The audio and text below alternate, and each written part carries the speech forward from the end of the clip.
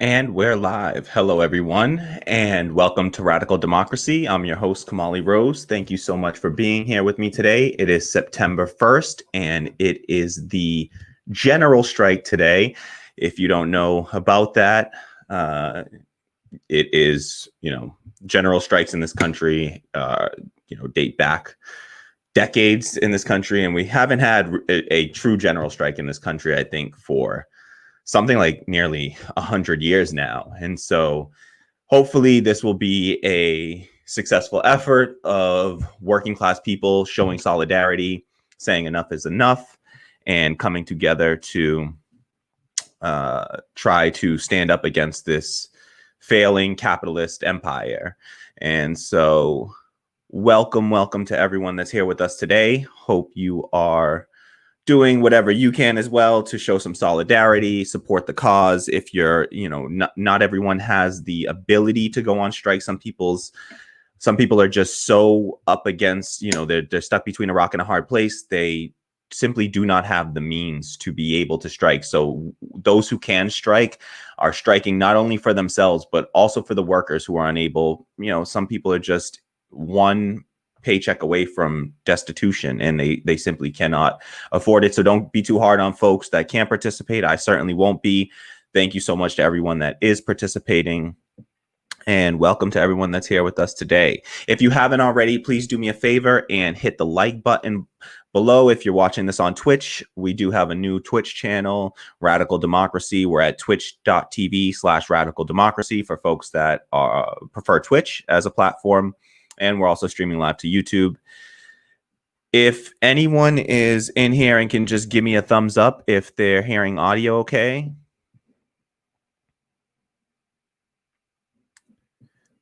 Let me know in the chat. All right. So, because I think, this streaming software is, I hope, lying to me and telling me that we have no one in the stream right now, when I definitely see on YouTube that we do. Okay. Looks like we do have a few folks here. So welcome to FL. Welcome to Tammy. Thank you so much for being here, everyone. I will be talking today about the People's Convention that was hosted Sunday, August 30th. Really fun stuff, really just exciting, intriguing stuff. And for those who weren't able to watch, I will be highlighting my favorite clips of the night. There are a lot. So it was a 5-hour event in total, I believe. And so it was a little bit over 5-hour event. So there was a lot to choose from there. And so I had to try to do my best to whittle it down. But if you have the ability to, go check it out. You can find it on YouTube. I will leave a link in the description box, although I do not have one there now. Tammy, if you could possibly update the description box with a link to the full People's Convention on YouTube, please share that out in the chat, or update the description with the link on YouTube. So shout out to our moderator, Tammy. Thank you so much for being here. She is wonderful and deeply appreciated. And so shout out to our moderator, Tammy, and shout out to all of our patrons. Thank you so much to all of our patrons. In fact, I want to give a special shout out to patrons today, because thanks to our patrons, we're actually able to do 2 new things that matter. Well, I guess there are 3 new things that we get. So we were able to, because of our patron donations, we were able to upgrade our streaming software. We use StreamYard for anyone interested, full transparency. We use StreamYard as a platform. And we were able to upgrade to the pro tier of StreamYard, which gives us 1080p, resolution for those who have a good internet connection. Hopefully you're viewing this in 1080p. So that's thanks to our patrons. Also, we can stream longer than 4 hours now. I know that might not be a gift to everyone, because that might not be a benefit so much as a punishment for having to listen to me for longer than 4 hours. But we can now stream for longer than 4 hours. And when we stream over 4 hours, we can stream up to 8 hours. And the stream won't be cut at 4 hours. Like, I can stream longer than 4 hours on this software, but it won't record longer than 4 hours. So it doesn't share more than 4 hours on to when you replay it on YouTube. So thank you to all of our patrons for supporting the show. If you're unable to, don't worry about it. Totally understand. We're in the midst of a pandemic. No worries about that at all. But if you can afford it, it is always appreciated. It is, you know, the thing that will keep us existing and going, to be honest, because it requires, you know, life, the society we live in requires, you know, money to survive in. And so we need it. And so if you can support, if you can afford it, please do me a favor and head over to patreon.com/radical democracy. There's a link in the description box below. If you open up the description box, if you're watching on mobile, you just got to click that little down arrow right next to the title. And all the way at the bottom of the description box, you'll see a link to our Patreon. It's up here on the screen as well. So patreon.com/radical democracy for even $1 a month, whatever you can afford. Honestly, it is deeply appreciated. So whatever you can afford, even if it's $1, deeply appreciate it. If you can't afford that, even, totally understand. Please do me a favor, like this video right now, subscribe to the channel if you haven't already, and please share this on social media, whatever social media you use, Facebook, Twitter, Instagram, whatever you use. Please share this out and share it with any friends, family you think might be interested as well, or able to, you know, help and, you know, join and participate in the community. And so we welcome all comers into this, all of our comrades into this community. All right, so I don't want to hold up the stream too much. I would like to get to the main event here of the People's Convention. So, you know, I don't know how many people caught this over the weekend, but that is, you know, we had the People's Convention this weekend, which is hosted by the Movement for a People's Party. It was started by Nick Brana and why did I forget the Ryan Knight? Sorry. So it was the party was this new People's Party, this Movement for a People's Party was started by Nick Brana and Ryan Knight, and they have coordinated with a bunch of folks all across the left spectrum. And I suppose some folks in the center and right as well, people that are fed up with the two-party system and, you know, feel like enough is enough.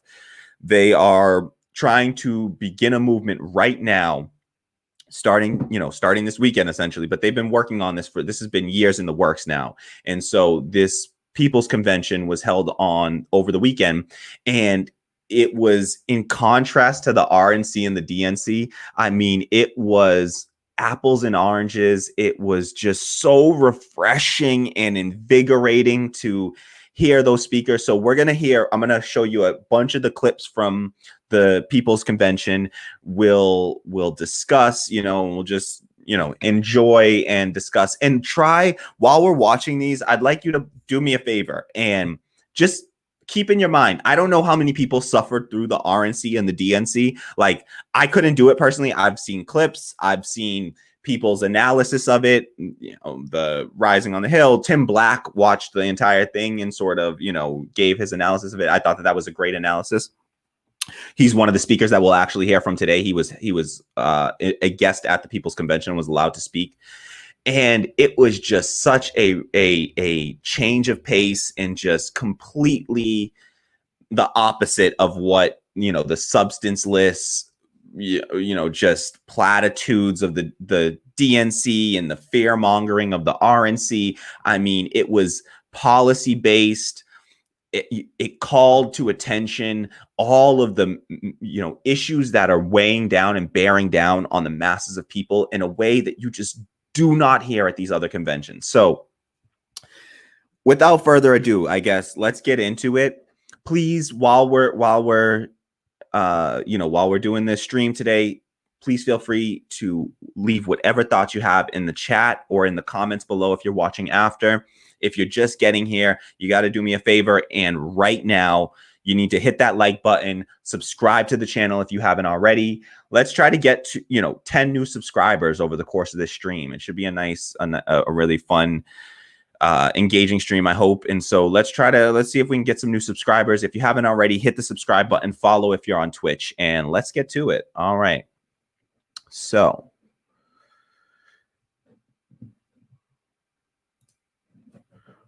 For our first clip, I'm just gonna play a little bit of some Cornel West. This is just how we'll start it out.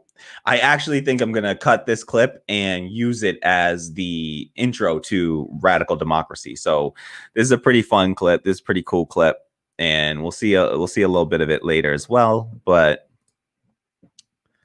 let's check out. Ooh, boy! I just realized how difficult this is gonna be. Okay. So let me just tell you, you guys get to get it all live here. So I have all these clips queued up, right? But they all have the same title on the clip because they're from the same video. So I didn't think of that ahead of time. And I'm going to have a lot of difficulty finding these clips. So it's going to take me a while to queue up clips today, folks. You're going to have to bear with me. I hope they're in order. But you know what? Actually, I know a trick. Don't worry. I got this. We got this. 1 second. 1 second. There will be no difficulty today. Not having it. Let's see. All right. See if this works. Okay. Please let me know when I share this clip if you can hear the audio. I need to be able to hear the audio. I need you to be able to hear the audio. If both of those things aren't happening, we might have to reset the stream. We might have to reconfigure, reset the stream, but hopefully that doesn't happen. It happened to us last time. Hopefully it won't happen again. Bear with me. Please let me know in the comments if you can hear the audio in this video, okay, to anyone listening and chatting. All right. I'm going to try my best to not get too distracted by the comments during the segments. I'll check out a few comments between segments, and at the end of it, we'll take questions. We'll have discussion. It'll be totally open for whatever we want to talk about. So I'm really going to try to hold that till the end so we can try to make this as condensed a stream as possible. I'm working on getting things condensed down, trying to be a little bit more terse, but still always a challenge. Also, something to keep in mind when I'm playing these clips today. You can, I see a comment from Steve right now already. Steve says, damn homie, you need a regular showtime. Absolutely, Steve. Love the new pick, by the way. Love the new pick. Looking good. So yeah, I know I need a regular showtime. I promise I will figure out a schedule. I'm thinking Monday, Wednesday, Fridays at around 11 a.m. but 11 a.m. Eastern time, but because that's right after Rising, but I can try. Let me know. I'll try to figure out. I got to figure out what times are the times that most folks are available and what's the best time. I'm thinking more early, and then folks can watch it throughout the day. So I'm going to try to go for as early as possible. And I really do. I will try to get a regular stream time happening. It's just I'm learning on the go, and I'm not the most organized person. It's something that I struggle with, but I'm working on. And so I will definitely work on that. And I want to be consistent and bring you consistent content. And so I absolutely will work on that. We already got 10 folks in the stream live right now. That's awesome. Thank you so much to everyone that's here. If you haven't already, please do me a favor. Hit the like button below, subscribe to the channel, and hit the bell, select all to receive notifications anytime we go live or launch a new video. It is deeply appreciated. So also share the video out. And if you can, head over to the Patreon and support the show at patreon.com/radicaldemocracy. For $1 a month, you can help this show to continue to exist and to grow. So thank you so much for being here. We're going to dig into some clips now, and let's get it going. All right. So like I said, let me know if for any reason you are not seeing you're not hearing the audio. Okay. All right, here we go.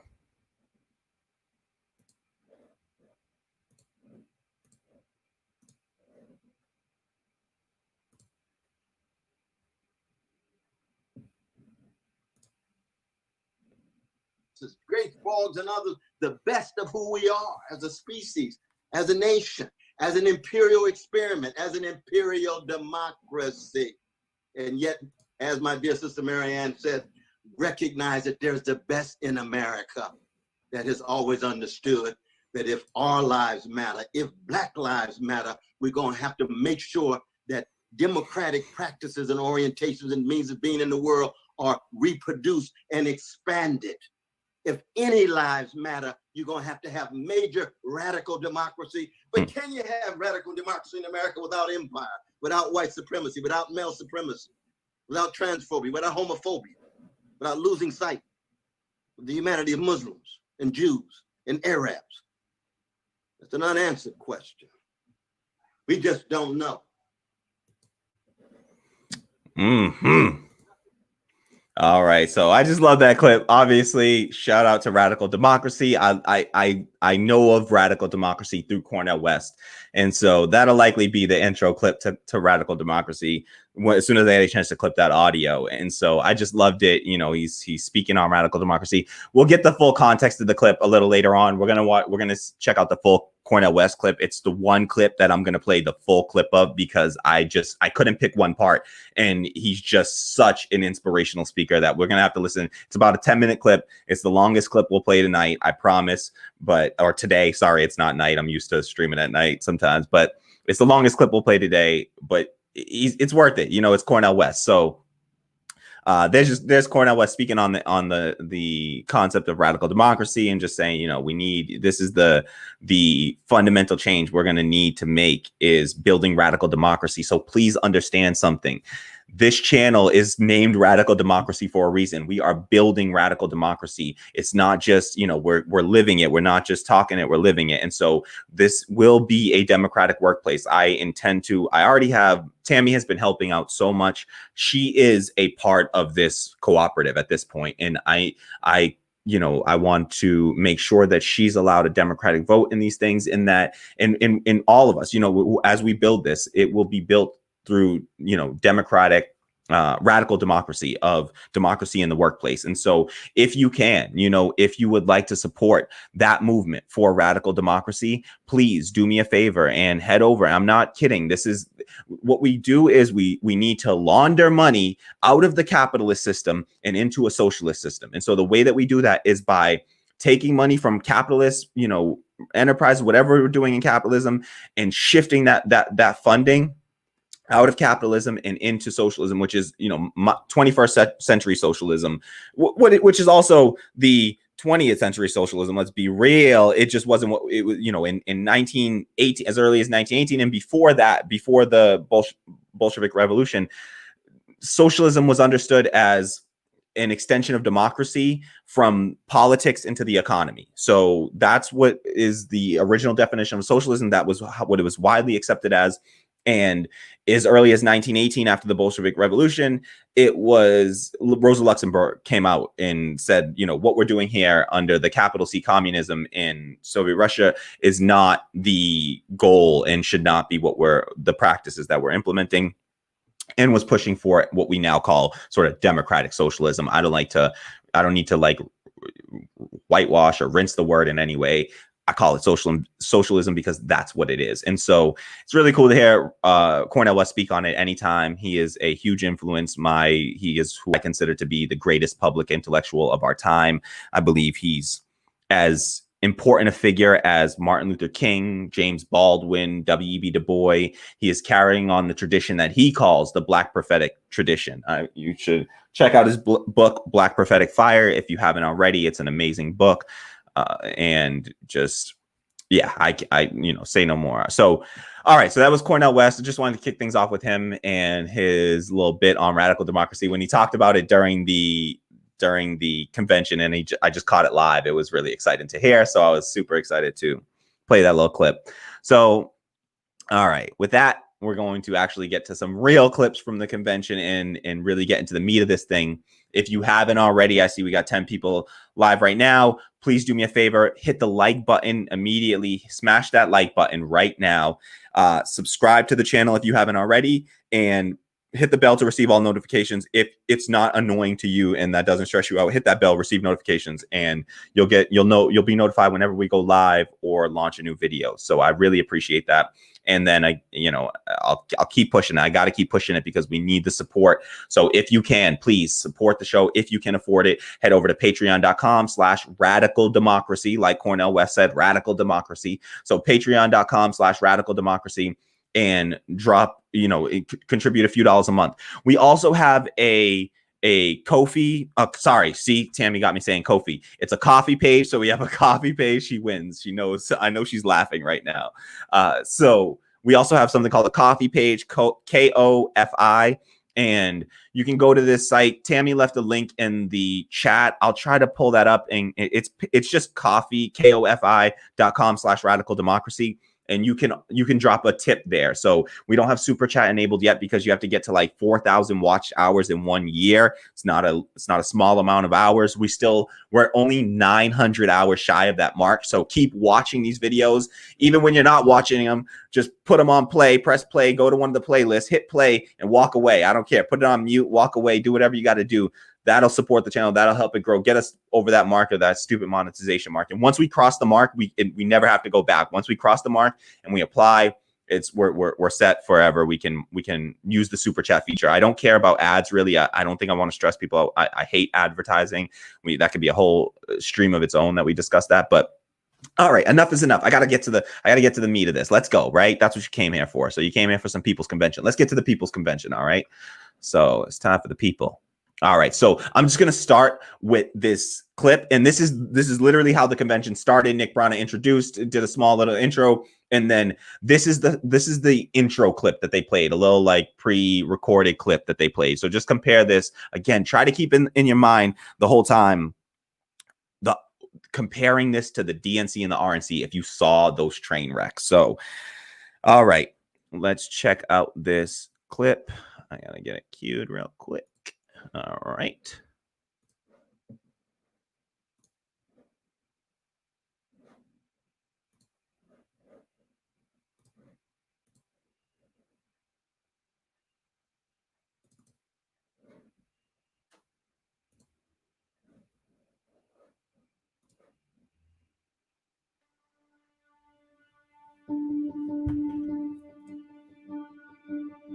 In these times of crisis,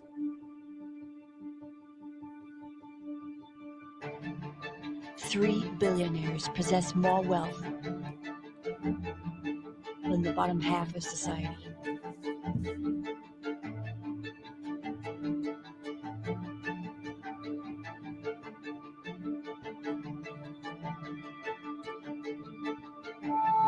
An eviction crisis has plagued the nation.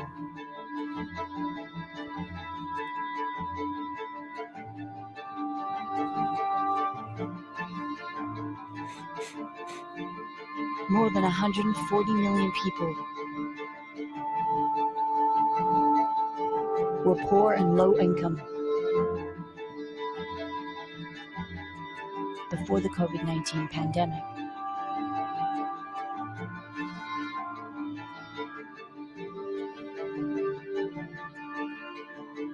To try to sustain our quest for integrity, honesty, and decency. The projected crisis will be the most severe economic downturn since the Great Depression.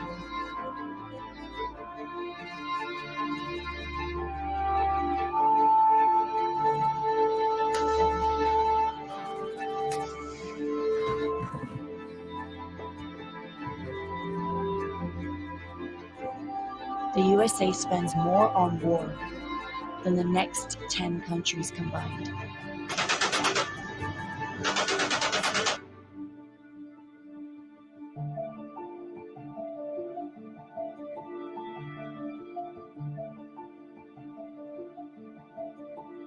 The climate crisis is an existential threat to humanity.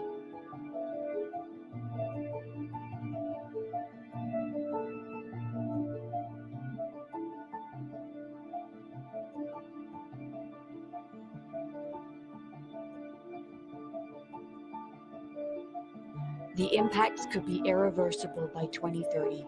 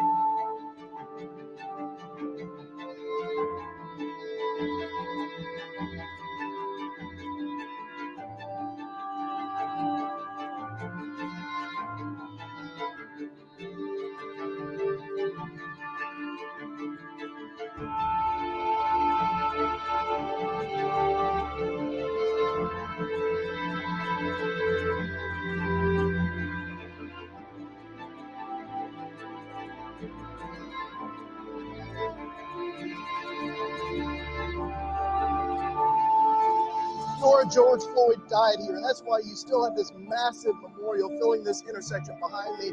And even in the rain, people are coming out to see it.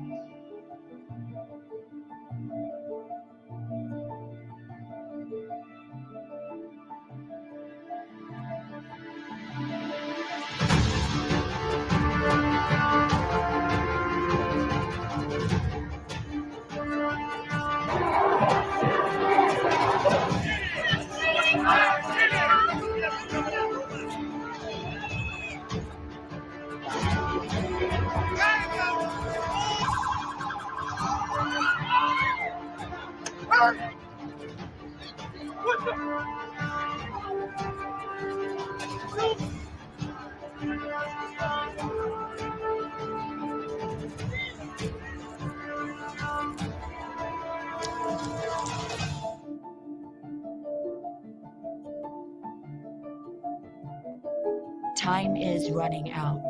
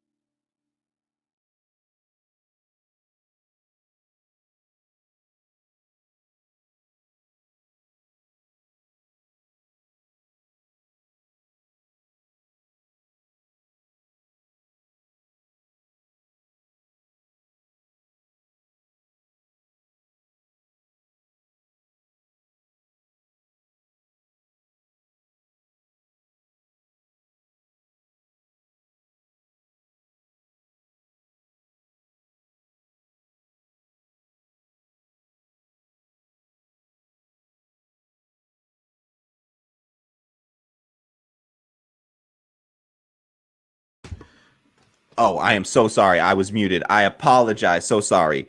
I had to mute myself there.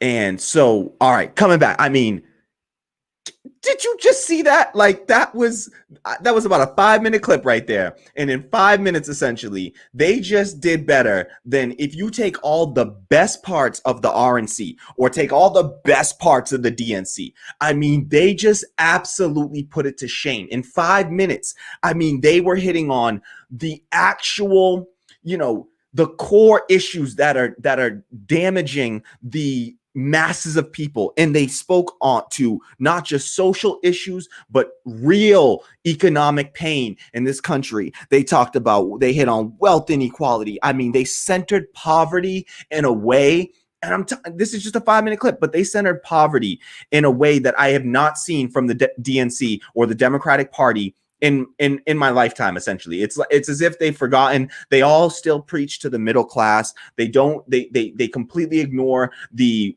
working poor, and which are the masses of people. And so this really centered working class and poor people in a way that was so refreshing. It was so refreshing compared to the DNC and just the platitudes and just emptiness. I watched about 30 minutes straight. of the DNC. It was all I could bear. It was all I could bear to take. It was just over 30 minutes. And in 30 minutes, I did not see a single mention of policy. In fact, I saw one guy on there who said, policy matters, but he literally said it. So, I mean, that was just so refreshing. So that was energizing and already right out of the gate. So this is how it started. And I'm going to be playing these clips pretty much in the order that they were presented in, just because I think it provides a timeline. Some of them reference the previous speaker. So in case you hear a reference to a previous speaker, hopefully you'll have the context. So I do intend to play these clips in order. And so I just wanted to cut in here and say, that was just such a refreshing take and just real. It was real. And it hit on, the climate crisis in a real, actual, meaningful, substantive way. Talked about the fact that the IPCC report essentially referencing that about having only, they gave us 12 years from 2017, which is 2029. So they referenced 2030 being, irreversible and irrevocable damage being done to our climate by 2030. And so I mean, just right out of the gate, they're touching on the actual reality for the masses of people in a way that neither party has for my lifetime, in the entirety of my life. I mean, some of them have been okay at sort of, pandering to those issues in certain ways, but I have not seen this kind of rhetoric from the Democratic Party. They've become the party of the sort of like Hollywood professional managerial class, college educated suburbia. Like that's what they're going after, and they're even like targeting like that 8% of like moderate Republicans, while ignoring and spitting in the face, I believe, of the 40% of progressives in the party. And they continually just spit in our face and punch us in our face and say, oh, you got nowhere else to go. There's this great clip, I should have had it queued up, but there's a great clip of Lawrence O'Donnell speaking. He was in a documentary. It was recorded for a documentary on Ralph Nader, and he talked about how he used to work in the Democratic Party. And he said, I was a part of the Democratic Party. I worked in the Democratic Party. He said, we did not have to listen to the left because the left had nowhere to go. And so he said the only thing that you can do to gain power in the Democratic Party is to withhold your vote. He said, you must show them that you are capable of withholding your vote. So I know that's not a popular opinion on, like even on the left, honestly. And I'm not saying don't vote. I'm saying, maybe we start to look elsewhere. Now, I get it. This year, people feel like it's unique. They think that Trump is just a unique monster. I happen to not believe that he's a unique monster. I think that we've had plenty of folks just like him. And again, in my lifetime, I've seen George Bush. I mean, George Bush took us into the war, in Iraq. And I don't know. He has slightly better rhetoric. I mean, he did all that damage in murdering and committed, so many war crimes while saying nice things about how we shouldn't, hate all Muslims, but creating the atmosphere for Islamophobia to fester in this country. So sure, they'll have slightly better rhetoric than Trump, but I kind of like that Trump says the quiet part out loud, because then people pay attention. And also he just cuts right through it and just, he'll just say it like, oh, we, Muslim ban, they'll do it with really sneaky, smart policy. Trump's a moron, and he'll just say it out loud. So in those ways, I think that Trump is less effective as a statesman. And so I there are places where I just don't see him as bad as some other leftists. And so I know this is a disagreement on the left, not trying to push anyone away here. This is what I love to hear, the differing opinions. I respect everybody's opinion. That's democracy right there. We all get to cast our vote for whoever we want. I'm not shaming anyone for however they're voting. I'm simply stating my position and also doing my best to try to, convince people to maybe be sympathetic or, to the cause and maybe join forces from right now. And so I honestly, I'm not too concerned about how people are voting in November. I mean, I don't think that I'm personally voting green. I live in Massachusetts. It's not a swing state, but honestly, if I were living in a swing state, I would still be voting green. I simply have to vote my conscience. I can no longer vote against my values any longer. And so I would be voting green no matter where I was in the country. And so that's my position, but I respect everyone's position on this. And I get why I totally understand why some people see Trump as a unique threat, neo-fascist. I mean, Cornel West and Noam Chomsky are voting for Biden, and I respect the hell out of those folks. And there are so many more. Angela Davis. I mean, we saw a great quote from Angela Davis there, and even Angela Davis is voting for Biden, make no mistake. But and she's she's a greater, she's a revolutionary. She is done more for moving forward the cause of human rights than I ever will be able to do in my entire life. And so I have nothing but the utmost respect for her, Cornel West, Nina Turner, who I think is voting for Biden. We'll find out. She talks about this stuff. Even Marianne Williamson and some other folks. Like, I respect their position. But this is just something that I've just grown tired of, with the voting of lesser of two evils. And that's why this People's Party and People's Convention has been so invigorating and refreshing to watch, because it really is trying to create a major third party. And for folks that aren't aware, I mean, they are looking to create a new party, a new third party, and not just a third party, but a major political party to oust one of these political parties, obviously likely the Democratic Party, but could be, let's gain power where it's across the spectrum. Even if you're a right-leaning person, I think that there's a place for you in the People's Party, because it's about working class, fighting for working class rights, fighting for labor. That's probably you, even if you hold right-wing views. We can, quibble about certain things later, but let's focus on the substantive issues that are damaging our lives, all of our lives, and try to build some solidarity, across the spectrum. Obviously, it will be heavily left leaning, but it's across the spectrum. And there's a lot of people who self-identify as right wing or conservative or even centrist. I used to 5 years ago. When you actually ask them about the issues, they're progressive. They're left. They're of the left.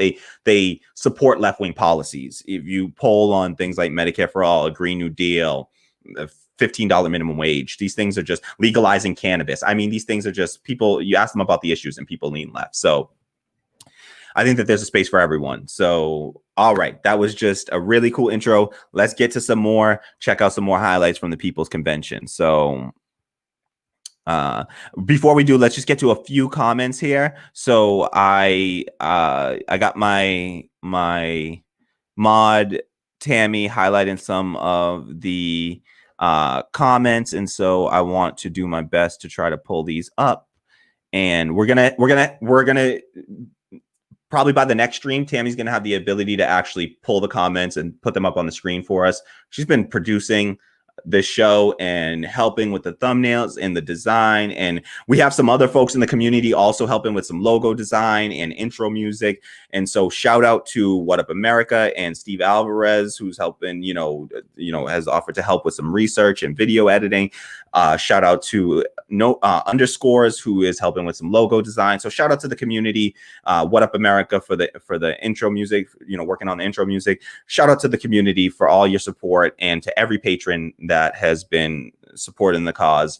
I mentioned it earlier, but I'll just mention it one more time, because thanks to our patrons, and special thanks to our patrons, because of them, we were able to upgrade our streaming software. And so we're now able to stream in 1080p, to stream longer, so we can stream up to 8 hours. And also we can stream to more platforms, I believe. So we can stream to just more multi-streaming. So I think that we can stream to more platforms as well. So thank you so much to all of our patrons, because your contributions are making a huge difference and are literally allowing us to provide better content to the community. And so thank you so much. I can't thank you enough. I appreciate you. So, all right, let me highlight some of these comments here. All righty, let's get down.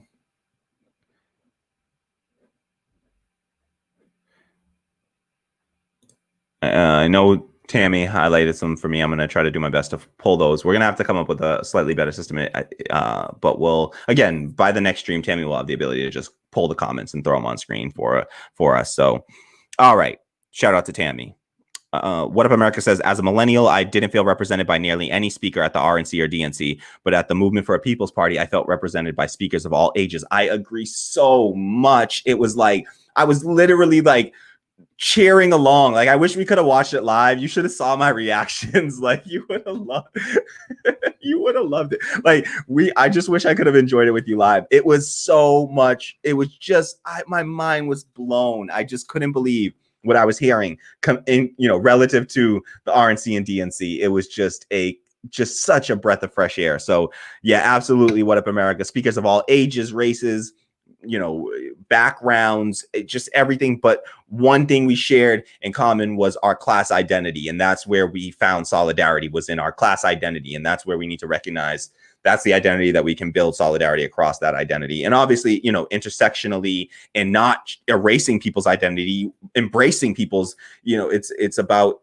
individuality, not individualism, as Cornel West says. So individuality being somebody's right to be an individual, individualism being that capitalist mentality, neoliberal mentality of, merit, the myth of meritocracy and pulling yourself up by your bootstraps and individual responsibility. That's not what individuality is about. And so, yes, I absolutely felt represented by the speakers that were talking. And I saw the comments about the audio being a little low. For some of the clips, the audio is going to be a little bit low. I'll try to warn you ahead of the ones that I'm aware of, but let me know if in general they're coming in kind of low. I noticed when I was watching everyone's streams as well that were streaming the People's Convention, the audio was coming in kind of low. I think something happened with their audio, so I apologize about that. You know, when you watch it on the full stream, I think that it's pretty okay for the most part, and I will try to get that adjusted. It looks like it has been. So Steve Alvarez says, I forgot to mention, I thought up an idea about how I can help with research. What if you had a regular segment like the Gem on TMBS, or give them an argument?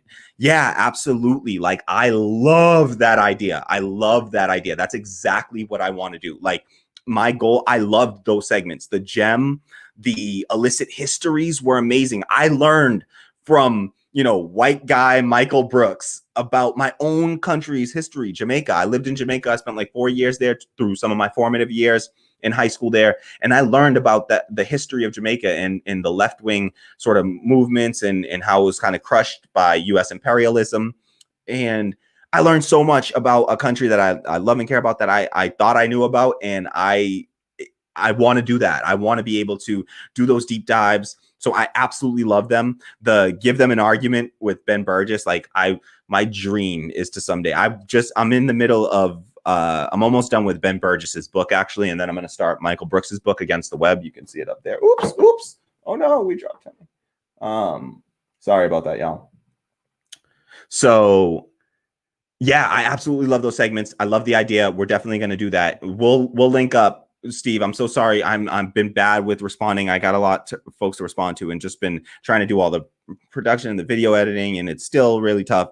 So bear with me. I struggle with responding via email and written communication. So it's something I struggle with. It's why I'm doing the podcast, because I can't write because I'm too slow of a writer. And so this is why I talk, because I can talk plenty. So I love that idea. Let's discuss that more in the community. If folks have any specific things that they're looking for, or sorry, did a little snort, like a chortle, I don't know. So if anyone has any topics that they're interested in hearing more about, I saw another comment from Steve. Steve also said, what if you had a segment on democracy at work? That is exactly what I would love to do. I want to not only do a segment on democracy at work, I'd like to even do some segments where we're literally participating in our workplace democracy, and it's just being streamed like live. Like, we're having our meeting and we're actually holding the democratic votes, doing whatever we do democratically within the cooperative. I want to try to provide some content. I love Richard Wolff's segments and those sort of well-researched kind of scripted segments almost, but I absolutely want to do that. I love the gems. I love that sort of stuff. And so I would absolutely love to do a segment on democracy at work and building workplace democracy, the concept of radical democracy. I have a whole bunch of topics. I have my own list of topics that I'd love to dig into. And if the community has topics that they'd love to hear about, that's even better. Like, I'd focus on those first. And so thank you for the suggestion. And I absolutely do intend to do that. So let's link up, Steve, and do that. So, and it looks like Steve also said he's on top of it. So he said, or maybe it's more like TMBS's illicit history. It's not live, but it's part of the show's library. Exactly. If you see my very first clips, the couple first clips that I did, I used to do it not live. And then I just started doing the live because honestly, it's a little easier, a little bit less editing. It's just weird talking to yourself with no one there. It feels really awkward. This feels much more natural for me, like communicating with the community in between segments. So it helps me to sort of, I'm still nervous on camera. I don't know if folks can notice it and see it, especially when I go to start the streams. I get super nervous before I start my streams. So I'm just thinking like everything's going to go wrong. I don't know. Everything's going to go wrong. So I get super anxious before the streams. And usually as the stream goes on, I get a little bit more settled in. So I do prefer the live stream format, but I intend to do some pre-recorded segments. It's how I did the light clip at the end, and it's how I used to do my clips before. And so I will do more of that.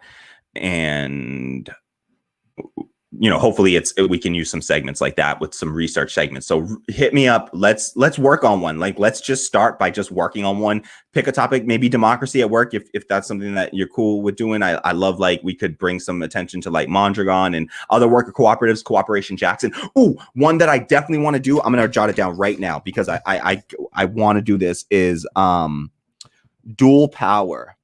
And I recently watched a segment where I think even Richard Wolff mentioned it, but the Black Socialists in America, check them out, follow them, find them. You just Google Black Socialists in America. I think they're at bsa.com, but I'm not sure.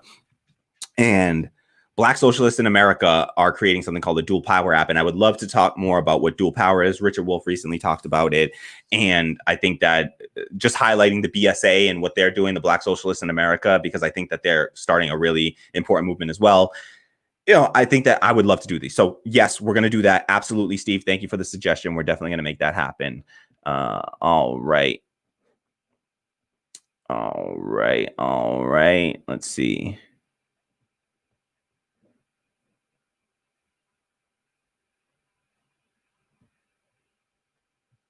All right, give me 1 second. Okay, so let's get to the next segment. Let us get along. Okay, so next up for the first actual speaker from the People's Convention. So we're going to get to the speakers now. And for the first speaker that we're going to hear from is Cheng-Sim Lim, and she is a Bernie delegate, a Medicare For All advocate. She's a film creator. She was on the board of Healthcare For All LA. She's a member of DSA LA, and just a great voice on the issue of healthcare and healthcare for all. And so let's hear from Cheng-Sim Lim. And she was the first speaker. So this is how they started out. So just, again, keep in mind, just listen to what she's talking about. And she makes some amazing points in this we're going to talk about. But just keep in mind what she's talking about. And then try to, just, again, always keep it in the back of your mind what was going on in the RNC and the DNC the whole time. So also, something that we'll also note and just keep in the back of your mind, just pay close attention to how much airtime and like freedom to speak they give these people at the People's Convention compared to, say, the AOC 60-second pre-recorded clip from the DNC. So that was pretty much the only progressive that spoke at the DNC was AOC, and she was given a 60-second sanitized pre-recorded DNC approved clip. So keep that in mind in comparison to how much space the People's Party and the People's Convention provided for everyday just activists and working class people that are actually fighting on the issues that we care about on the left. And so, all right, here we go. Cheng-Sim Lim. Let me just get it queued up. 1 second. Takes 2 seconds to get it queued up. All right. This is going a lot smoother with these than last time. All right. Cheng-Sim Lim, everyone.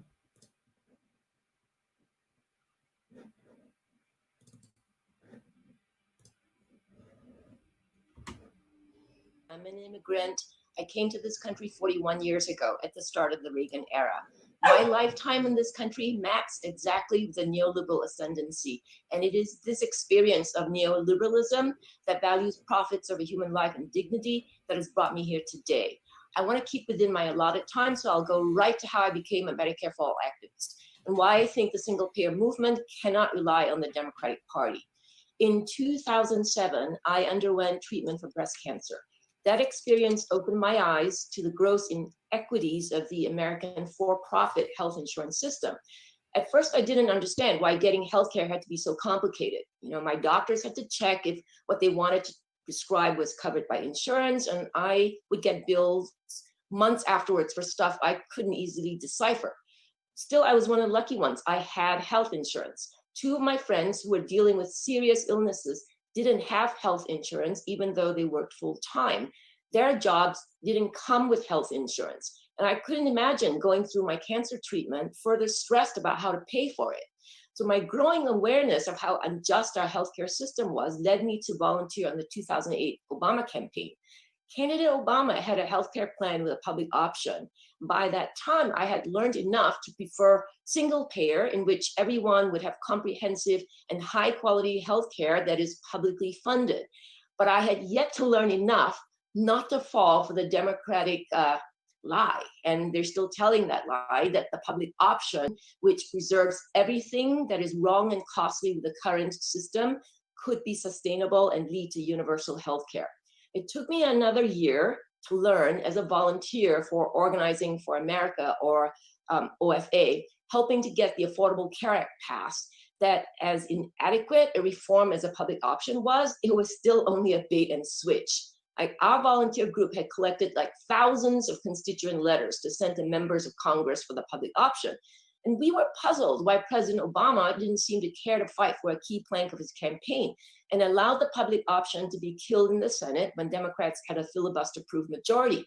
When we asked questions, we were told by the then OFA chief, don't let the perfect be the enemy of the good. And this was the Obama mantra. And this is the same OFA chief who went on to be President Obama's re-election campaign manager in 2012 and to advise the British Conservative Prime Ministers David Cameron and Theresa May on their election campaigns. I think it's telling how easily a Democratic operative can move between the Democratic and Tory parties, right? Don't you? At any rate, I subsequently learned from press accounts that the Obama administration was cutting deals behind the scenes with big pharma and hospital associations to drop the public option in exchange for their acquiescence on the ACA. This was happening while we volunteers were being told to gather support for the public option. And meanwhile, in California, where I live, we saw that Democrats could pass single-payer healthcare, which the California state legislature did in 2006 and 2008. When there was certainty the bills wouldn't be enacted. In this case, Republican Governor Arnold Schwarzenegger vetoed both single-payer bills. But once we had a Democratic supermajority in the state and a Democratic governor, and there was no longer a Republican to give cover to Democrats to perform as progressives, but not do anything real to upset their corporate donors, Democrats couldn't pass single payer. So flash forward to 5 weeks ago, I was a Bernie delegate to the Democratic Convention. In the middle of a pandemic, when the COVID count, and it's worse now, was 4 million Americans afflicted, 150,000 dead, over 14 million newly unemployed since March and without health insurance. And you add these nightmarish numbers to the already crisis level, 70 million uninsured or underinsured before COVID. All disproportionately Latinx, Black, Indigenous, and Pacific Islanders. The Democratic Party still couldn't bring itself to acknowledge the need for life-saving Medicare for All. The DNC Platform Committee voted down Medicare for All. Then, during the Democratic Convention, while a parade of Republicans got to speak on the DNC broadcast, Bernie delegates would type in the Zoom chat of DNC meetings that we need Medicare for All and the Green New Deal, found themselves blocked from posting the rest of the meeting. That was the level of pettiness the DNC went to silence any mention of Medicare for All. I could cite other examples, but I'd run out of time. To sum up, in my lifetime in this country, I've seen no evidence the Democratic Party will deliver Medicare for All on its own. We need massive, massive pressure from the outside. One way to do that is through an anti-oligarchy People's Party that is serious about organizing to contest for power. So how about we do it?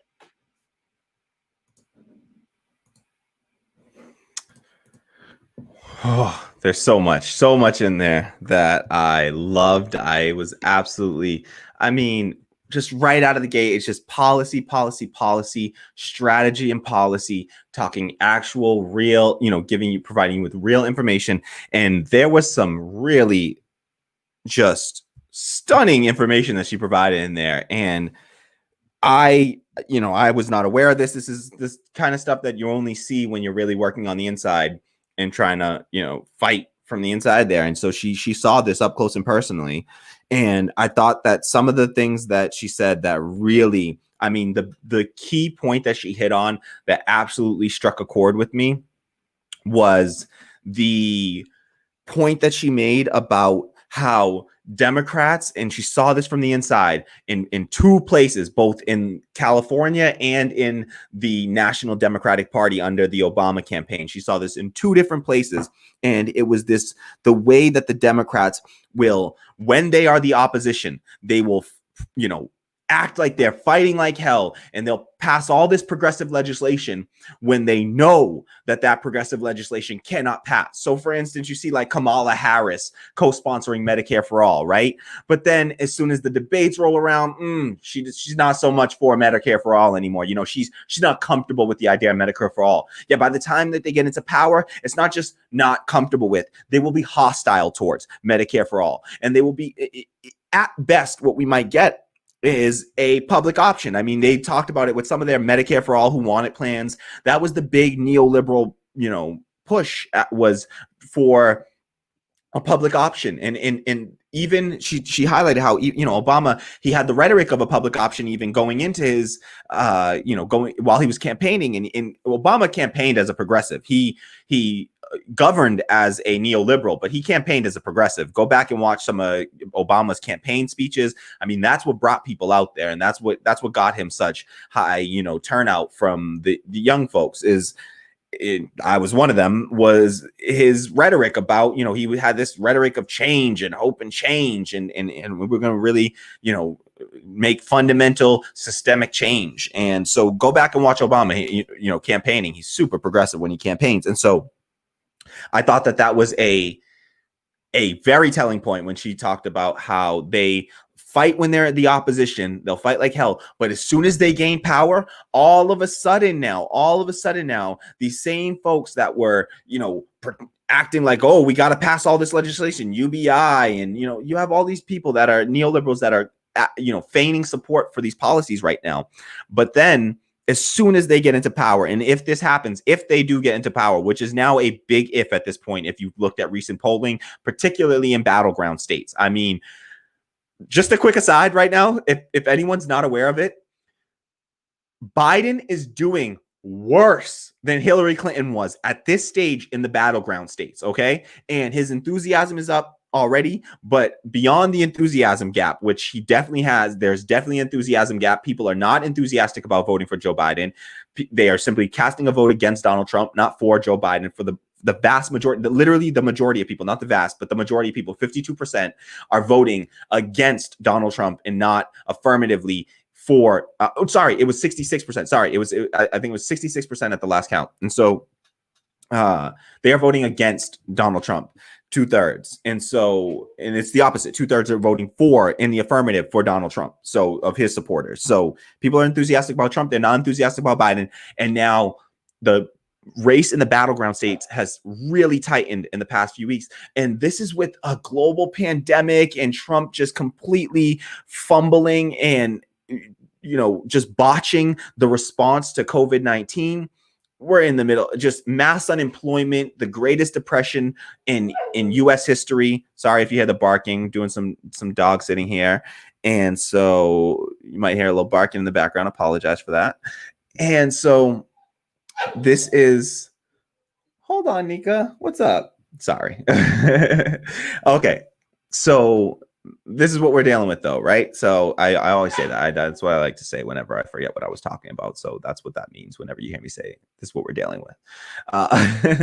Okay, so back to this. I mean, she talked about how I like that bit that she gave about how the Dems have that the Dem party consultant was able to go and start consulting for the Tory party, and just shows how they are, that's the Conservative Party in the UK. And those folks have similar ideologies. So it's fine. You can transition very easily from a Democratic Party campaign to a, conservative, UK Tory campaign. So that was also telling. I love that quote that she gave where that same consultant was telling her, and this was somebody that was working on the Obama campaign, was telling her, listen, this is when the Democrats had a filibuster proof supermajority in in Congress, and they held the executive branch. Obama was president. They could have passed any legislation they wanted. The way that Republicans just ram through whatever they want, repeal and don't replace Obamacare. They'll ram that through. They'll ram through tax cuts, that tax act, that tax cut for the rich act. They'll ram all that stuff through. No problem. When they're giving away money to billionaires and corporations, they will ram that stuff through Congress. But, when the Democrats hold power, they don't, because that's not what they're both serving the same corporate donors, and so two sides of the same coin here, unfortunately. So that was all very telling. I thought that her highlighting that, and just it's a thing that I often speak on, not nearly as just clearly and powerfully as she spoke on it here, but I try to relay that point, but I haven't ever done it as well as Cheng-Sim did here. And so props to her, and just thank you for doing the work that she does and for fighting for us. And she's been on the inside. She's fought with she tried the Democratic Party way. She has dedicated her life to trying to fight for Medicare for all. And she's been doing it within the Democratic Party. And she simply, like folks like me, have just given up hope on this party and just recognize that maybe the party is too far gone. I'm not completely out of the party. I just voted in the Democratic primary in Massachusetts here. And so I literally voted this morning. I went and cast my ballot this morning, and shout out to, neoliberal, but still better than Joe Kennedy, Ed Markey, who I voted for. So hopefully voting against Joe Kennedy there. And hopefully that will be the death of the Kennedy, dynasty, particularly in Massachusetts. He'll be the first Kennedy to ever lose in Massachusetts if he loses. So thank you to Crystal Ball for that stat. And as of right now, well, I won't talk about this too much. Let's get to the People's Convention, and we can talk, Democratic Party, stuff later. Steve had a suggestion that maybe we do a Massachusetts primary coverage, and that was a great idea. I don't know what was broken in my brain that I didn't think of that. I'll absolutely do that. I'm going to do a stream tonight to cover the Massachusetts primary live. And so as the results are rolling in, hopefully we'll get those results early enough with all the early voting, and we'll discuss and we can talk more about this. All right. So let's keep pushing. All right, folks. Next video up is, let's see. Okay. Next up, we're going to listen to Chris Hedges. This is a Pulitzer Prize winning journalist, former New York Times foreign correspondent, and he has immense experience reporting on foreign wars. He has literally watched the crumbling of, and the falling of empires before. He's seen it from the inside. He also studies it in history. And so he is a very, very good voice to bring into a conversation in this moment in time, as we watch the American empire crumble before us. He actually has like a book. I'm sorry that I'm spacing on the name, but it's called something like The Fall of the American Empire. And it just came out a couple of years ago after Trump was elected. And check it out, Chris Hedges. So we're going to hear from Chris Hedges. This is one of the clips that starts very low. So it's going to be a little bit hard to hear him at first. I think there was just some issues with his volume on his end, and it gets corrected a little bit towards the middle of the clip that we're going to watch at least. So I think we're going to watch just a few minutes of it, and we may stretch it to the whole thing. We'll see. But we'll watch Chris Hedges, maybe his whole clip. It's short. It's just a few minutes, and then we'll come back and discuss. Okay. So here's Chris Hedges, Pulitzer Prize winning New York Times journalist, at the People's Convention, speaking at the People's Convention. So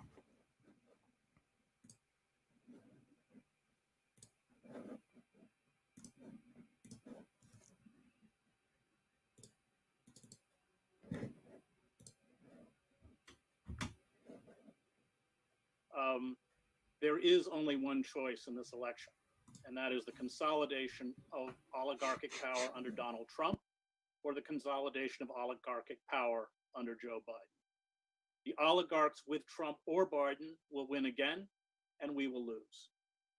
The oligarchs made it abundantly clear, should Bernie Sanders have miraculously become the Democratic Party nominee, they would join forces with the Republicans to crush him.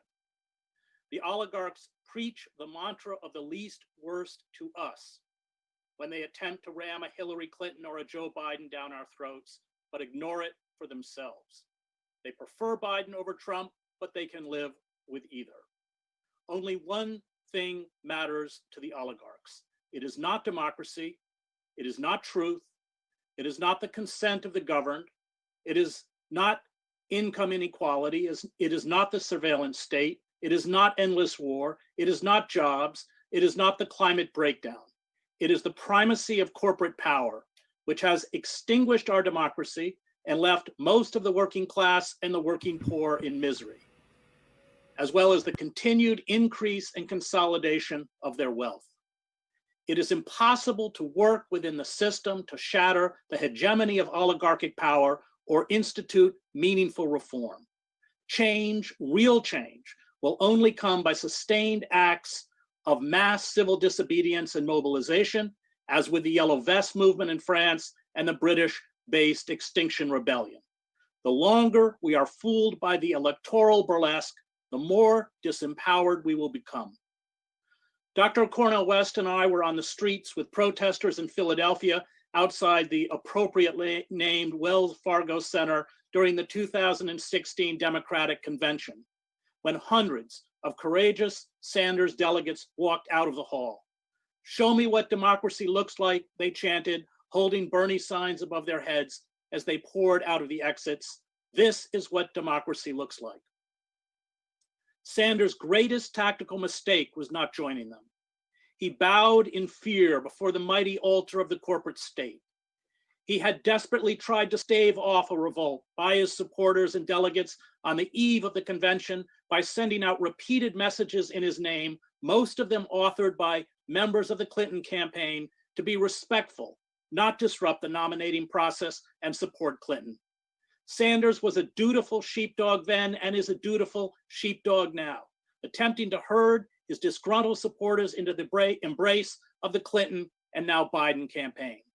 Sanders apparently believed that if he was obsequious enough to the Democratic Party elite, they would give him a chance in 2020, a chance they denied him in 2016. Politics, I suspect he would argue, is about compromise and the practical, and this is true. But playing politics in a system that is not democratic is about being complicit in the charade. Sanders misread the Democratic Party leadership, swamp creatures of the corporate state.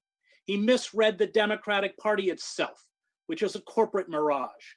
Its base can, at best, select pre-approved candidates and act as props at rallies and in choreographed party conventions. The Democratic Party voters have zero influence on party politics or party policies. Sanders' naivete and perhaps his lack of political courage drove away many of his most committed young supporters. They are right, he is wrong. We need to overthrow the system, not placate it. Trump and Biden are each repugnant figures, doddering into old age with cognitive lapses and no moral core. Is Trump more dangerous than Biden? Yes. Is Trump more inept and more dishonest? Yes. Is Trump more of a threat to the open society? Yes.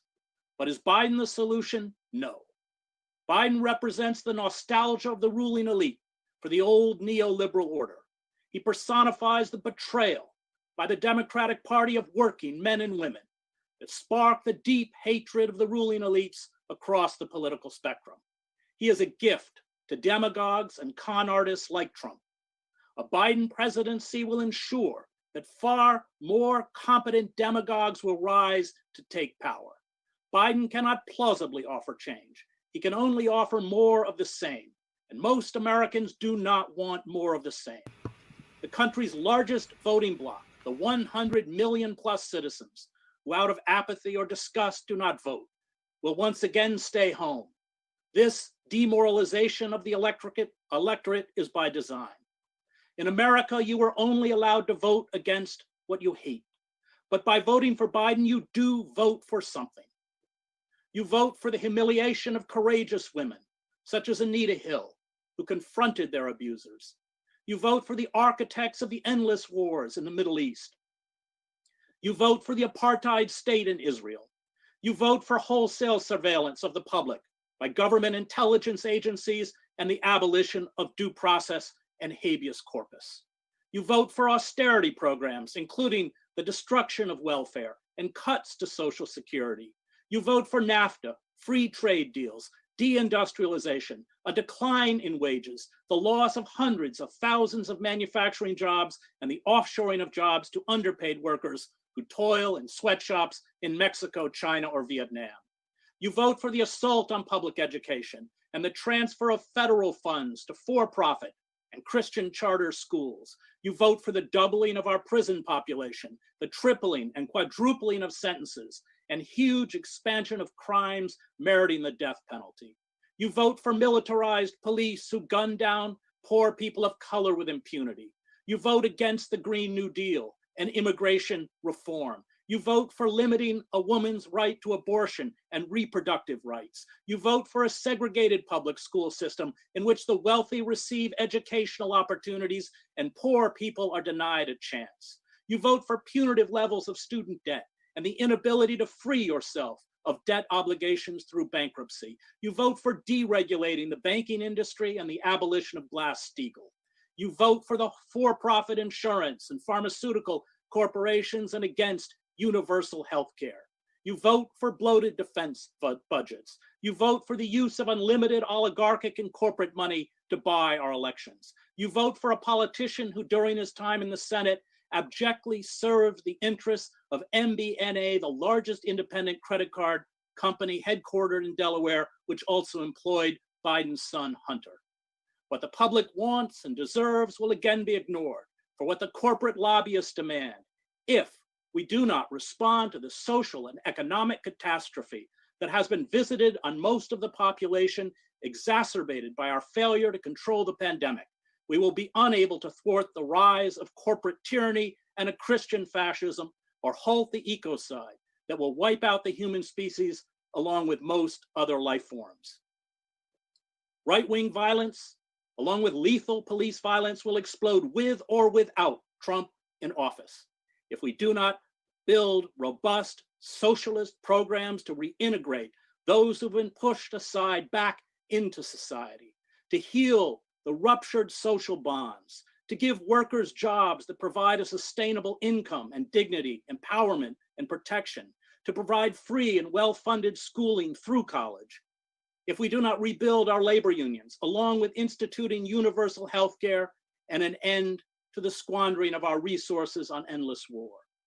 Yes, we need new radical parties, which is why I'm here today. And in this election and from now on, we need to stand up for our values, not surrender them, which is why I urge you in this election to vote for the Green Party. I am not willing to surrender every issue I care about to become an accomplice in this moral squalor and death march to extinction. But I'm also not naive enough to tell you we can win. The corporate state has built very effective mechanisms of control and oppression.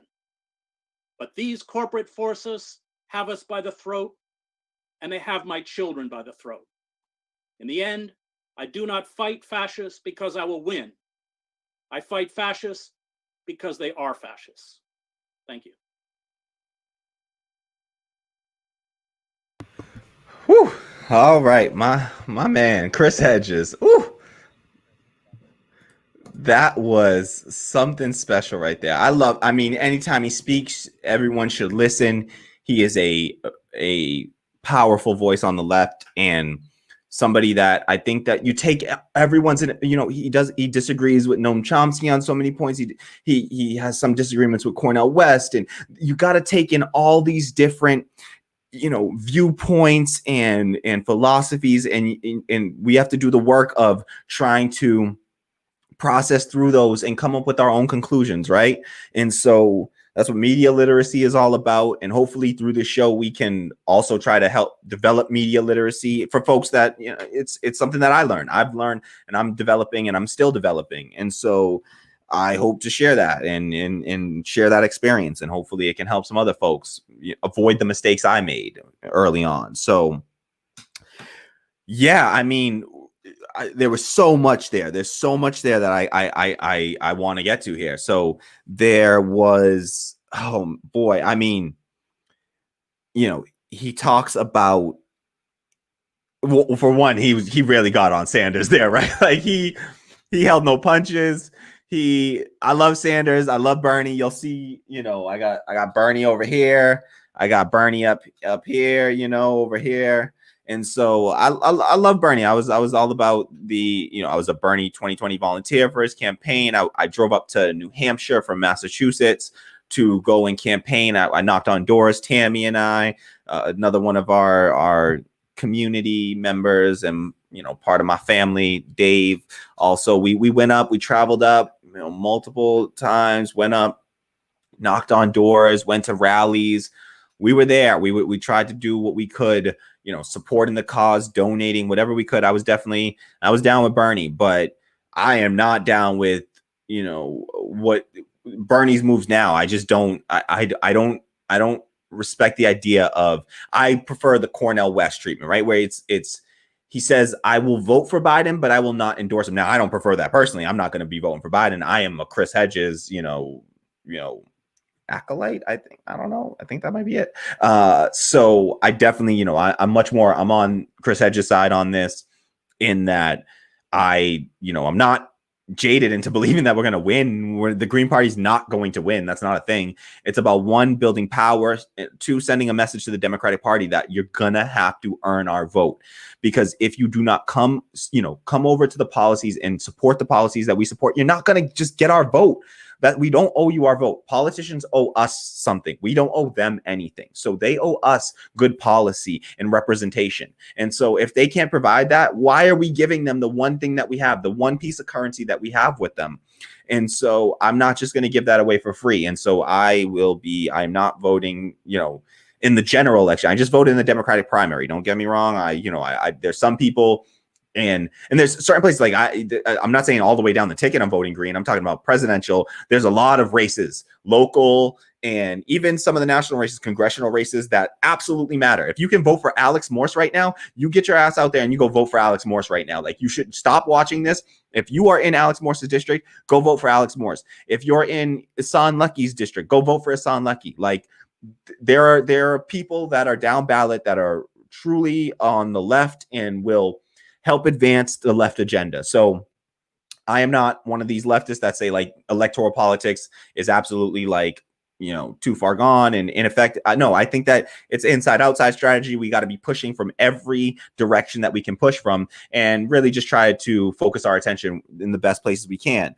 Getting back to Chris Hedges, so I like that he got, I like that he was real about Bernie and called to bear some of the real, he drew attention to some of the real issues with the Bernie campaign, his overly friendliness and amicability to Biden and the Joe Biden is my friend stuff that really he didn't draw distinct enough lines during the debates and during the campaign. He just wouldn't distinguish himself enough to say, listen, Joe Biden was terrible on all of these policies and I was not. I was better. I was better then and I'll be better now. And so he just didn't do that. And the thing that was just, again, keeping in mind and comparing this convention to the DNC and the RNC, within, I would say, I think it was about 90 seconds, Chris Hedges rattled off more policies and more policy positions than I have heard discussed by a Democrat, not counting Bernie, heard discussed by all the other Democrats combined for the entirety of the 2020 campaign. Like, I had not heard.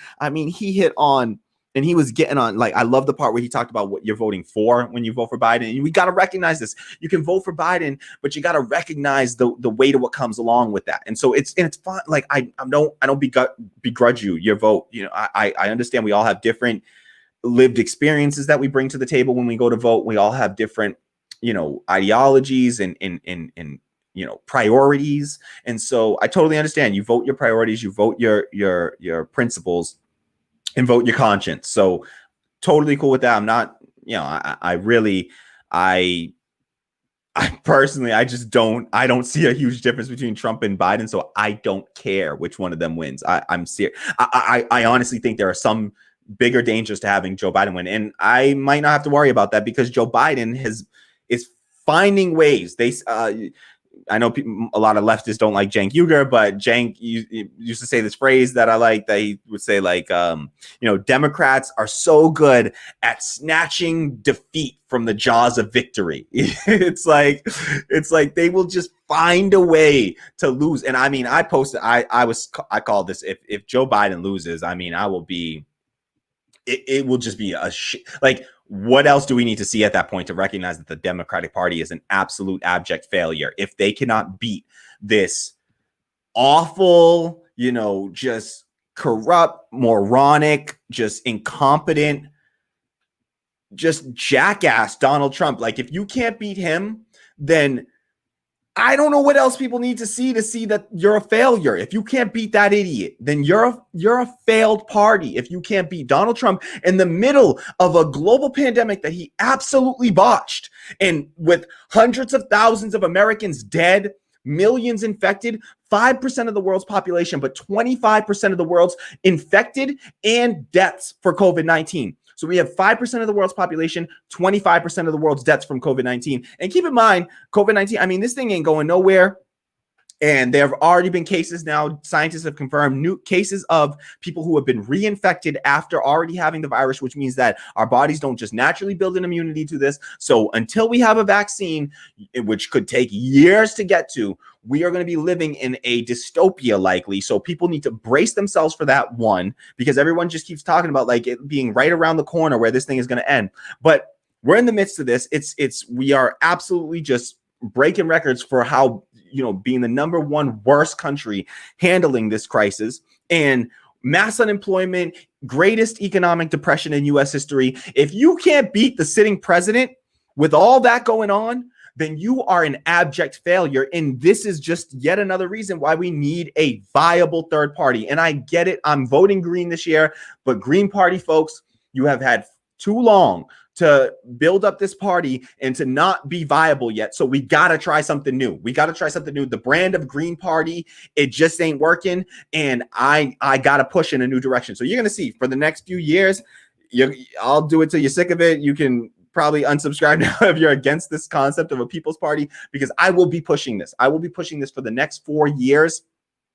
This is going to be in beyond. I mean, this is where I plan to put my focus. I'll still vote in the Democratic Party when I have to, when there's an actual, decision to make between two people, or there's no People's Party candidate running and there's actually a good, Democratic candidate who is an actual progressive or leftist, then I will absolutely be voting in those elections. But in the meantime, where I plan to spend my energy and put my focus is on building up a viable third party, because the two parties have failed us. Both of these parties, the RNC, I don't talk about the Republicans, and sometimes I hope folks don't feel like I get on the Democrats too much and not on the Republicans. The Republicans are just too far. They're so far gone. Noam Chomsky has said they are literally the Republican Party is off the political spectrum. They've gone so far to the right that they've literally fallen off the political spectrum. So I don't focus on them too much, but I'll just say it again. Like, they're awful. They're terrible. Trump sucks. Trump is awful. He's terrible. He's horrendous. And just like Chris Hedges said here, bringing it back to Chris Hedges, he said it. He said, listen, Trump is worse, but Biden's not the solution, he said. So Trump is worse on all these things. Yes, Trump is worse, but Biden, not the solution. So sure, I mean, and we'll hear from Marianne Williamson later, and she talks about, Biden being this pause on things, and not like he's going to fix anything, but he'll just pause the carnage. And I don't know how many people want to vote for a pause on this crisis that we're under in going 4 more years. And honestly, we'll talk about that later when we hear the Marianne clip. We'll really get into that. But, when you're listening to a Chris Hedges speech, one thing you got to, brace yourself for is that it's not going to be filled with a whole bunch of like hope and, peaches and roses and happy thoughts, and it's really trying to present to you. He's a journalist he's spent his life and his career in war zones, essentially reporting the facts and reporting the reality on the ground. And so he is just doing his absolute best to report the reality on the ground as he sees it. And so this is what this is where I appreciate someone giving the analysis of like, listen, he just has a fair analysis of the reality on the ground for the masses of people, and he actually gets it, and he's in touch with that. And so I love the part where he talked about what you vote for when you vote for Biden. I mentioned that already, but like he called out like all of Biden's terrible policy positions, and we could I want to do a whole video on it. I hope I will before the general. We can talk about Trump's, but like I care more about the Democratic Party because it's the one that I had to operate within, and it's my party technically, not really anymore, but it's the party that I've been within for so long. So I think that, he talked about NAFTA, trade wars, or the trade deals, bad trade deals, NAFTA, TPP that Biden supported, the endless wars, the student loan debt that he created, and then he, prevented you from even discharging student loan debt. I left school with like 75,000. I'm up to like 80,000. It's been like 5 years since I left school. So that just tells you about student loan debt and how that works. But the prison population, the militarized police, how he's against the Green New Deal, deregulating banks. He's for deregulating banks, for, the for-profit insurance, and that you're voting for all of that when you vote for Biden. And you just got to take that into account and not pretend like that's not a part of the reality. If you are voting for Biden, I appreciate the analysis like a Cornel West who says, listen, I recognize all this stuff and I'm still voting for him because Donald Trump is just a neo-fascist and he's so much worse. So I totally understand that perspective. I respect your perspective. I don't agree with your perspective, but I respect it for sure. And so I hope that you can, provide me with that same respect for my position and just try to do some work of understanding where each other are coming from, because we're all of the left or on the left, and we got to do better too. One of the focuses that I want to have on this channel, and it's something that I need to work on, that I'm constantly working on, is trying to build a more unified left. And that was something that Michael Brooks, one of my, somebody that I really respected a lot and looked up to in a way. I try not to idolize anyone, but definitely had immense respect for Michael Brooks. And it's one of the things that he was really amazing at, and just something that I want to try to carry, that small part of his legacy forward in my small way that I can. And also it's just something that I care about, is trying to build a unified left, because I want to win. I want the left to actually win. Like I get it that we want to, we're sometimes we do let good enough be the enemy of perfect, but actual good, sometimes, and shitting on other leftists for holding different positions, I just don't agree with. So I'm going to take a couple of comments because I've seen a few come in, and then we'll get to the next clip. Okay. So FL says, also a great quote, I do not fight fascists because I'll win. I fight fascists because they are fascists. I love Chris Hedges, and this is something that he returns to. He often end his speeches with that quote, and I agree. You don't fight fascists because you're going to win. You fight because it's the right damn thing to do, and because they're fucking fascists, right? And so I just worry that, say, for instance, and I think that Chris Hedges agrees that voting in a Joe Biden is just like what, Obama led to fascism, right? So Obama's VP could lead to just a worser form of fascism. I don't agree with that. Getting back Biden means fascism ends. We're not killing fascism. We may literally be empowering it, because we may be creating all the conditions where people are going to be able to look and blame and say, look it's whoever the president is and it's whoever's in power. I'm going to blame them. And so this whole thing is going to be a shit show for the next few years, no matter who's in power. And Chris Hedges talked about that too, that you're just voting for, consolidating oligarchic power, neo-fascist oligarchic power, or consolidating neoliberal oligarchic power, which can lead to fascist oligarchic power. But you're voting for oligarchic power no matter which way you vote. And so if you're voting Biden or Trump. And so I really, that was great. And I love that quote from Chris Hedges. And just finishing up the bit on the hope, another quote from Chris Hedges that I love, and just to tie it in with the fact that when you listen to a Chris Hedges speech, it's not filled with all these fairy tales and roses and flowery language. It's really real. One thing that he says about, hope, and how, for one, Cornel West has a great quote where he says, it's not enough to just have hope. You need to be a hope. So I love that. I mean, I try to live by that, and I really want to live by that. And so that's one great quote. But for Chris Hedges, he says, you know, he often ends his speech by saying, like, listen, I don't preach a lot of hope here. You're not going to hear a lot of hope in my speeches, because I don't know that there is a lot of hope in the situations that I'm describing. But what he does say is that, quote, the hope is in the struggle. So, you know, end quote. So the hope is in the struggle. And that I live by that as well, is that maybe we are too far gone. Maybe this whole thing is just the capitalist forces have, you know, taken hold, so much so to the point that we are going to live with poverty, homelessness, you know, unnecessary deaths due to lack of health insurance. I mean, you know, just the child hunger, you know, transphobia, homophobia, you know, racism, systemic racism, militarized police forces, endless wars. You know, maybe these forces have taken a hold, and they've got such a vice grip on it, they will never let go of this system.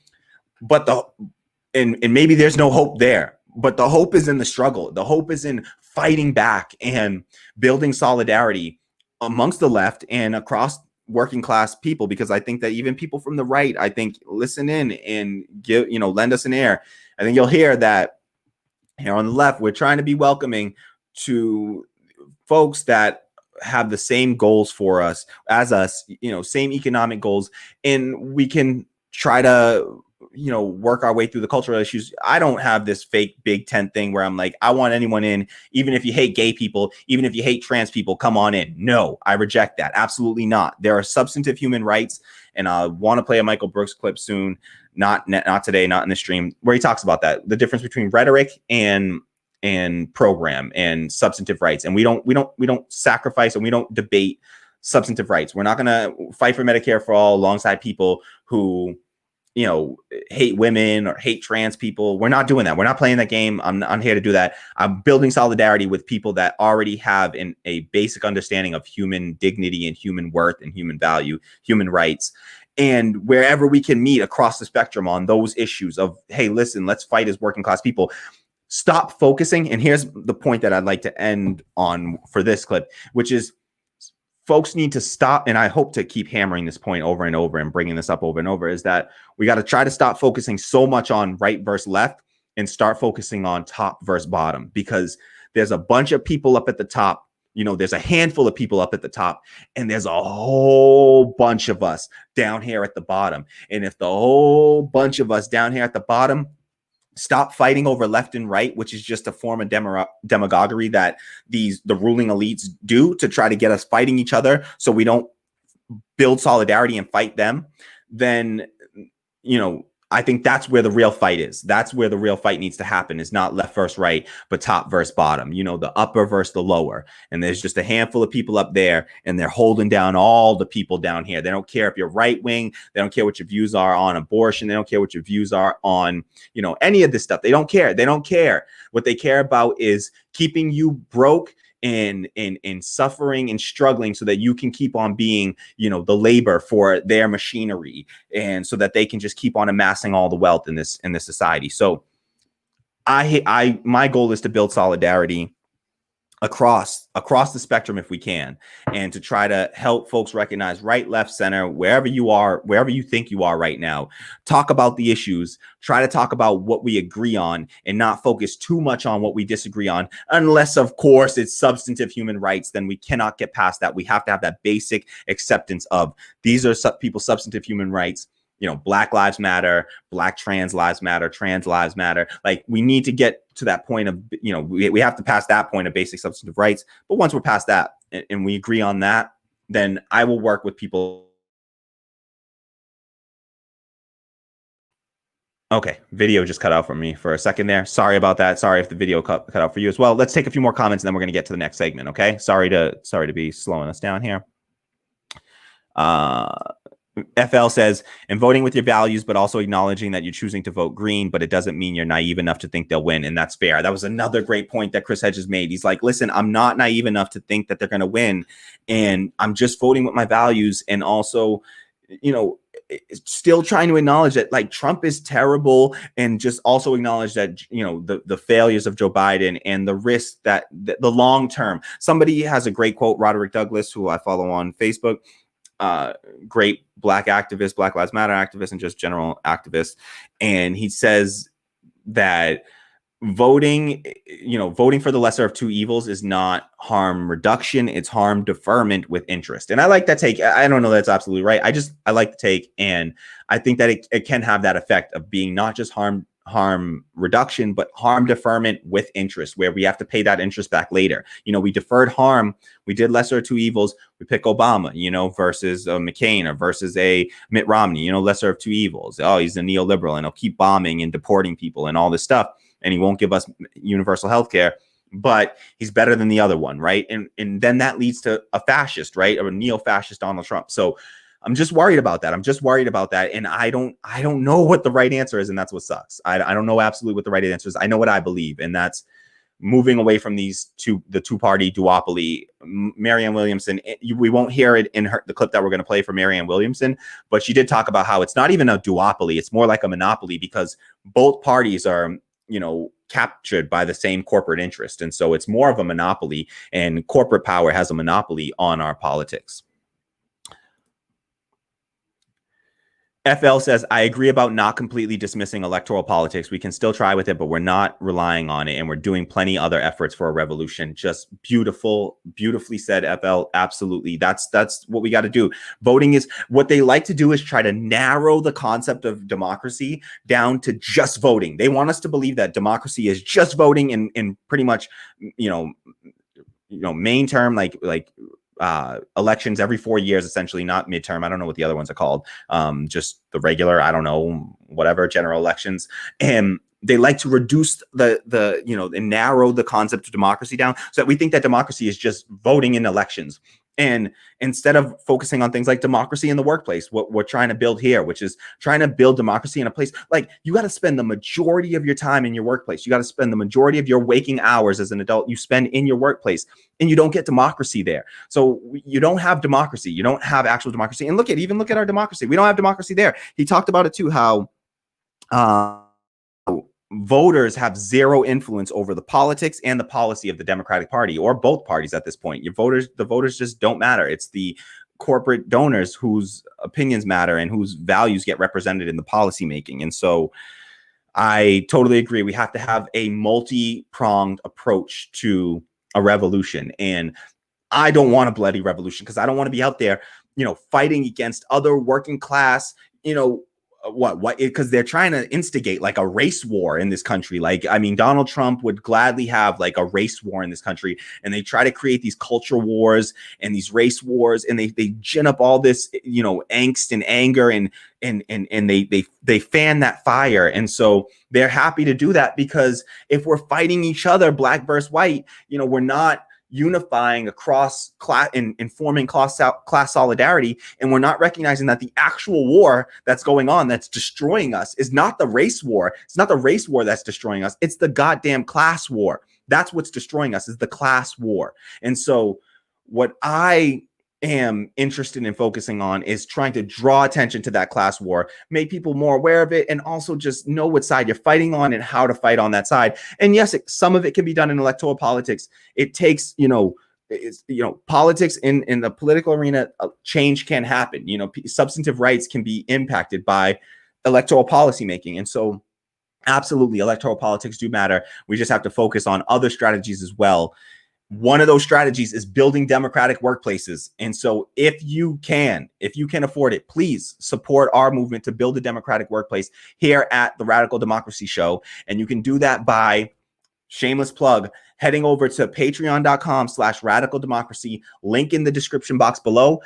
If you haven't already, please click the like button, subscribe, hit the bell, click all to receive all the notifications whenever we go live or launch a new video. If that's not too annoying, it is appreciated, but make sure if you're going to do that, you're still going to check out the videos, because that's the really important part, is making sure that when you see the video, check it out. And so that's what YouTube actually cares about for the algorithm. It's called the click-through rate. Yeah, so that's what they care about. That's what actually allows the video to be seen by more people. The algorithm says, oh, when people see this, they watch it. So let's show it to more people because they'll probably watch it. So if you can, whenever you see those notifications pop up, click the link, watch the video. Even if you can't watch it right away, just click it, give it a like, and put it in your watch later and check it out later. But yeah, click on those links and watch them. All right. So let's get one or two more comments in here, and then we'll get back to another clip. So I want to keep pushing forward. We're making good time here. All right. I love this. So FL says we are here today. FL, we are lockstep right now. I see you. So FL says, I feel like it's elitist for leftists to shit on other leftists who do still engage in electoral politics, i.e. like saying, what did you expect when some leftists were disappointed Bernie dropped out? Like, exactly. Like, what do we do? We're dividing ourselves up. We're creating tension on the left. What the hell? What is the purpose of that? Like, people were fighting for something they believed in. Like, understand that it's leftists even. Did you just wake up and get born on the left? Did you wake up and you were just born into that ideology? And if you were, I'm willing to bet that your parents were of that ideology, right? You didn't just magically fall into it. Most places, the information you can gather in this country from mainstream outlets, which is all we've been restricted to for the majority of our lives because we didn't have the internet, and independent media for the majority of that for us older folks, and that, what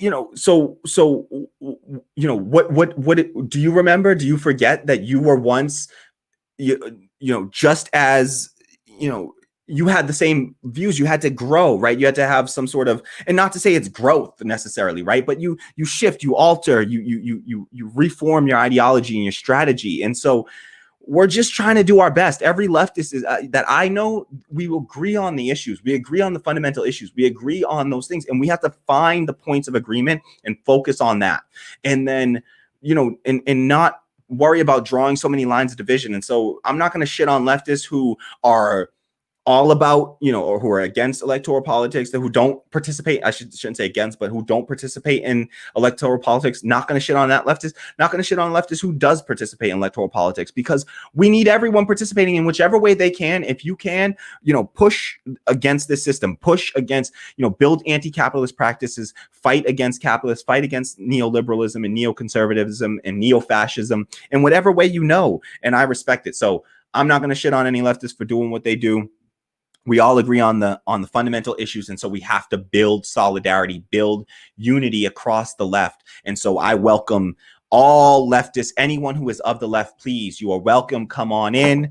Whoop. I keep on dropping that. I keep on banging that. I got to move this. Sorry, y'all. So come on in and hopefully come on into the People's Party. Whether you're going to support the Democratic Party or not at times, like, you should still join the People's Party. You should join the People's Party. Just like sign up, get on their mailing list. Go to peoplesconvention.org and you can find the People's Convention and you can get a link to the app. They have an app where it was really cool. They held a vote at the end of the convention where you could vote to say you want to start a People's Party. So they actually took they built democracy into it, and they're actually trying to be democratic and not have just like delegates and having all these convoluted representatives who go and pick representatives. You got to have delegates who pick representatives. It's like two layers for them to disrespect the will of the people and to not hold up to the will of people. And we saw that happen in the recent Democratic National Convention. The delegates came in and they voted for Biden in states that Bernie won. And so they didn't vote with the will of the people. And that's really disrespectful to and anti-democratic when you don't vote the will of the people. Your constituents voted for Bernie Sanders. Vote for Bernie Sanders like your constituents asked you to. So you're a delegate supposed to be there to represent Bernie Sanders. It was really gross. In Nevada, it happened. I think it might have even happened in California. So that's troubling and anti-democratic. And we got to recognize that and realize that it's another spitting in the face of the left by the Democratic Party. And so, all right, let us head on over to the next clip. Let's listen to our next clip. We got a few more here that I really want to get to. So, all right. Next up is this one was just somebody that I never heard of. So I next up, we're going to hear from a congressional candidate, somebody who ran in the Democratic primary in California, which has ended now, but came within 1,000 votes of making it to the general election. Her name is Maebe A. Girl. She is a drag queen, the first drag queen elected to I believe her, any city council.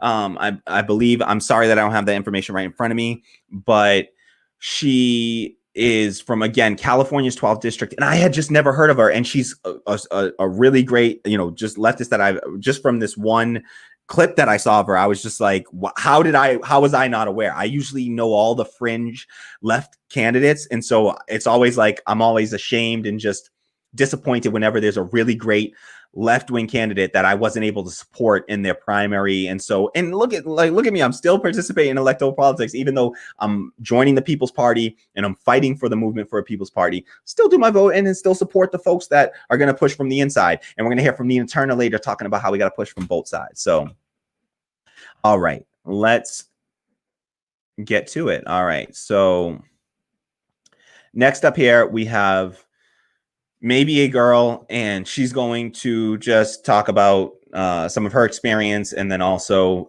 the, why she supports the movement for a People's Party. We'll try to listen to the whole clip.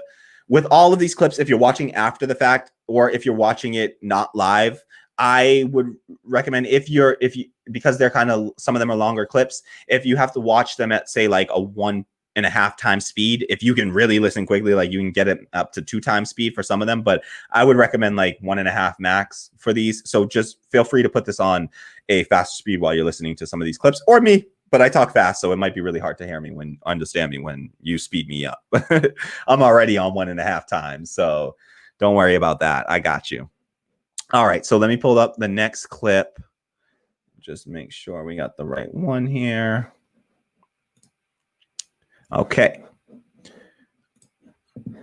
All right, let's hear from Maebe A. Girl, congressional candidate for California's 12th district, and hopefully running again in the next cycle and winning. So support her next time around. I know I will definitely be. Maybe we can have her on the show as well. Hopefully, I want to get some of these folks on the show soon. So I will definitely reach out and do my due diligence there.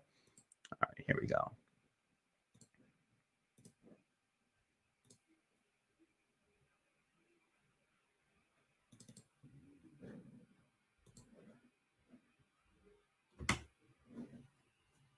Next up, we have Maebe A. Girl. She is a Silver Lake neighborhood councilwoman, and she's also the first drag queen elected to public office in the United States. Maebe, it is great to have you. Hey, everybody. Oh, my gosh. I'm so excited to be here for the People's Convention. Thanks so much for having me here. My name is Maebe A. Girl, and I'm the first drag queen elected to public office in the United States. In early 2019, I was elected to the Silver Lake Neighborhood Council in Los Angeles, and I'm currently serving as the treasurer and co-chair of both the Budget and Finance Committee and the LGBTQIA Advocates Committee. I also ran for the U.S. House of Representatives this election cycle in California's 28th Congressional District and came within 1,100 votes of advancing to the general election. We lost by less than 1%. Representation is so important in our governments on every level, from municipal to state to federal. That's part of the reason why I ran against establishment Democrat Adam Schiff this year for a seat in Congress. I'm a trans feminine, non-binary person, and I want to ask you how we can expect people like you or me to be fairly represented in our governments when there's no one like you or me in our governments. Just 2 weekends ago, 3 trans women were brutally attacked in Hollywood. It was all caught on film. It was clearly a hate crime. Public officials made sure to be there for the news announcement of an arrest in the case. But a week later, when the case was dropped by the DA and the criminals were released, our same elected officials were nowhere to be found to demand justice. This is unacceptable and an inaccurate reflection of our values and ideals. I'm sure you've all noticed that the two-party system is not working for everybody. In fact, it's only working for corporate America and the wealthy elites. Big business doesn't care if you're a Democrat or a Republican, because big business knows that leaders of both parties are working to enhance the corporate agenda rather than the agenda of the people. It's naive to believe that our elected officials will fight for Medicare for all when their donors are health insurers. It's foolish to believe that our elected officials care about housing justice when their donors are real estate developers. And it's incomprehensible that our elected officials will keep us out of war when their donors are weapons makers and principals of the military-industrial complex. It's time to disband the dysfunctional two-party system that perpetuates greed and corporate influence in American politics. It's we, the people, that hold the power, and the elite are doing everything they can to make sure that we don't realize that. True progress for the people cannot be achieved until we form our own party, a party that finally serves the interests of real people like you and me. Let this be the last time that we vote blue, no matter who, which ultimately enables the status quo to rob the poor and the sick and incarcerate and kill people of color. We have the opportunity to create a new America, one in which every person has access to healthcare, education, housing, and dignity. I am so proud to support the movement for a People's Party, and I cannot wait to see the people rise up. Please join the movement and demand more of our government. Black Lives Matter, and I yield my time. Thank you.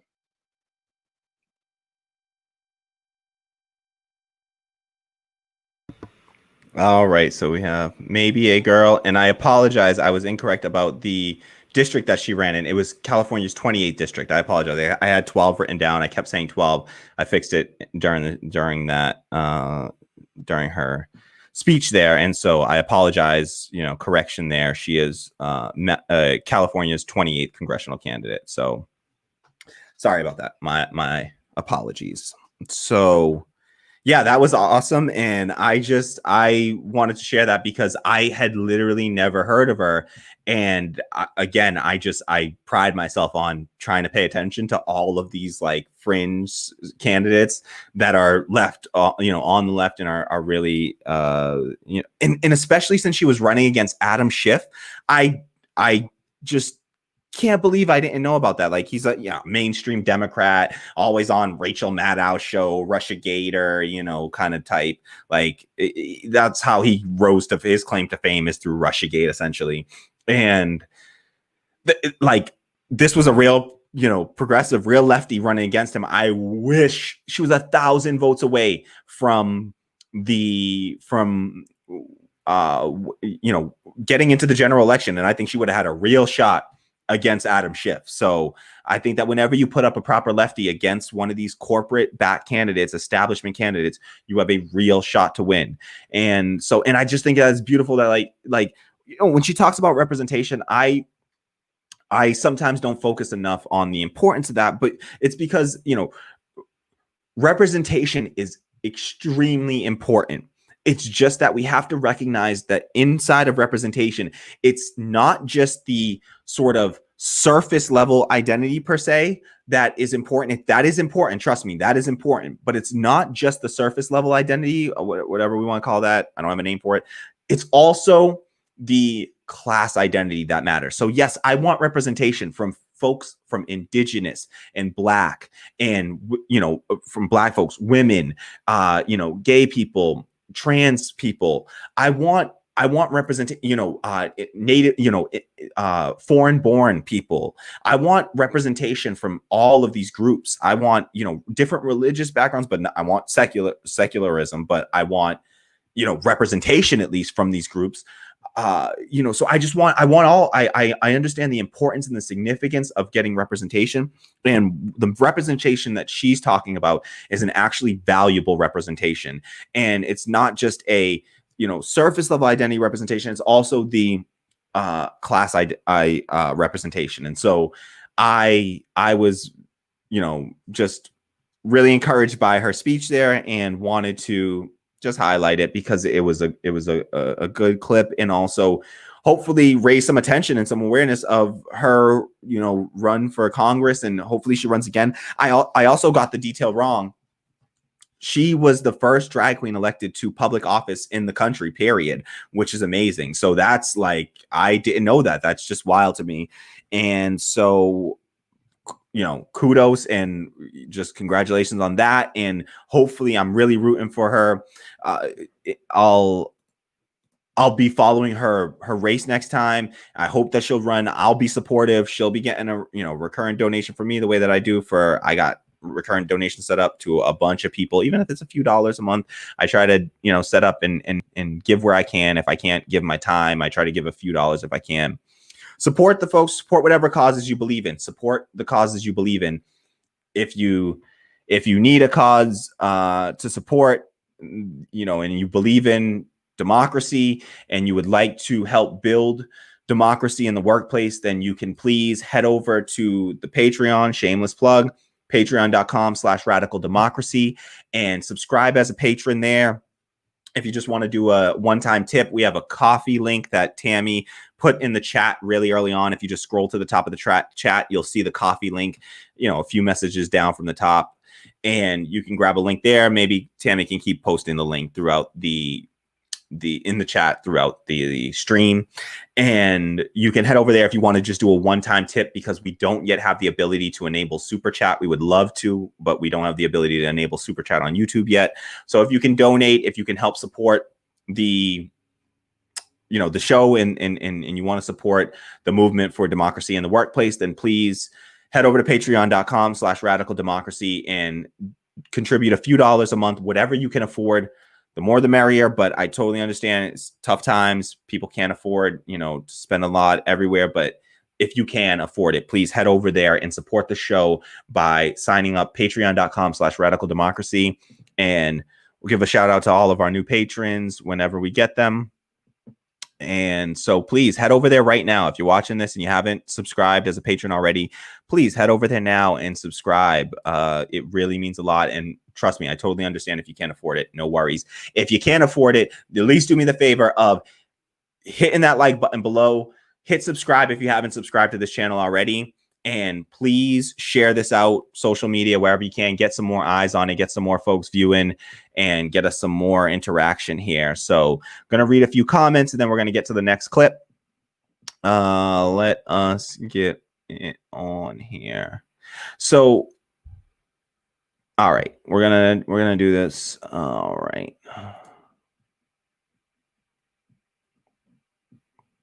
I'm also experimenting with different times of day to do these streams. So, you know, I don't know when the perfect time to stream is yet, but I'm trying to experiment with it. Sometimes we get better engagement in the daytime, sometimes at night, you know, weekends versus weekdays. I'm really just experimenting. So let me know if you have any thoughts on that. You prefer a certain time, let me know. And I will try to do better at getting these streams going at, you know, the times where the most people can watch. So love the engagement, you know, and if you can't comment now, comment after in the comments below and leave your thoughts. I read every single comment, try to respond to all of them that, you know, warrant a response. And so love to hear from you. Really, really would love to hear from you. So thank you so much to everyone for being here. Let's get to the next clip. Okay, next up we have, I think that was a lot of folks that anyone, you know, probably anyone watching this probably knows who this next speaker is. His name is Jimmy Dore. He's host of the Jimmy Dore Show on YouTube.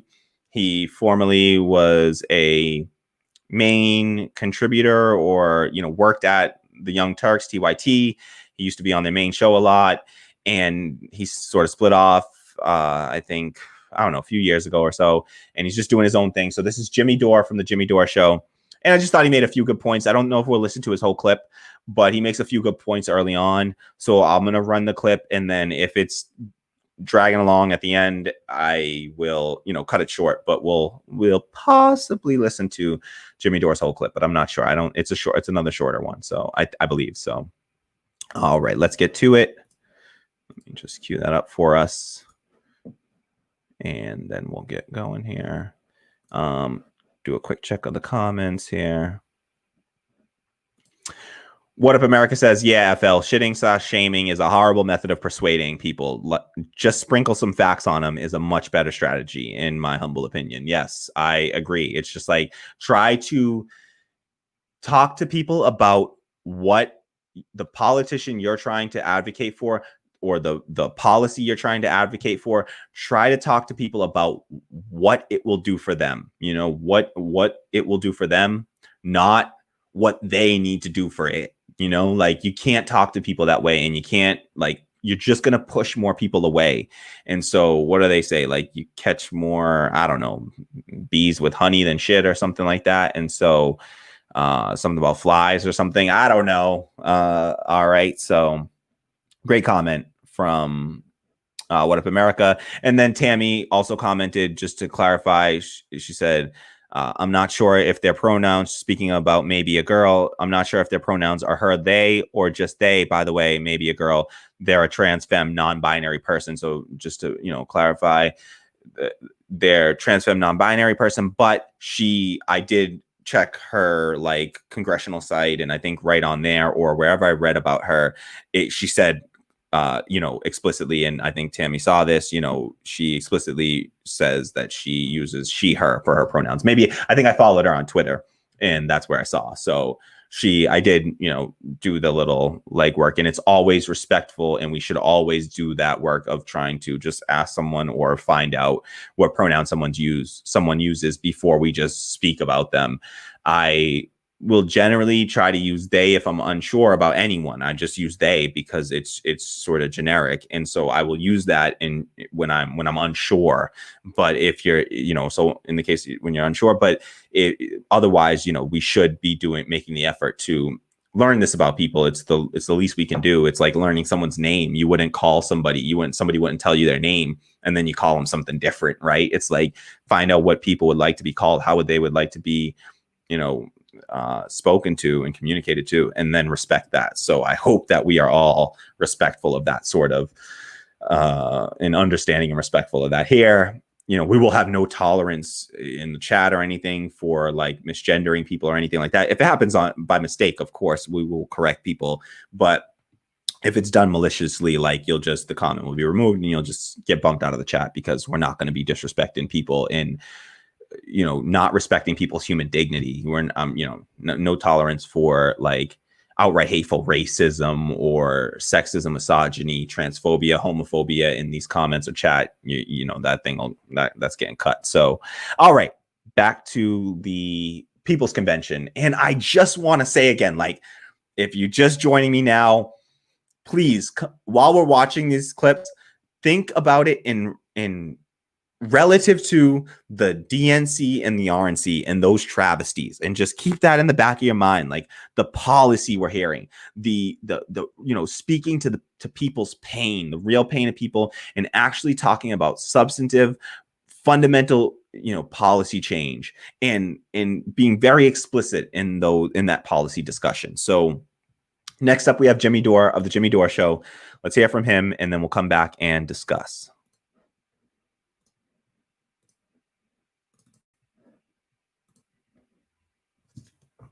Well, before we continue, let's acknowledge the previous owners of the sacred land that we're on. Goldman Sachs, of course. You know, in November, Americans are going to decide if they're going to vote for a right-wing, racist, pathological liar or Donald Trump. I don't know if you saw the Democrat convention. Apparently, Joe Biden's healthcare plan won't cover your cancer treatment, but it does cover facelifts and hair plugs. The Republican convention was a bunch of rich guys telling you how scary socialism is to them. Ratings were down for both conventions. Americans are so ungrateful. Democrats and Republicans worked hard to give us the worst candidates imaginable. The least we could do was watch their freak show conventions. You know, all of us here, they're going to call all of us crazy just because we want a better future. They tell themselves that we are crazy because they are in denial about how crazy things have actually gotten. The system has failed. The system has collapsed. We are in an economic crisis. We're in a climate crisis. We're in a healthcare crisis. The current failed system has a noose around all of our necks. And we need to save ourselves. In America, we've got one party of oligarchy, one party of inequality. We have one party of war. The Republicans, incoherent, dangerous.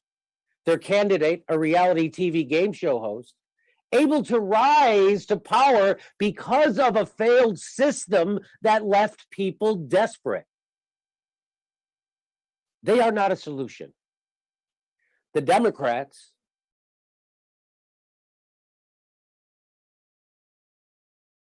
and moral posturing, pretending to be the party of working people while selling them out to the predators of working people and the middle class. Joe Biden has gone his whole life demonizing the poor, decimating the social safety net, supporting unspeakable foreign policy. He's a tottering relic. And you know that glaze in Joe Biden's eyes? That's not from some spiritual awakening. That's from a persistent yearning for pajamas and Gunsmoke reruns.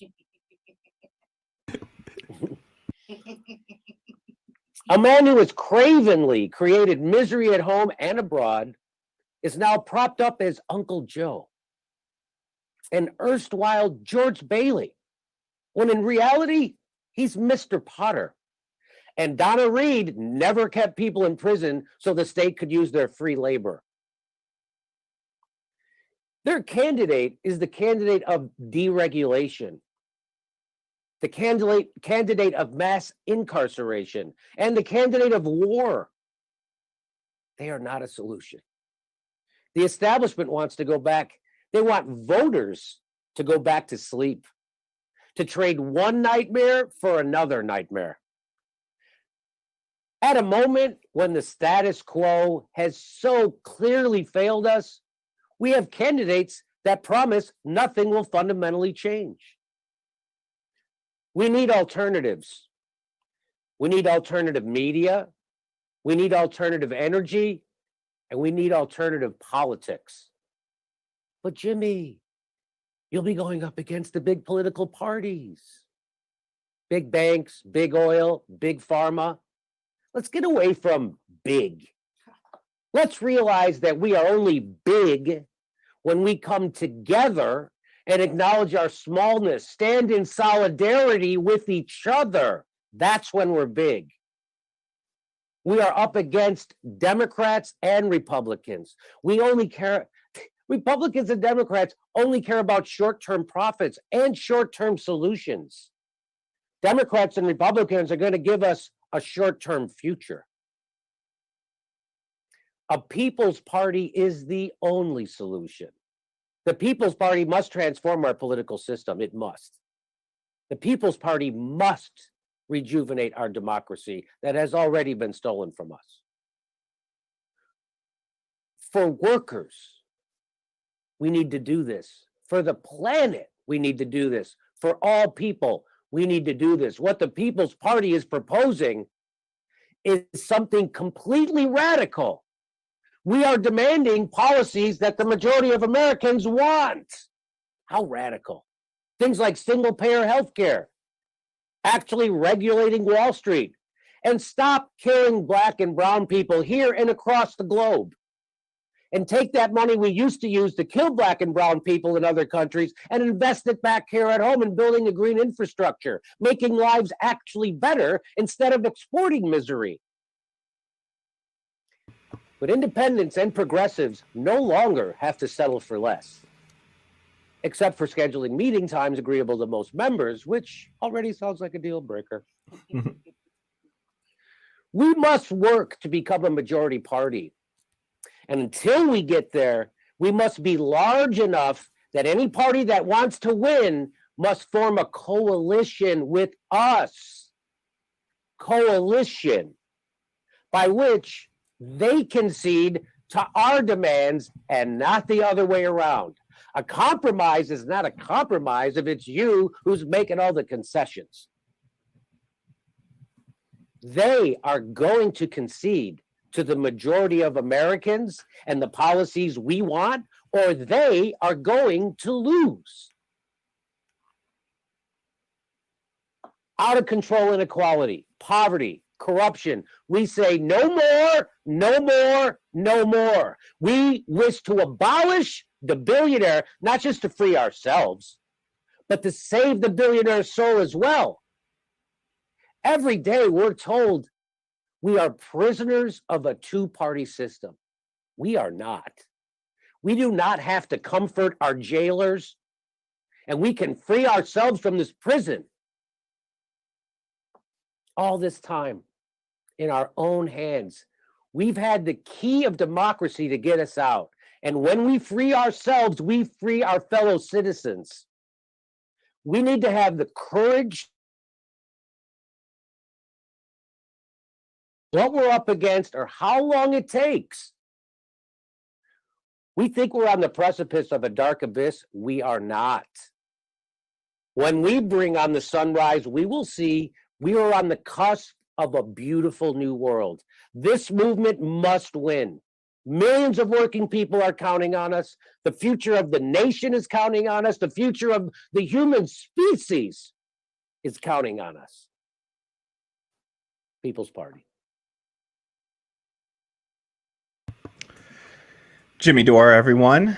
Hope you enjoy that. Jimmy Dore is a comedian, so hopefully you recognize that he was being sarcastic for some of that, and there was a lot of humor woven in there. But yeah, that's Jimmy Dore, and I thought that, you know, made some poignant points. I love the idea of, you know, having an actual having to build coalition at the least having to build coalition if we can't just completely take over, but even in the interim, having enough power to actually have a party sizable enough that the Democrats will have to, you know, the Democratic Party has to, you know, compromise with the left even further and saying, listen, if you don't come over here and do what we say, we're not going to vote for you and you're not going to win. And so you can either do what we say and win, or you can keep on holding on to what you're saying and losing, and we will slowly but surely wrest power from them that way. And so if that's the case, so be it, you know, because what the other option is, I mean, we're facing existential threats, folks, right? We're talking about existential crises. And he brought that up, you know, the existential crises, climate crises, economic crises, right? Health crises, right? So we have these existential crises, and the response from the Democratic Party is not an existential response. It's not a radical response. And speaking of radical responses, I also like how he talked about the fact about the idea that, you know, these radical, so-called radical policies are actually just the popular policies, what they call radical leftists around the world. And our patron Ben 2K from Germany, our foreign correspondent, our German correspondent, Ben 2K would, you know, this is the part where he would tell me how, you know, what I'm calling left is actually just like centrist globally, like the ideas that we have, and they should be considered centrist in the country, because if the center is where the majority of people are, then that's what these policies represent. You know, Medicare for all, that has majority support, is overwhelming majority amongst independents and Democrats as well. So, you know, majority support there. You have the Green New Deal, majority support. You know, $15 minimum wage, which is, I think, too low. It should be at least $20. It should probably be closer to $25 or $30. Let's be really real. Like, what do you actually need to survive in this country in most places? And you know, I say at least nationally $20, but so comfortably survive, that's like $40,000 a year. That's not a ton of money, folks. Like, if you're working a full-time job and you're only getting paid $40,000 a year, in most places, that's not a living wage in most places, and certainly not in most cities. But so let's say at least $20 an hour minimum wage, and then, which would be in keeping with inflation. If we kept up with inflation, the minimum wage would be $22 an hour right now. And we had a billionaire, what's his face? You know, Tom, whatever the hell his name was. I'm blanking on it, luckily. Like, I'm glad I've been able to forget these people already. But that billionaire that went and did the, like, you know, impeach Trump thing, and then he ran for president, and I'm spacing on his name. If somebody wants to drop his name in the chat, feel free to, please. But that, you know, like, you know, they, you know, that, so even that, you know, that, like, that minimum wage should be up by now. And so these policies are, you go and you poll on these policies, ending wars, you know, like that has majority support, and those policies aren't getting passed, and it's because the Democratic Party and the Republican Party both fight against us and fight against working class people, and neither party represents working class people any longer. There is no party of labor. There's no party that represents the labor class.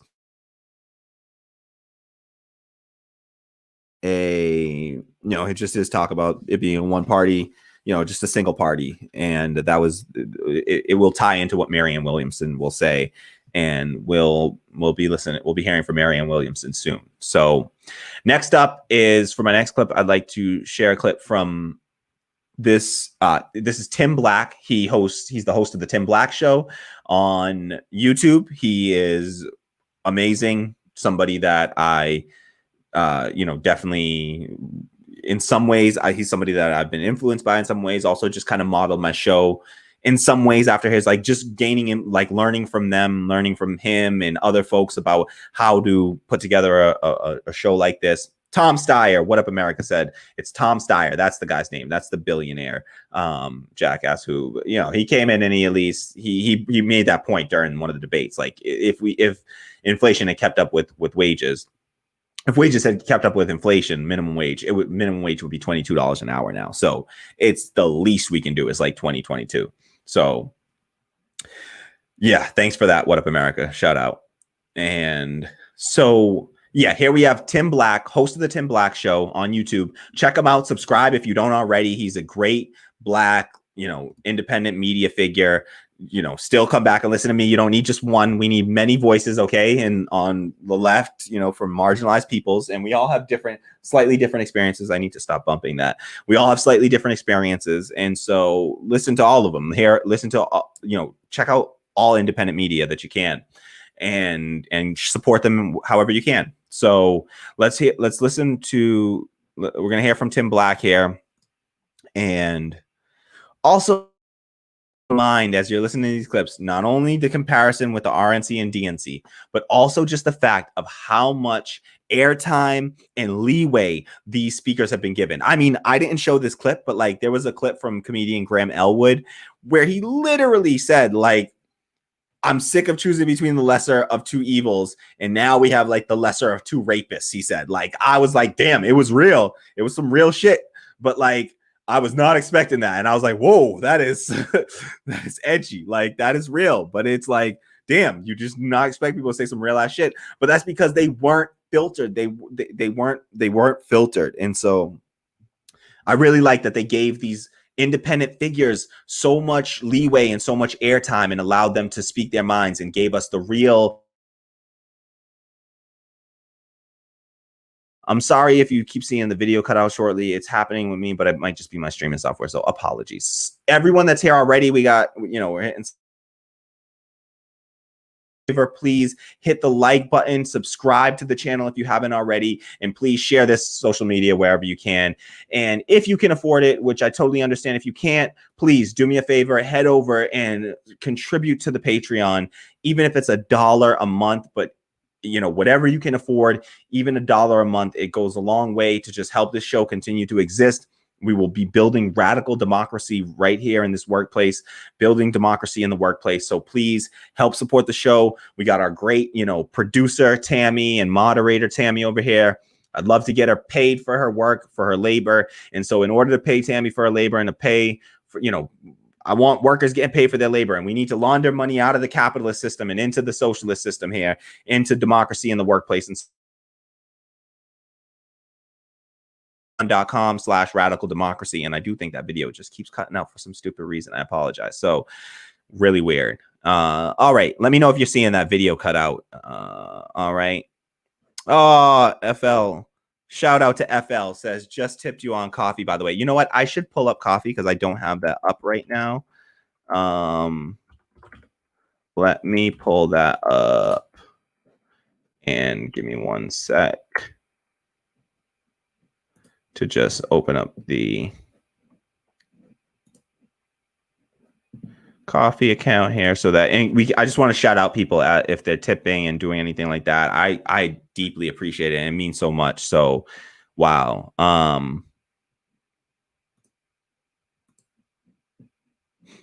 Awesome.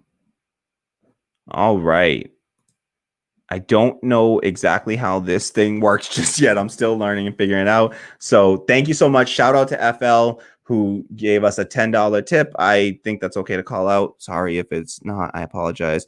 But dropped us a $10 tip on coffee. Thank you so much to FL, support of the show. Thank you. Says FL says, love the show, the passion, the energy, and definitely the workers' cooperative aspect to it. Democracy in the workplace. Yay. That was my own yay. But looking forward to seeing how the show grows and being a part of that process. Yes, I'm so glad to have you as a part of that process.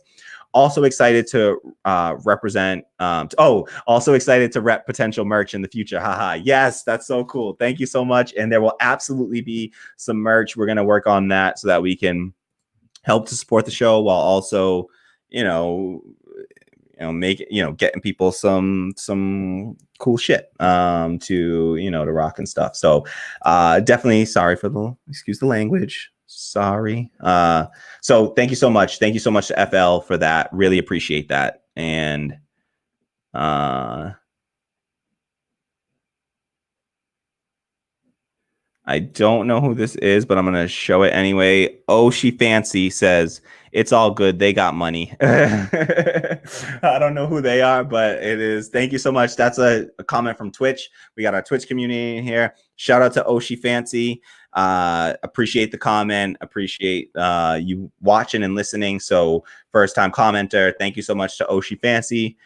We do appreciate it and appreciate you. So thank you so much for that. I don't know if they all got money. I know some of us, I'm broke. I totally understand if other folks are broke. I am unemployed. I'm broke. And so I get it. So I totally understand. Don't worry if you can't afford it. But if you can, it's so deeply appreciated. It really is. And I love you all so much. I do. I really do. I mean, I couldn't do this without you. So, all right, let's get it going. Let's keep it going. I don't want to lose our, and I love the Bulbasaur emoji. Yes, I love it. Tammy says, love that Bulbasaur emoji. I totally agree, Oshi Fancy. So I'll just show you that. Tammy threw up love the Bulbasaur emoji. So do I. Oh, sorry. It's a Squirtle. It was a Squirtle, right? Yeah. Let me see. Hold on. Let's pull that back up. Yeah, that's a Squirtle. Sorry. It's a little small on my screen. Sorry about that. So yes, that is a Squirtle with the rocking the glasses. Loving it. Thank you to Oshi Fancy. Totally okay. All right, so let's keep it moving. All right, thanks so much for being here, folks. Let's get to the next clip here. Okay, so I was introducing him before. I'm sorry that we didn't get to it. Tim Black, host of the Tim Black Show. Great host, great show, great lefty podcast. Inspiration for the show in many ways, just as a Black independent media figure. And so let's hear from him. I got to just cue this up for us, and then we will hear from the wonderful Tim Black. Would love to be on your show someday, brother. So if you ever would like to have me on, I know I'm probably still too little and, still a nobody. So we all got to start somewhere though, right? So would love to be on the show or have Tim Black come on the show. That would be amazing. Could you imagine if we got Tim Black on the show? So I think that'll happen someday as we grow. Hopefully we can have folks like that, bring them on the show. Jimmy Dore, everybody that has spoken today, they are all invited to come on the show. If you watch this clip and you spoke in one of these clips and you would like to come on the show, I apologize if I've been too, whatever to reach out. But if any one of these people ever wants to come on the show, I would love to have them. I've never interviewed anyone in my life, but I will learn, and I'm going to learn. There will be some crossovers. There will be some interviews happening on the show. I fully intend to bring you more content like that. As the show grows, we are going to have people on the show. We are going to have guests on the show. So we are just continuing to grow. We got to grow to get there. And so all your support, it matters. So thank you so much for all the help and to all of the supporters out there.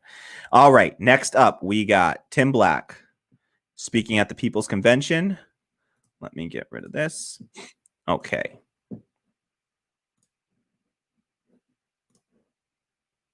And again, just keep in mind, hit what he's allowed to say versus DNC, AOC, 60-second sanitized clip, right? And then look at what the People's Convention, look at what the People's Party, look at the platform that they're providing for independent media, people that we watch, people that we respect, people that who we know align with our values and ideology. Look at the platform they're providing for people like us, okay? And compare this to the DNC and how in their snub of progressives, they refuse to even give TYT press passes to the DNC. They gave 60 seconds to AOC in a sanitized DNC approved clip, which she used it was the best 60 seconds of the entire night. The best 60 seconds of the DNC was AOC nominating Bernie Sanders in a short time that they gave her. So compare that to what we're going to hear from Tim Black now, and he's just going to spit some realness clearly from the heart. And so check it out. We'll come back and discuss.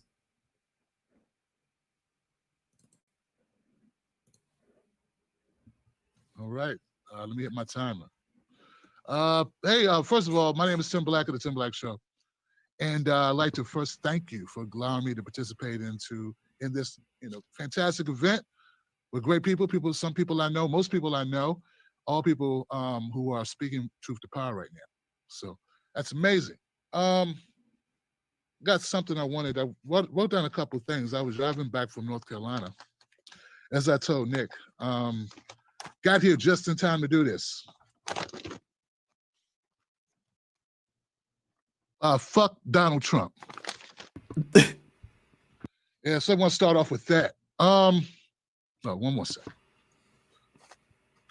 Memory's getting bad. I'm getting old, man. Fuck Joe Biden. That's about right. All right, so Curl, big time supporter of Nick Brana. I think she's like the VP of all things good in the People's Movement for People's Party. She sent me an email. She said, hey, we'd love for you to join us, Tim, if you'd like to talk about some things about, why we need a new party. So I thought that'd be a good way to kind of do this. Why do we need a new party? We need a new party because both parties suck, Johnson. Yeah, both parties suck. Both Republican Party and Democratic Party have failed Black people since there's been Black people. In fact, we weren't even Black people until we were brought to America. So the existence of Black people, the entire existence of Black people, both parties have failed us tremendously. So that'd be one good reason to start a new party. Why do we start a new party? We start a new party because the Democratic Party pretends to like us, pretends that we're good for their votes, or we're good. We're the people that they want to support, that they have our backs. Meanwhile, they don't pass any policies that actually help our communities. They support policies that take resources out of our communities, and all it is lip service. Why do we need a new party? Because the Republican Party is even worse than that when it comes to Black folks. See, I got into this political commentary thing because I believe that Black people needed to get something for their vote. Very simple. LGBTQIA gets something for their vote. Working class white folks should get something for their vote. They're too wrapped up in nationalism and patriotism, but they want something for their vote. My Latino brothers and sisters, Hispanic brothers and sisters, they want something for their vote. Damn it, Black folks need something for their vote besides Jim Clyburn telling them, I know Joe Biden. You know what? Fuck Joe Biden and fuck who you know. What I know is that a young man by the name of Jacob Blake was shot 7 times in the back, and he won't go to jail. The shooter won't go to jail because he's a cop. We need a new party because this has been going on far too long. We need a new party because the shooting and killing of Black folks, like Tamir Rice, who had his brains blown out. Hello, somebody. Shout out to Nina Turner in Ohio. That cop is probably now a cop again because that's how shitty the Democratic Party is and the Republican Party is. We need a new party because Breonna Taylor, we can't even get a trial, Johnson. She was shot in her own fucking bed and we can't get a trial. We need a new party because we're not imbeciles. We're not morons. See, they think we're stupid. They think we're stupid. They think we're afraid. What will we do without Joe Biden? What will we do? We need Joe Biden. Yeah, you need Joe Biden like you need a hole in the head, which is exactly what happened to a demonstrator in Kenosha, Wisconsin, when, what's his name, this freaking Kyle Rittenhouse that's producing, see, Kyle Rittenhouse is the shooter, the 17-year-old kid who shot 3 protesters, killing 2. This is going to continue to happen as more and more people lose their fucking minds. We got a pandemic. We have earthquakes. We have floods, and we have Joe Biden, and we have Donald Trump. And these are all natural disasters or unnatural disasters. So we need a new party because we know to get anything done that helps us, it's going to be like getting 10 pounds of shit in a 5-gallon bucket, 5-pound bucket, something like that. I've been traveling, I'm sorry. That's the reason why we need a new party, because we realize that the corporations own this one. This one's been bought and sold. The Democratic Party's been bought and sold. And after what they did to my man Bernie Sanders 2 times, hey, look, I'm a loyal person, but I can't sit around for time number 3. I don't know what you're gonna do, but I know what I did in 2016. I took my ass down and voted for Dr. Jill Stein. I will take my ass out and vote green again. That's what I would do. And I will help Nick, and I will help Curl, and help anyone else who wants to help me dismantle this corrupt bullshit that we're living under currently. We need a new party because it's time working people, Black people, Hispanic people, all people get a fair shot. We've never gotten a fair shot. It's time we get a fair shot. It's worth dying for. As my friend, Mr. Perez just stated, Joey Perez just stated, veteran. This is a country that doesn't care about its vets. If it don't care about its vets, you damn sure know it doesn't care about you, Johnson. This is a country that we let veterans freeze to death on the sidewalk. That's America. Fuck what you heard. In closing, I'd like to say, we need a new party because we have children. We care about them. We have grandchildren. We have aging parents. We have neighbors. We have people all over the globe who are suffering under the regime change wars. We need a new party because we know the parties that we have in place now are not going to fix that. We will all die on this planet, become obsolete if it's left up to them. They're polishing the brass on a sinking ship. Don't do it. Don't be a part of it. Stand against it. As Dr. Cornel West says, it's all about what you do before the worms get you. I'm Tim Black. Follow me at Real Tim Black. I love you. Stand with me, Johnson.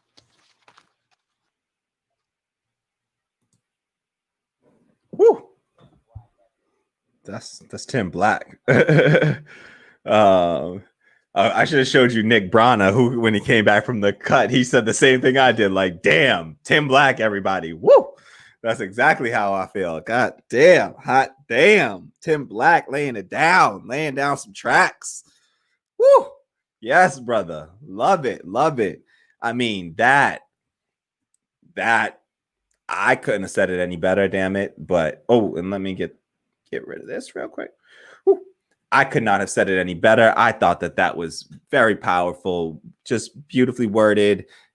Funny as well. I mean, I love how he starts out. And just think about he straight up said, fuck Trump, fuck Joe Biden. You know, like that's how he came off the top with fuck Donald Trump and fuck Joe Biden. Okay. You can't say this shit. You don't get this from any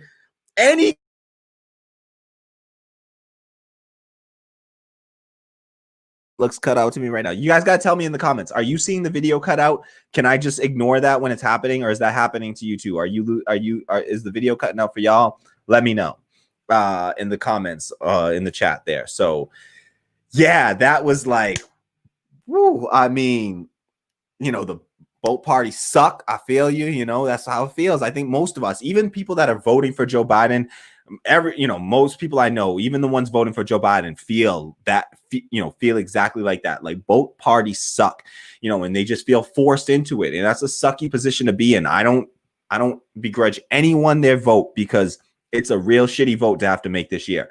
You tell me, somebody, if can anybody in the chat make an impassioned case, like advocate an impassioned case for Joe Biden without using the word Donald Trump, like without using the word Trump, right?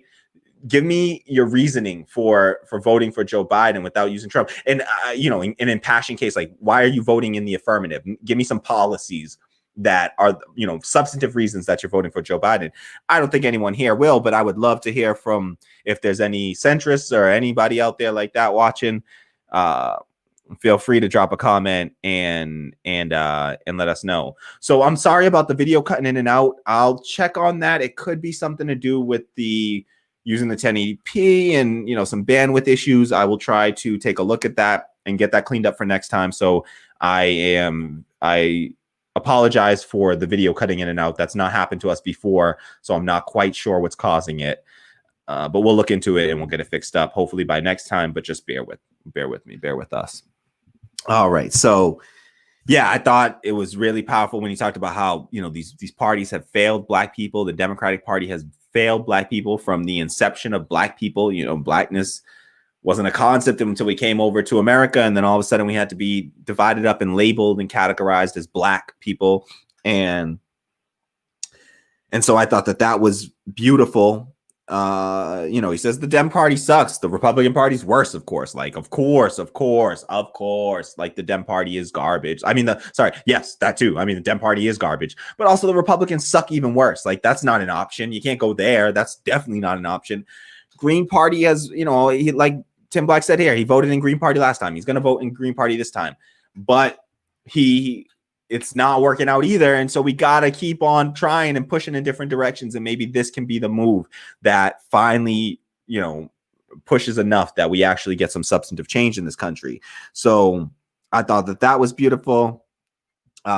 His point about Black people needing something for their vote, I totally agree with. We are just giving our vote away to the Democratic Party, who turns around and just constantly spits in our face, keeps serving us up these policies that disproportionately negatively impact Black and brown people and communities. And so ACA, you know, leaves tens of millions of people uninsured, disproportionately Black people, disproportionately Black women, right? So, you know, you're always going to see that in marginalized communities, right? Like it's always going to these non-universal policies, these merit-based policies will always find a way, because merit isn't real. And the way that merit has been determined in this country has been racist and sexist and misogynist and homophobic and transphobic and nativist, you know, nationalist from its very, you know, outset from the jump, right? This is how these things have been. This system has been designed. It's not a broken system. It's a system working exactly as it's intended, right?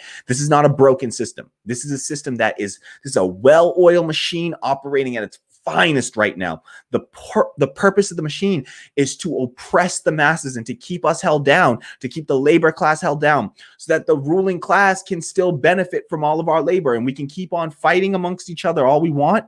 But as long as we're fighting amongst each other on the left and the right, and not paying attention to the top and the bottom and who's up there up top and all the rest of us who are down here on the bottom, until we start to unite together and build some real solidarity across all working class people everywhere across the globe, not just this country, but understanding that the plight of working class people in, you know, in Mexico, in Colombia, in Jamaica, where, you know, in Germany, in UK, in France, in Australia, in Yemen, in Afghanistan, in Iraq, in, you know, just in China, in Vietnam, everywhere there are working class people, and that is everywhere on this planet.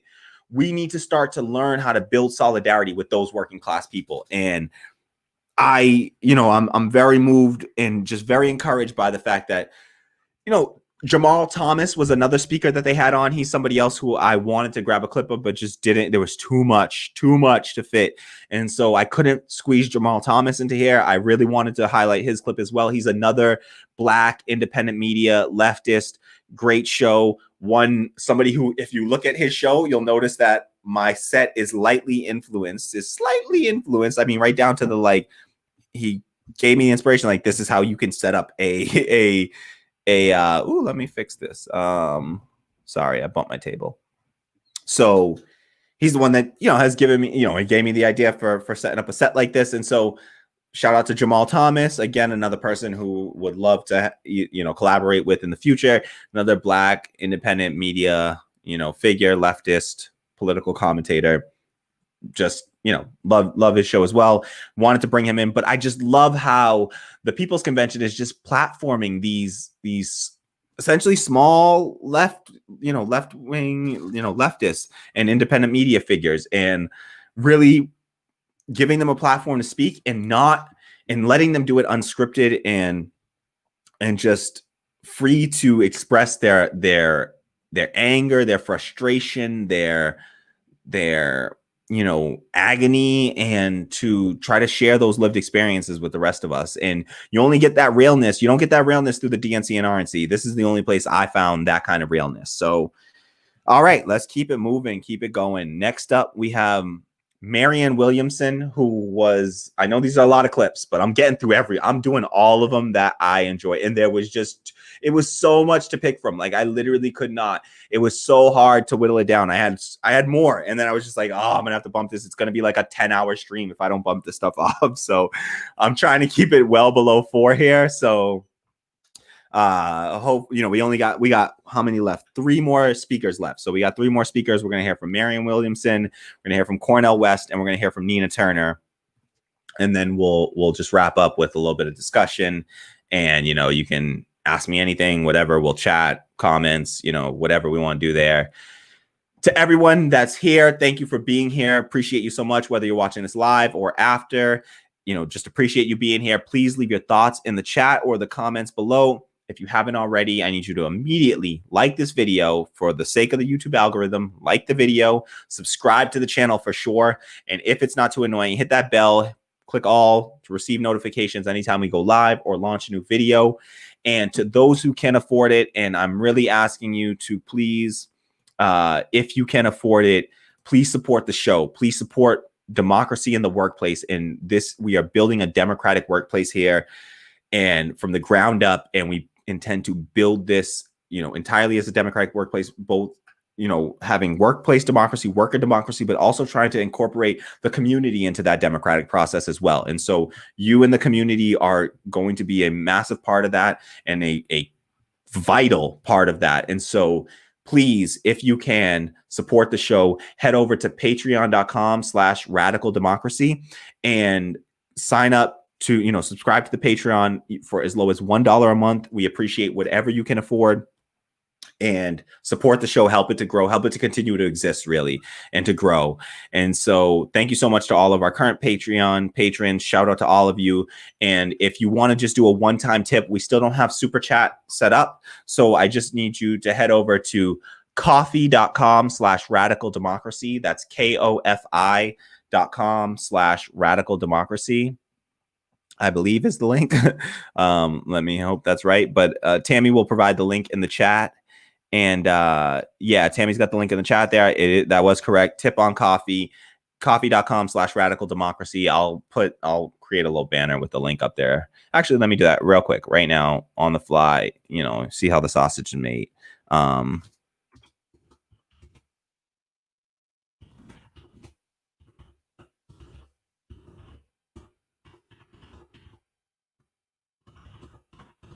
Sorry, I don't know how to touch type. I'm shameful. I'm a programmer by profession and still don't know how to touch type.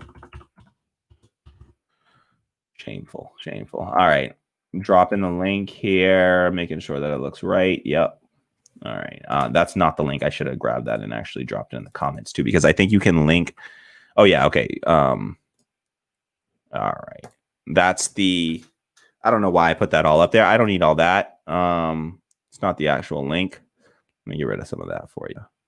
Make it much easier to read. Okay, there we go. All right, there it is. Sorry for that. Sorry about that, folks. Coffee.com/radical democracy. That's how you can tip the show. So drop us a tip there if you can't afford it, and you just want to, you just want to make a little one-time donation, few bucks, whatever it is. It goes so far, and it is deeply appreciated. So sorry for having all these different platforms. In fact, I'm looking at other platforms that are, because I really believe in this movement, I'm trying to find and work with as many worker cooperative platforms, or at least union-based platforms. So I want to, be contributing to, folks that are at the very least bare minimum, union jobs and supporting those sort of workplaces, but trying to look into some more democratic cooperative tools to use in alternatives to things like Patreon, that is a capitalist tool. And so I would like to try to support socialist. Okay. Coffee has a hyphen in it, but I'm pretty sure if you just type in coffee without the hyphen, correct me if I'm wrong, but I think if you type it in without the hyphen, it actually corrects it. So I think they bought both of them and it'll redirect you. So just, I believe so, because I didn't type in the hyphen when I first searched for their website. So, okay. And don't listen to Tammy. It's pronounced coffee, not Kofi. Do not listen to Tammy. She is wrong about that. You can go and verify it. Do not listen to Tammy. She's wrong. You can listen to her about pretty much everything else. She's right about pretty much everything else. But on this, she's wrong. Don't listen to her. It's not Kofi. It's coffee. Okay. All right. All right. Next up, we have Marianne Williamson. Let's check out her bit. For Marianne Williamson, I really had to cut this. I had to cut it short. She had a really long speech. She got about 10 or 15 minutes or so at least. And so I had to cut this short. It's just a clip from it. Check out the full thing at peoplesconvention.org, or if you search it on YouTube, the People's Convention, you'll find Movement for a People's Party have their YouTube channel, and the full video is up there. I'll drop a link in the description box below when I finish, recording the live stream. Okay, so let's check out Marianne Williamson. Just make sure that I'm actually queued. Okay, yep, got it all queued. Okay. Tammy says no hyphen didn't work for her. Okay, the site can't be reached. So okay. Ignore me. I'm stupid. I don't know what I did. So just listen to Tammy. She's right. She's definitely right about this one. I'll fix that up in the banner just because I don't want to continue on with that. Messed up. So that's really stupid of them, and that's, I'm annoyed by Coffee doing that that just makes it harder to search for. So shame on them for doing that. I accept it though. Okay. I guess they didn't want to look like it was Kofi. All right. So coffee.com/radical democracy for tipping, patreon.com/radical democracy if you want to become a contributing member of the show and, do monthly recurring donations to the show. So that's really deeply appreciated as well. Okay. But totally understood if you can't do either, or you have to do one or the other. Totally understood and appreciated. All right, share the stream. If you can't donate, just share it out. Share out, on social media. That's also a massive help to get more viewers, and we have to build the community, grow I keep on bumping this. I'm sorry. Okay, we have to grow. I shifted things around a little bit, and now my whole whatever is out of whack, and so spatial reasoning. I don't know what the hell it's called. Okay. Next up, we have Marianne Williamson, and she was a former Democratic candidate for president. She is she's like Oprah's, I don't even know what or something, but she does spiritual stuff I don't know. I don't know exactly what her background is. I just know that it's something spiritual and for some typically hired by wealthier people, but she's got a good analysis on a lot of left-wing issues. I don't totally agree with her on policy. I prefer Bernie's policies. I supported Bernie in the primary, but I will say that on a personality level and just sort of strategy and rhetoric level, I like Marianne Williamson more than I like anyone post Biden nomination and such. She's been really good about just from all the nominees, I should say. So I like her rhetoric, and she's really critical of the Democratic Party while still saying, I'm going to vote in the Democratic Party this year, but she's supporting movements like this and really pushing on the left. So I am totally a fan of Marianne Williamson. I don't think that she gets enough credit. I think people shit on her unfairly. And, Cornel West, we're going to hear from Cornel West. And I want you to, when you listen to her, try to keep her speech in mind and then compare to Cornel West. I saw somebody I saw Nico House tweet out, saying that Marianne Williamson, saying that she was being wrong on purpose, and that, in that she was just taking the easy choice of this easy binary choice that she was trying to make instead of the difficult principle choice. And I don't like that framing at all. I think it's really condescending and demeaning, and just why do you have to talk like that, as if we know that we're right? We're just 100% sure that we're right, and there's no room for us to potentially be wrong about this or something. And also just not giving your allies, much as you should give your enemies more credit, you know, and not underestimate your enemies. Definitely don't underestimate your allies either, and like don't sell them short and give them the benefit of the doubt. I trust that she's a sincere person who honestly believes that her strategy, you know, which she'll tell you about here, is what she believes is best for the country. I don't doubt that. And so I think that she's being sincere. I think she's being genuine. And I think we agree on most of the issues. And so I'm not going to push away somebody like Marianne Williamson. And I also think that Cornel West speaks in a very similar manner, but he doesn't catch a lot of shit for it. And I think that there's something to say about that. Like, I get it. They like, you know, white women, like it's sort of seen as like this old yoga mom, kind of like, oh, airy, whatever. Like, but like, she speaks about love and she gets criticized. And then Cornel West speaks about love, you know, and like radical love. And everybody just eats it up, including me. And I love it. But I also respect Marianne Williamson when she talks about it. And I think that but I have seen Michael Brooks criticize and say that sometimes he feels like Marianne Williamson, he felt like Marianne Williamson maybe spoke about love without recognizing also like tying it to power and tying love to power. And he has this great quote, Michael Brooks, from when he was actually speaking alongside Cornel West at Harvard. And he talked, and it was a quote from MLK that he was referencing, but he said something, it's like something along the lines of like, love, you know, power without love is like brutal or something like that. And like, love without power is anemic and like ineffective or something like that. So I'm paraphrasing and I'm doing a really poor job at it, but it's just this idea of like power without love or love without power. We need both, right? You need both power and love, and to actually have and we on the left need to recognize there's a gap here where, you know, there's a void of spirituality in the country, and because we're becoming more secular than ever and people are just non-religious, I'm one of them, I'm not religious, and so there's a void there to be filled. People got something from religion that we have to recognize on the left, and there is spirituality does hold some value, and we have to recognize that. And like, if we're gonna be a popular mainstream movement, we're gonna have to bring in people that are Christian and other religion, you know, any whatever, you know,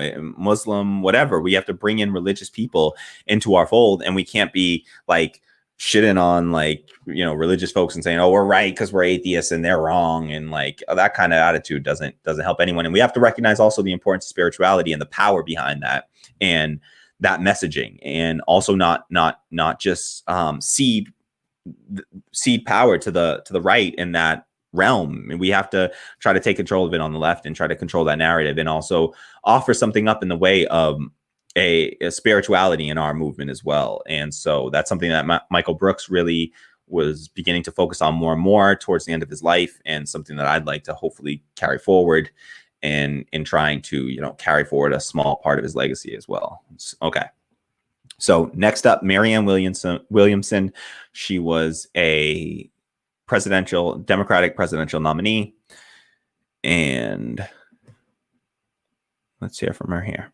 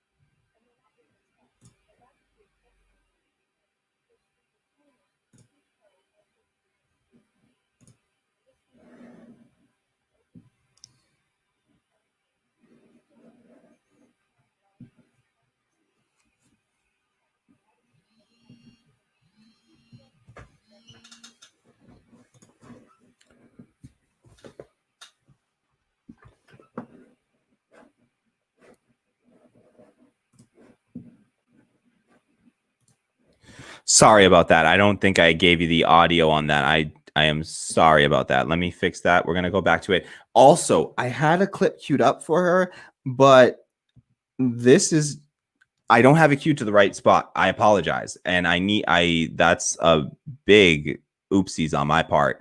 I did have it queued up on one of these tabs, and I've lost it now.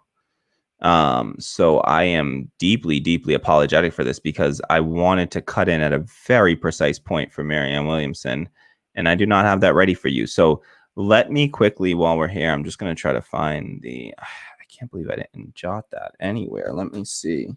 So sorry about that. I only have the stop time and I didn't put my start time, and it's just queued up in the wrong spot. Okay.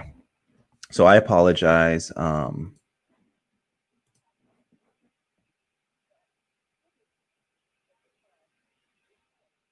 gonna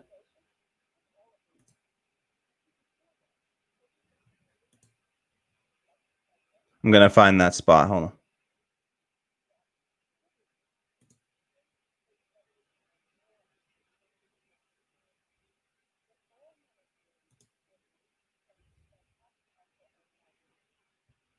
Sorry.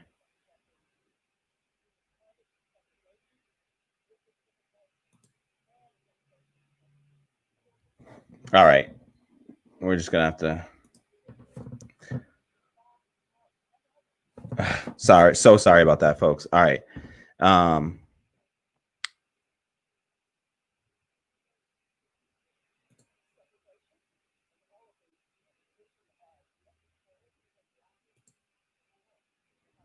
All right.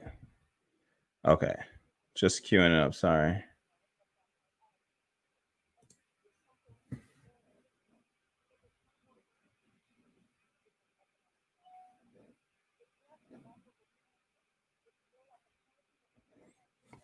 All right.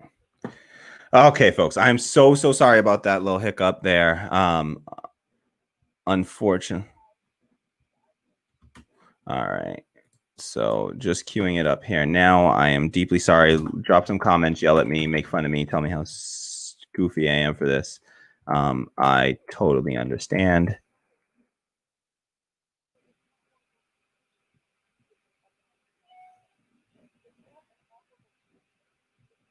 Okay.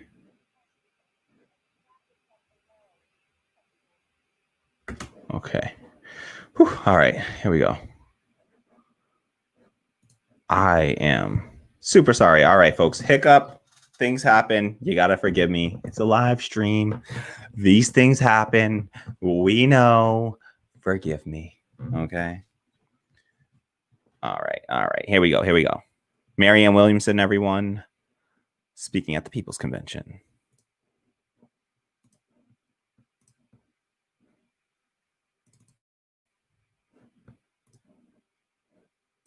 With what happened in trickle-down economics, led by the guys from University of Chicago, although interestingly enough, the main articulator of trickle-down economics, a man named Milton Friedman, himself said, but none of this will work without a universal basic income. Well, the people who promulgated trickle-down economics left that part out, of course. And they said that the US corporation should have no moral or ethical responsibility to people or to planet. Because you see, before then, the social consensus was that it should. You see, before then, it's not like America was ever all good, but I remember a time when the social consensus was that at least we should try. With trickle-down economics, the idea was that all the responsibility of the corporation would be the short-term profits for the stockholder class and all other stakeholders, the workers, the earth itself, the community and the environment, and everything was to accrue to the stockholders. And then they would make so much money that all that money would trickle down and it would lift all boats. After 40 years, we know what happened. It did not lift all boats. As a matter of fact, it left millions of people without even a life vest. It created such a massive transfer of wealth into the hands of 1% as to have completely devastated the middle class in this country. And what it created was a new aristocracy in this country. We have reverted, just like in 1776, we chose democracy over aristocracy. We have reverted to aristocracy. It is now a corporate aristocracy. It is health insurance companies. It is big pharmaceutical companies. It is big oil. It is food companies. It is chemical companies. It is the National Rifle Association, gun manufacturers. And of course, it is the military industrial complex. In 1776, there were enough people who were willing to stand up to aristocracy. And as I said before, it's our turn. Now, if you look at the great social justice movements in our history, such as abolition, such as women's suffrage, third parties were extremely important. Abolition did not emerge from a major party, it emerged from the abolitionist party. Women's suffrage did not emerge from a major political party, it emerged from the women's party. Social Security did not emerge from a major party, it emerged from the Socialist Party. But I say that in complete support of Ryan and Nick in saying that they don't want to think of this as a third party. They want it to be a major party. And I agree with everyone here in saying that if the Democrats don't feel that there's a real alternative to their corporatist agenda, then at this point, with everything we've been through, with what happened to Bernie in 2016, what happened to Bernie this year, and to be honest, what happened to me? I've been there. I know it from the inside. The Republican Party has been so taken over by a corporatist agenda, they don't even pretend that they're not. But the Democratic Party is very interesting, isn't it? It sees all the suffering that is created by a corporatist agenda, and it does, in ways that it can, try to ameliorate the suffering on the periphery. But neither the Democratic Party, any more than the Republican Party, will actually challenge the underlying forces that make all that suffering inevitable. And so when it came to abolition, people knew it was simply time for the people to take it from here. When it came to women's suffrage, it was women who knew, no, we're going to have to step in. When it came to civil rights, Martin Luther King, civil rights movement, it was time for the people to step in. And one more time, it is time for the people to step in. And that's why this party is important. Now, I'm going to vote for Joe Biden. I'm definitely going to vote for Joe Biden. And as has been said here before, everybody has to vote their own conscience. And other people have expressed their opinion about this race. Some people have said to me, oh, Marianne, you think he's going to fix anything? No, actually, I don't think he's going to fix anything. But I think he's going to give us a pause in the action. Because Donald Trump's policies, the state of this country right now, what Donald Trump has done to this country is Donald Trump holding back. You give him a second term, there will be nothing to hold him back. And I agree with Michelle Obama when she said, oh, you think it can't get any worse? Trust me, it can. And just like I said a few minutes ago, I think we should all read up on our American history right now. It would be a good idea to read up about Germany in the 1930s and the 1940s. Okay. So that was Marianne Williamson with some really great analysis and then some slightly controversial, I'm sure, statement of her own position. And so, oops, I gotta get rid of this. I'm not Marianne Williamson, believe it or not. I see the similarity, but yeah, so she said, a little bit, bunch of stuff to unpack there, really. I thought that her analysis of, the state of the Democratic Party and Republican Party and country, I think that she was really pretty much spot on her analysis and just what the ills of this society are right now and the struggles that we have. Where we disagree, and that's probably where there's more interesting things to discuss, is about, and that was first off, I think the point that she made in the beginning, the very beginning of the clip I showed the second time. So the point that she made in the very beginning of the clip was that, Milton Friedman supported a UBI because he said it was the only way that trickle-down economics could work. That should be a warning about universal basic income, right? Is that and that's why I support it as like a stopgap, but I don't think that it is the way that we should necessarily be looking at our future. And if you want to know my position on a universal basic income, Google Richard Wolff, universal basic income, and whatever he believes, that's what I believe. I mean, he says, you know, essentially what I'm saying here, but way smarter, is that it's an okay stopgap, but it is not, it should not be, it should be a means to an end, but not the end for us, because a universal basic income in this system, as it is currently structured, only stands to prop up capitalism, right? If we create a universal basic income inside of a capitalist system, then that just means we're going to be getting money that we are going to spend back into a capitalist system, right? And it's just going to leave all of us with, you know, no sense of purpose or meaning in society, but just simply other than being consumers. And I don't think that consumption should be our, you know, our end goal. And that's not, human beings exist beyond consumption. And so we need to start to, you know, have you know, we can't just fall back on UBI necessarily. We need to recognize some of the dangers of a UBI if you build a UBI in a capitalist system. Also, the type of UBI that Andrew Yang was talking about, not a major fan of that. His UBI required you to give up the other certain other social programs and social welfare programs. I do not think that that's the way to go. I think that you just simply have to add a UBI on top of all the other existing social welfare programs, and then allow people to naturally move away from those other programs as they are, you know, see fit and are comfortable to and capable of moving beyond those other supports. So you can't just give people a universal basic income. If you do that, what you're going to do is you're going to give a stimulus to all the people that are already all set, that don't need social welfare programs. And for everybody already currently on social welfare programs, which are the you know, most marginalized peoples, those folks are going to have to pick and choose. Oh, do I need that you know, whatever personal caregiver, you know, benefit, or, you know, welfare program or whatever, or do I need this universal basic income? Well, if you're already, if the benefits, the social welfare benefits you're already receiving are, say,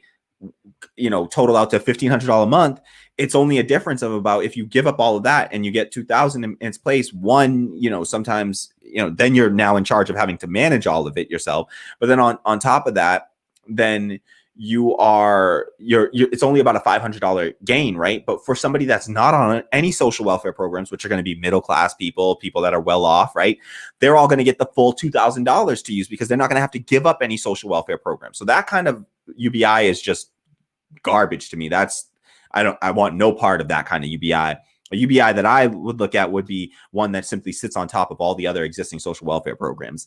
And even then, would be like something like $2,000 a month to every single adult over the age of 16. I think that that's a fair amount. And we just see that that's sort of needed right now, and just to keep the economy propped up as it is. And so, but just something that when the most staunchest capitalists are in favor of a program, we should certainly double check it and just reevaluate our support for something like that. Again, just making sure that we're being careful. I'm not saying don't support UBI or that UBI is bad. I'm simply saying we have to be cognizant of our support for it and the pitfalls and the traps that we could fall into. We got to try to have foresight so we don't let other people get, you know, suffer or be damaged by a policy we think is going to improve people's lives. We should try to be certain about that. And so that was fine. The part that I really disagree with her, the part that I disagree with her about, is the bit at the end that she says that she's voting for Biden, which is fine, you know, whatever. She says she's voting for Biden. She was honest about it. She said he won't fix anything, quote, he won't fix anything. She says she doesn't believe that. She's not like naive or anything like that. She doesn't believe that Biden is going to fix anything. She says she simply believes that he will pause the situation as it is. She also used the rhetoric of saying, like, that for one, she said, like, she said that Trump was like, you know, she quoted Michelle Obama and it can get worse. You know, if you think it can't get worse, it can. And that whole thing is like, yeah, of course. Of course. I don't believe that it can't. I'm not one of these people who don't think it can get worse. I know it can get worse. That's my biggest issue, and my concern with voting for Joe Biden, and particularly or Donald Trump, is that it could lead to things just getting worse. And that's my estimate, is that a Joe Biden presidency is going to empower Kamala Harris, and she is going to be a formidable opponent now in 2024 for any actual progressive that wants to, challenge her. And all of a sudden she's going to be getting ascended into the, she's just going to be getting propped up and ascended into the nomination. And so we have to be really careful, because by empowering Joe Biden, we are empowering his vice president and the next neoliberal era and regime. And so I always have to weigh those two things, this idea of pausing versus this idea of well, maybe we're just not just deferring harm, but we're not just reducing harm, but we're simply deferring it with interest. And it's going to be even worse the next time around. I don't think that some of these people believe that it can get worse, because I don't think that some of these people, I don't think they think that there's anything worse than Trump. I think that some folks, liberals mostly, believe that there's nothing worse than Trump, that Trump is just the worst it can get. And I see examples right now that are worse than Trump. Right now today, Tom Cotton, worse than Trump.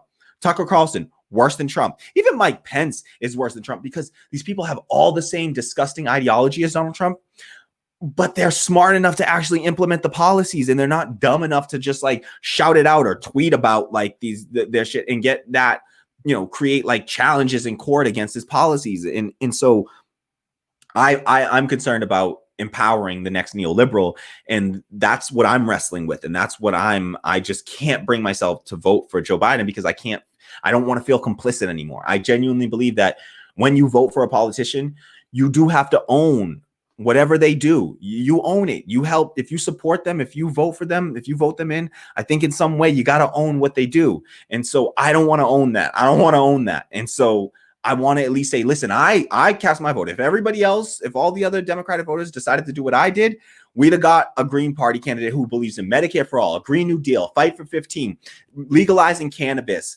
housing as a human right. These are things that Howie Hawkins, Angela Walker, they have my vote because they support the policies that I believe in. They hold the same values, and they actually represent those values. And so that's where I am. Now, she also said she also said that she's using the rhetoric of Trump, comparing him to Hitler and Nazi Germany. And I just think that that's a bit reckless, to be honest. We got 4 years of it, right? And it wasn't Hitler Germany. Let's be real. It's not that. I mean, there's some comparisons to be made. We definitely have concentration camps for people at our southern border. There are concentration camps, nothing on the scale. I mean, it's terrible, and it's awful. It's awful, and it's horrific, and I hate it, and I want to do everything I can to stop it. But let's not be, let's not over exaggerate where it's unnecessary, because then we lose credibility when we do things like that. And so I don't think that Trump is on a scale of Hitler. And I also don't think Trump is some mastermind or some dude with some immense patience who has been holding back for 4 years. And we're going to see the real Trump and what he really wanted to do for the next 4 years. Let's not give this moron credit that he doesn't deserve. He's not a super genius. He's not a genius. He's not even an intelligent human being. And he's not fully cognitively, he doesn't have his full cognitive capacity, I think, any longer. Same for Joe Biden. And so let's not lie about it. Let's not exaggerate that either, because then that gets us to a position where we're just we're exaggerating the real dangers there. And it's not based in reality, in my opinion. Let's see who's right? If Donald Trump wins, which Joe Biden is opening up the door for Donald Trump to win this next election, based on recent polling, Joe Biden is doing worse than Hillary Clinton at this very point in the election. Joe Biden is doing worse than Hillary Clinton in the battleground states. So, and the polls keep tightening and tightening and tightening. Every poll that comes out, they got the RNC got a bump. There was no bump out of the DNC because it was completely uninspirational. And then just filled with platitudes and nonsense. And then you get and the RNC is just total garbage. But so I just think, be careful with giving Trump more credit than he deserves. He's nobody's mastermind. He's no secret genius, plotting and planning what he's going to do next. And he's just waited 4 years. And then we're going to see the real Trump come out after 4 years. He's been really holding back. Nothing that he's done has looked like holding back in any way. Let's say that first off.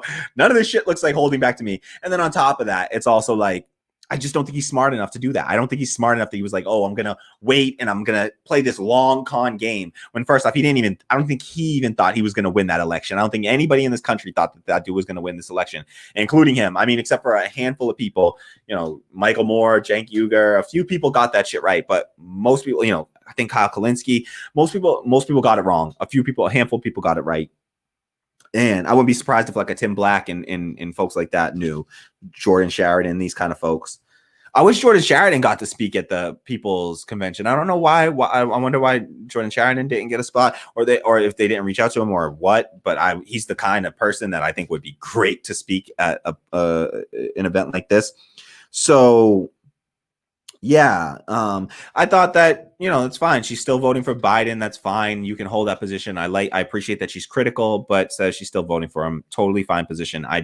What I can't stand is the people that try to sell us this fake reality and try to lie to us, piss on our leg and tell us it's raining, where they're like, oh no, Joe Biden's wonderful. And or like Ava DuVernay, who came out after producing the movie and directing the movie 13th about 13th Amendment and prison labor and slave labor and mass incarceration.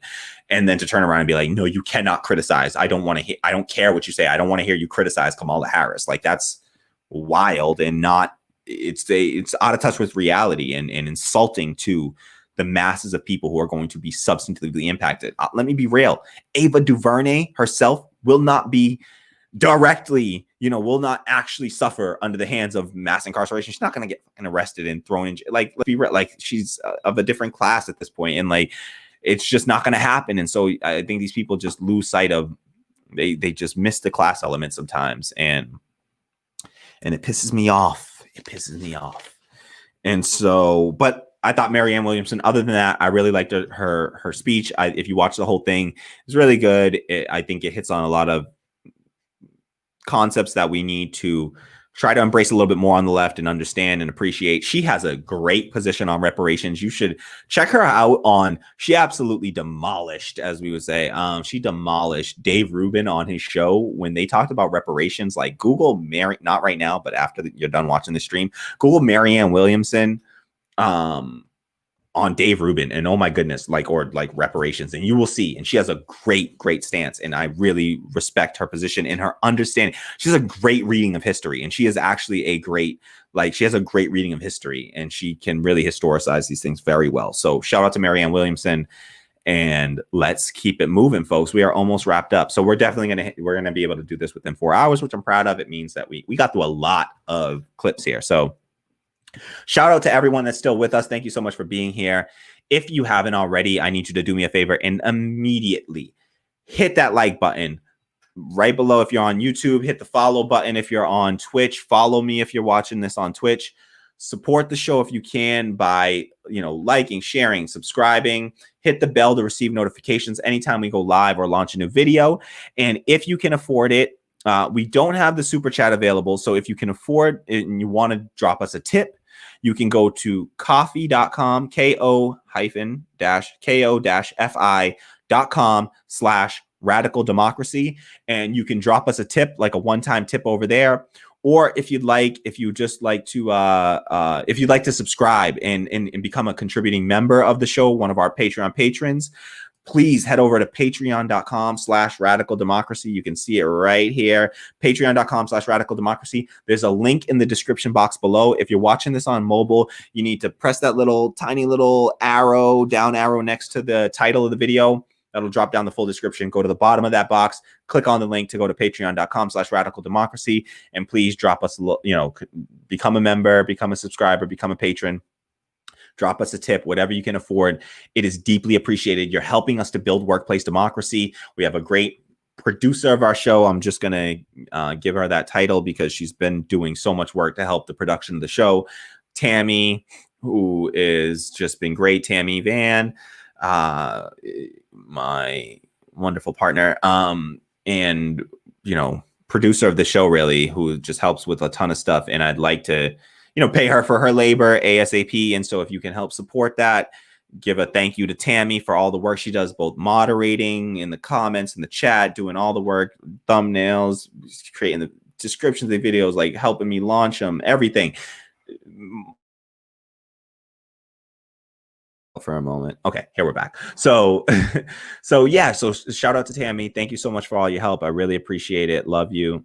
And if you would like to support Tammy and her labor, please head over and become a Patreon, patreon.com/radical democracy. One thing that we were able to do now, thanks to our patrons, thank you so much to the patrons, we've been able to upgrade our subscription to StreamYard, which is the streaming service we use to do these live streams, and it gives us access to 1080p if your bandwidth can handle it. This should be broadcasting in 1080p, although you know what? I don't know that I set the setting on that beforehand. So there is some chance that we're actually, oopsies, not broadcasting this in 1080p. Shame on me. I will fix that next time. Okay, it does look like it is. Okay, it does look like it's full high def, 1080p. Okay, good. So I just checked it real quick. Looks like it is. If your bandwidth can handle it, you should be able to view this in 1080p. And so we got that. We're able to stream longer, and we're able to stream to more platforms simultaneously. So thank you so much to our Patreon patrons. You're literally helping the show to grow. I promised you that, and I will try to get you more transparency and what those contributions are helping to provide on the show.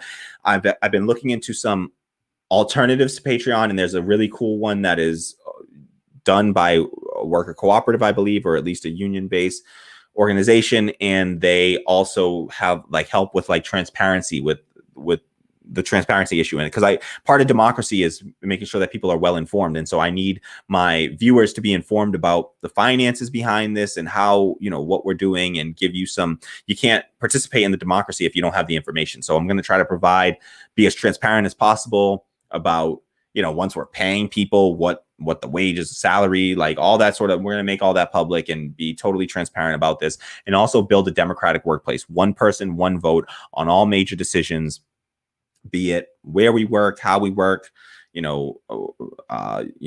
what we use to work, the tools and that sort of thing, and also what we do with the profits of our labor. And so we will all decide that together democratically, both, you know, as a group of workers, as well as trying to incorporate the community at large wherever we can. And so thank you so much to everyone that supports us. I'll do a quick peek on Coffee and on Patreon just to see if we got any new subscribers. Shout out to FL for shout out to FL for their tip on coffee. Really appreciate that. So thank you so much to FL for our first tip on coffee, actually. So thank you so much. You are a pioneer. Okay, my friend, you are a pioneer. Thank you so much to all of our supporters. Okay, let me check on the comments. I see that we have a new commenter and a new subscriber. Looks like Marcus. Please correct me. I'm effing that up, and I am so sorry. So F Marcus or Marquez, please tell me the pronunciation in the comments in the chat, and I will pronounce it right for you next time. I promise.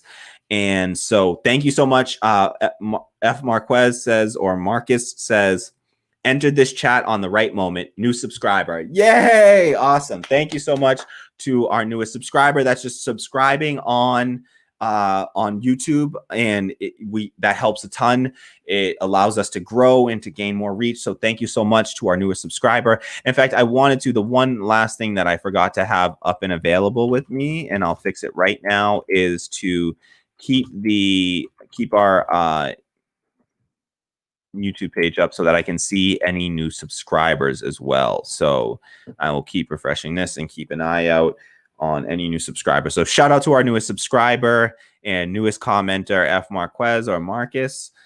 Huge shout out. Thank you so much for being with us. We really appreciate it. We love to have new folks in the chat. And so please leave your thoughts, comments in the chat here. I really love to hear from you, and we will read out what we can. So thank you so much. Welcome aboard. As our moderator and producer, Tammy, says, awesome. Welcome aboard. So thank you so much. And again, just one more time to all who can, please support the show. Patreon.com/radical democracy. Help the show to exist, please. All right. Next up. Whew, I am excited for this one. I am so excited for this one. This is, I don't think I don't know that before, I did it at the beginning of the stream. I shared a short clip of Cornel West, but I don't think that I've actually shared a clip of Cornel West, like a full clip of Cornel West on my show yet, which is madness because he's literally like my favorite person in the world besides Tammy, of course. My favorite person like in the world on this planet. And I really do believe that he is the greatest, public intellectual of our time. I think it's Cornel West, Noam Chomsky, Richard Wolff, Chris Hedges, they're all up there. I'm gonna miss others. I do every time. Dr. Harriet Fraud is up there as well for me. But I just believe that these are he's a massively important voice and someone that is literally, his legacy that he will leave behind is that of a Martin Luther King, Malcolm X, a W.E. Du Bois, or James Baldwin, and what he's done to advance human rights in this country. And he's done it in a way that is unique in recognizing the shared humanity of all peoples everywhere, and to never lose sight of that. And I think there are some folks that have, James Baldwin, I would say, is probably another that, never lost sight of that and really centered marginalized people, across the world. And so next up, let's hear from Cornel West. This is his speech at the People's Convention. He doesn't need much of an introduction. He's a Harvard professor. I think he may also teach at the New School sometimes, but I apologize. That could be incorrect. But he is a professor at Harvard, I believe, and I don't need to introduce Dr. Cornel West. So without further ado, we're going to hear from Dr. Cornel West. For this, I'm playing the entire clip. If you're watching this after the fact or you're not watching live right now, feel free to speed it up a little bit. You can play it at 1.5 times, up to 1.5 times, but you just get the real impact of it when you just play it at a regular speed. And this is worth listening to. So we're going to hear Cornel West full clip. It's about 10 minutes. So bear with me. If you got to go grab a drink or something, you feel free to pause, come back, whatever you got to do. But watch this clip. If you're watching this, watch this clip. Listen to Cornel West speak. When he speaks, we should listen. So let me just get this queued up, and then we will let Dr. West take it from there. All right.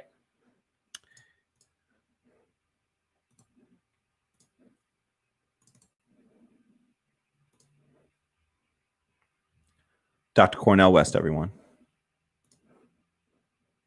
Well, let me first begin by saluting you, my dear brother Nick. Who would have thought 3 years ago when we met in Washington, D.C., that you would be able to spearhead, you and Ryan and the others, and allow us to be a part of this magnificent moment, generating the kind of momentum and movement in order to transform the American empire into a more democratic space. Alongside the marvelous militancy of a moral and spiritual and political nature on the streets in the last few months, these 4.5 hours that I've been blessed to listen to every minute has been such a magnificent inspiration, because that's very much what we need. And by inspiration, I don't mean just abstract projection. I mean enactment and embodiment of examples of people who have integrity, honesty, decency, courage. And that's what we heard in every voice going back to 4 o'clock. And I come from a tradition of people, Black people, the grand people, producing a great tradition in which the anthem is lift every voice, not the echoes of the neo-fascist wing of the ruling class, the Republican Party, the neoliberal ruling class, the neoliberal wing of the ruling class, the Democratic Party. No, that's the echo chamber. That's what we saw in those conventions, with their talking points, with their superficial spectacle. But no, I come from a people who believe in the funk. Allow your voice to be heard from the deepest levels and corners of the dark corner of your soul, that such that you will engage in a genuine quest for truth. And the condition of truth is always to allow suffering to speak. Everybody's suffering, no matter what color, no matter what gender, sexual orientation, no matter what national identity, and then connected to a love of beauty. And beauty is always something we grasp for in the face of terror, as Rilke taught us. And then, of course, the quest for good and wrestling with evil. And then for some of us, it's even a quest for God in the face of so many demonic and devilish forces that are shot through not just our structures and institutions, but shot through our very souls and hearts. 57 years and 3 days ago, the greatest public intellectual in the history of the American empire died in Ghana. His name was W.E.B. Du Bois. And that next morning, young brother Martin Luther King told America about a dream that he had, which was not the American dream, but a dream rooted in the American dream, and has everything to do with the movement for People's Party. Because what we're talking about here is a people who muster the wherewithal, who have not just the courage, but the fortitude to fructify. And by fructify, I mean to generate the fruits of truth telling, to generate the truth of justice seeking, to generate the truth of kindness and sweetness and gentleness in how we relate to each other, but with a steel spine when it comes to bearing witness in the face of oppression. That's why Du Bois raised the 4 questions. What does integrity do in the face of oppression? Oh, here's the people's movement and the People's Party. What does honesty do in the face of deception? Here is the People's Party at its best. What does decency do in the face of insult and assault? What does courage do in the face of brute force? We are living in a moment of massive imperial meltdown, spiritual breakdown, and we need prophetic fight back. And the People's Party is a prophetic fight back that, like Du Bois, believes in multiracial, multi-gender, multi-sexual orientational, multi-binary and non-binary sexual sensibilities and orientations, a solidarity with those Frantz Fanon called the wretched of the earth, that can tell the truth about America, both its best and its worth. Because let us never forget, each and every one of us come out of various families, communities, and traditions, so we have to be true for where we come from. And I come from a people who have been on intimate terms with catastrophe. So the ecological catastrophe impending, the nuclear catastrophe that we don't like to talk about with the gangsters in Russia and the gangsters in the United States and the gangsters in other ruling elites that have the possibility of pushing buttons and blowing us all up.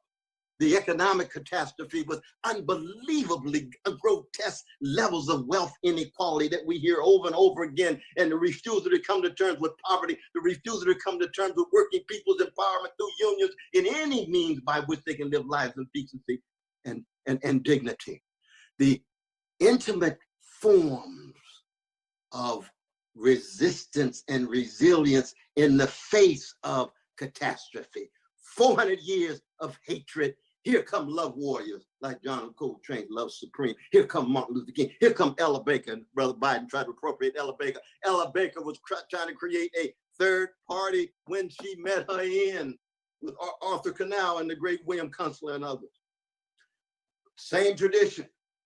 In the face of trauma for 400 years, here comes healing. Not just Aretha Franklin, not just Erykah Badu, not just Kendrick Lamar, but a whole wave of voices in churches, in mosques, in synagogues, secular forms, trying to heal folk, to empower folk. Why? Because just like our moment, we all wonder. This is Marcus Garvey's question.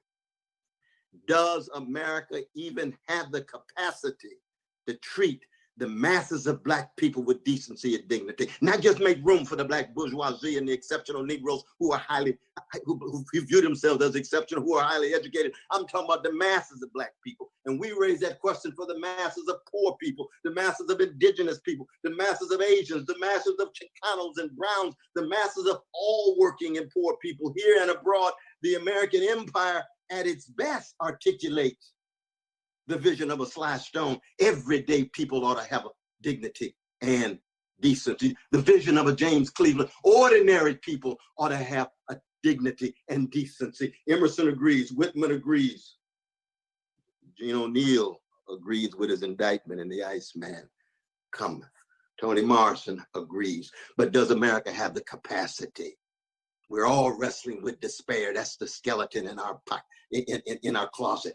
We're living in a fascist moment, escalating, crystallizing, consolidating, solidifying. And that's the worst of America. Here comes the People's Party. Let us listen to what Edward Said has to say about precious Palestinian brothers and sisters that never loses sight of the humanity of Jewish brothers and sisters, understands the 2,000 years of Jewish humanity being trashed and hated, and yet even our Jewish brothers and sisters in their right-wing forms have the capacity to dominate and occupy other people. Yes, they're human beings just like anybody else. That has a spiritual component to it and a moral element to it, but it's political in bringing all of us together. Can we listen to Dorothy Day? Can we listen to Cesar Chavez? Can we listen to Ward Churchill? Can we listen to all of our voices, Grace Boggs and others, the best of who we are as a species, as a nation, as an imperial experiment, as an imperial democracy? And yet, as my dear sister Marianne said, recognize that there's the best in America that has always understood that if our lives matter, if Black lives matter, we're going to have to make sure that democratic practices and orientations and means of being in the world are reproduced and expanded. If any lives matter, you're going to have major radical democracy. But can you have radical democracy in America without empire, without white supremacy, without male supremacy, without transphobia, without homophobia, without losing sight of the humanity of Muslims and Jews and Arabs? It's an unanswered question. We just don't know. And let's just be honest about it. There's nothing wrong with wrestling with despair the way Jacob wrestled with despair in the 32nd chapter of Genesis. But we can come up with a new name. God restless, with deep wounds, with deep hurts, with new energies. That's where we are now, right on the edge of the cliff, with the neo-fascist gangster in the White House and the milquetoast neoliberals who still vote for his military budget over and over again. AFRICOM expands in Africa. The same ugly policies in Latin America. We've talked about the Middle East. We don't have time to talk about Asia, but that's very important too, with China and all of their forms of domination. What a time to be alive, pandemic and all. And yet, here comes the People's Party. Here comes that same radical democratic tradition that embraces us all. And I come in from the chocolate side of the empire and say, I'm bringing Curtis Mayfield with me. I'm going to bring Sam Cooke with me and Nina Simone with me. Why? Because they provide a structure of feeling and value that provides a ground for a prophetic fight back in the face of this empire collapsing and in the face of the possible regeneration and reawakening of it.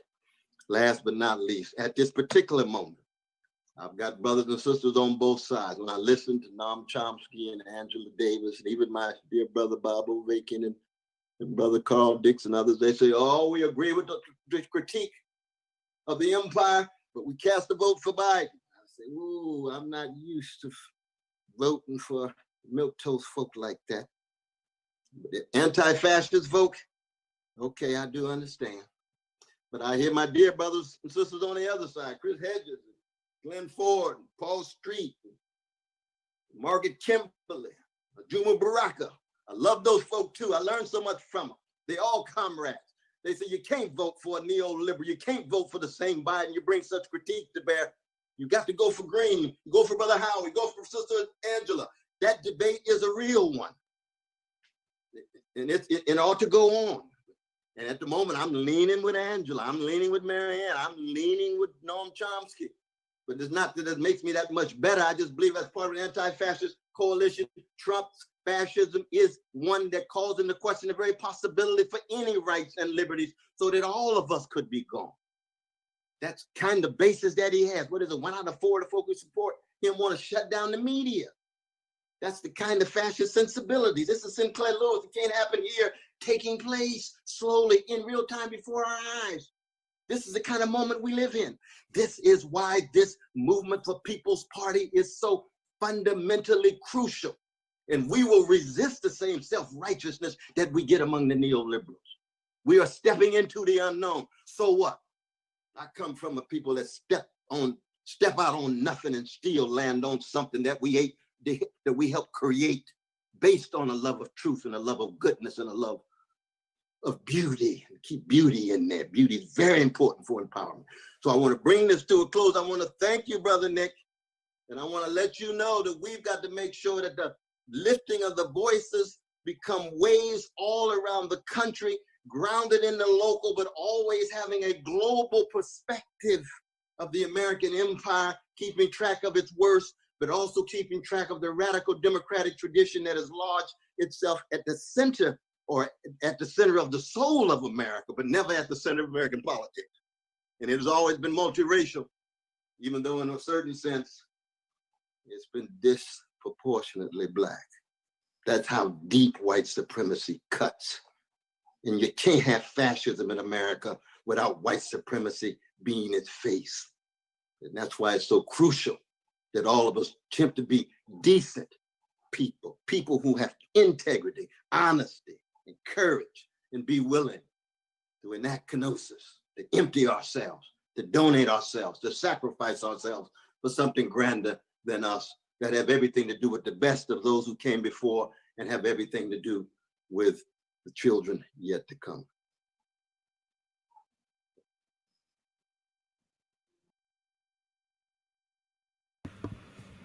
Whoa. Okay. So,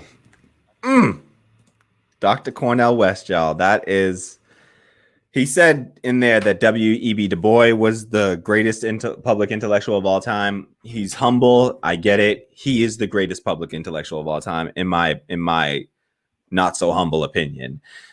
But still respect his opinion there. And so that was a cool little, he's so great at historicizing. And so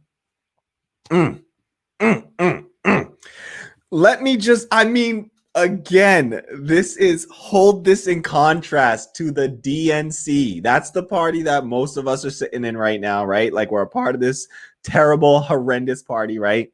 And like, compare just that 10 minutes to the entirety of the DNC. And look at that.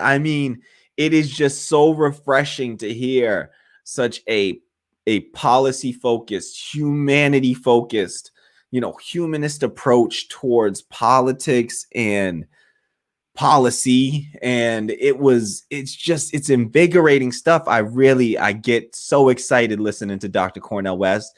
And this time is no exception. He is a powerful speaker and just a clarion voice, really, on the left. And so I would like to, bring his voice into the conversation as often as possible. So what to say about that? It's hard to follow up after, after Dr. Cornel West speaks. It's really hard to speak after that. So, one cool thing that he pointed out was that the day after W.E.B. Du Bois died, that MLK gave the I Have a Dream speech. Did not know that. Just random cool little point of history. I was not aware that was the case. I didn't even, honestly, I'm still working on my reading of history and trying to do more and more and delve into that. I have a weird educational path that I followed, and I just didn't get that sort of learning about the American history. I went to high school in Jamaica, so I was learning more about Jamaican history than about American history for some of those formative years of my life. And so I haven't done enough to, I still need to do more. And I try to learn my history as best I can. I've got Howard Zinn's book here, The People's History of the United States, which is, I consider, just an amazing resource. It's almost textbook-like. It's hard. It's not, though, honestly. It's a good you can read it from start to finish. It's an amazing read. And so I've only read through the first 2 chapters of it so far. And so I'm trying to get a good read of history in a left-wing from a left-wing perspective. And so, yeah, Howard Zinn is great for that. People's History of America, if anyone's not familiar, just the first chapter will blow your mind. So yeah, he talked about the spectacle of the DNC and RNC. I thought that was great. There's just talking about that spectacle of, it's all just spectacle and platitudes and spectacle and not substance. There's no substance to these things. It's fair mongering from the Republicans. Oh, Joe Biden's a crazy Marxist, Leninist, Stalinist, socialist who's going to come over. That we're going to do, executions in Central Park. They're going to, crazy radical left wing. It's just BS and nobody buys it. Everybody sees what Joe Biden is. I literally feel at this point that the two parties are fighting to see not who can win, but who can lose. Like, they're competing to lose right now. It's like, who can do worse is really what and I think that this is an experiment in their opinion, from them, to see how far they can push the American people before we push back. Like, how far can they push us? How much of our labor, the surplus of our labor, can they extract from us before we stand up and decide we want to take it back and take it for ourselves and leave it in the hands of the people who actually produce that surplus. So yeah, I mean, I love, he talks about beauty, kindness, love, gentleness, integrity, courage. I mean, it's just these concepts that he gives so much power to these already powerful concepts. And I love when he talks about letting, allow suffering to speak. That is, revolution is, you must allow suffering to speak. That's how you bring truth to bear. You have to allow suffering to speak. And that means, and that's what I think was happening in this convention, in the People's Convention. I think this was the first convention that we got to see in a long time where they they allowed the suffering to speak. They allowed the people that are closest to the pain, they allowed people actually close to the pain to speak. And they did, and they didn't filter them, and they didn't force them to do it scripted, and they were allowed to speak. And it was beautiful. A few other things that he talked about. I love when he said he's from the chocolate side of the empire. I love him when he manages to just weave in a little bit of the humor, and just the way that he writes and speaks is beautiful. If you haven't read any Cornel West, I highly recommend you do so. I got his book, Democracy Matters. I've read Race Matters, and I've read the book Black Prophetic Fire was like the first book I've read start to finish, like in the last 5 years. Sadly, I did about a year ago, and I hadn't read a full book start to finish in 5+ years since before then. So that was really cool. I just thought that was hilarious. I really like that. He speaks on the issues of radical democracy. I love the shout out to radical democracy. And I honestly, Cornel West is who I took the term from. He uses that constantly. He's my greatest inspiration.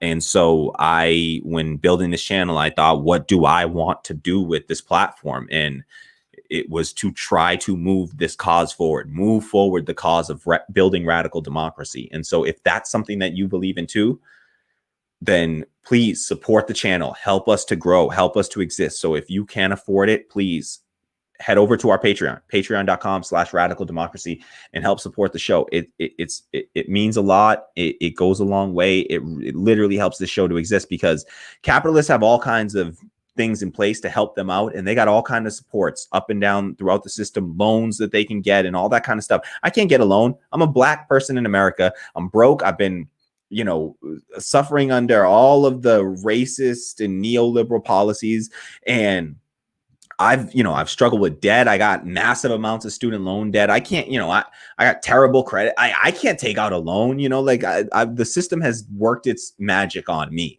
And so this is my fight back. This is my way of contributing to this cause and actually trying to bring about a post-capitalist society. And so if you are interested in that and would like to support independent Black media or a democratic, radical democracy and democracy in the workplace, then please head over to our Patreon, patreon.com/radical democracy. I am working on getting a non-capitalist platform that we can use. So more on that soon, but for now we're stuck on Patreon on this capitalist platform. Unfortunately, we're turning to like, essentially Michael Brooks said, we're like Uber drivers. We're held to, we're at the whim of these app developers. And so in these tech companies. And so if they decide to change the rules or charge more, most of us wouldn't have we have no say in it. We have no democratic say in it, and we wouldn't have much of a choice otherwise. And so I want to support other democratic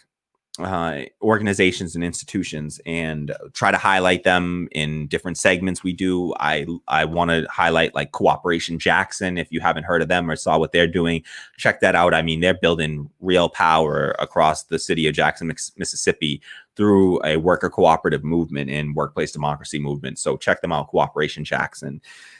What else? Oh, I mean, I thought the other thing, the last point I'll probably make is, he gave a shout out to Marcus Garvey, who is the Jamaican national who came to America, was trying to fight for the repatriation, bringing Black people back to, Black people reclaiming Africa and going back. But, so whatever, Marcus Garvey, he's a national figure in Jamaica and somebody that we don't learn about in American history here, but he is a figure in American and U.S. history. And so I love when he gets that recognition from folks, especially like Cornel West. So he just talked about how he gave that quote about like, does America even have the capacity to treat Black people with dignity? And Cornel West extended it out to, do they have the capacity to treat Latino people, indigenous people,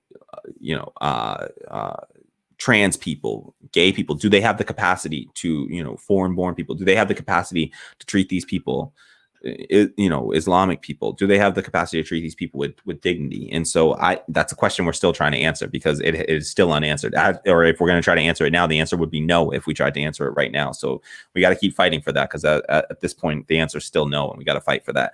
My last point on the Cornel West clip is just the fact that he said, and this is what he's so good at doing, he's so good at it, is to say what he says, make these amazing points, defend his ideology and his principles, but then also say like, listen, trying to tie it all together and maintain unity on the left. He says, listen, I love people on both sides of this argument. And he says he's leaning Biden, he's leaning in that direction, but even Cornel West does not have his mind made up on this issue. And he says, he loved folks on both sides of the Biden third party debate. He also said it's a debate that ought to go on. So this is what we're doing here, right? We're having that debate out, and the debate ought to go on. And here's Cornel, that's Cornel West saying that debate ought to go on. And who am I to, argue with Cornel West? I agree. I think that debate ought to go on. And so that's why we got to have that debate out, and we got to do it respectfully and respectful of one another and understanding the positions that everyone's coming from, and that we're all trying to do our best. I think pretty much the vast majority of people, I truly believe, are trying to do their best with what they have. And they're just given a set of tools in the system and based on their environment, and they just make the best out of what they're given. And so I genuinely believe that everybody is trying to do their honest best. And for the most people, I mean, some people are malicious and just a greedy piece of shit and just want to exploit and take from other people and are happy to do that. Sure. I just don't think that that's the majority in any way. I think it's a very tiny minority of people. It's just, unfortunately, the system selects out those people and elevates them to the top so that they can exploit others. And that's considered successful. Your success in the capitalist system is a reflection of your ability to exploit others. So that's all that means to me. If you're successful in a capitalist system, great for you. You're really good at exploiting people. Golf clap. I don't give a fuck. Like, it doesn't interest me. It's not success in my book. It's why I have very little, room and bandwidth for the idea of celebrity. I just don't give a fuck about celebrity in a capitalist system. You're just, propping people up in this system does nothing but prop up the system. So yeah, I thought that he also said the debate ought to go on, and it doesn't make him better. He says, it doesn't make me better because I'm choosing to vote for Biden. And people need to recognize that as well. There's a lot of vote shaming going on both sides, but let's be real, it really comes more so from the liberals than anyone. Vote shaming, telling leftists, staunch leftists that they're somehow it's their fault, Trump's their fault. Oh, you might as well cast a vote for Trump. And I've been told that on social media and elsewhere. It's really gross. It's not a way to convince anyone, as What Up America said earlier. It's just not a good way to try to convince people. Don't vote shame. Do better than that, folks. So, all right, let's get to our last clip. We're almost at the 4-hour mark, but luckily, because we upgraded to the new version of StreamYard, we'll be able to still upload the full clip. Obviously, I will be clipping this up and cutting these into smaller clips, and we will, so I'll release all the small clips of each speaker as well. So that will take a while. This is a 4-hour stream. It'll probably take me like 2 days to do it. That's why we need to, if you want to help me get a full-time producer in here, you got to support the show. So that will help us we'll get there eventually. We will. If you can't support, or if you already have, then, thank you. And also just share this out, because maybe you'll share it with somebody who can support. So, please and thank you. So thank you to all the comrades. All right. Let's keep it moving.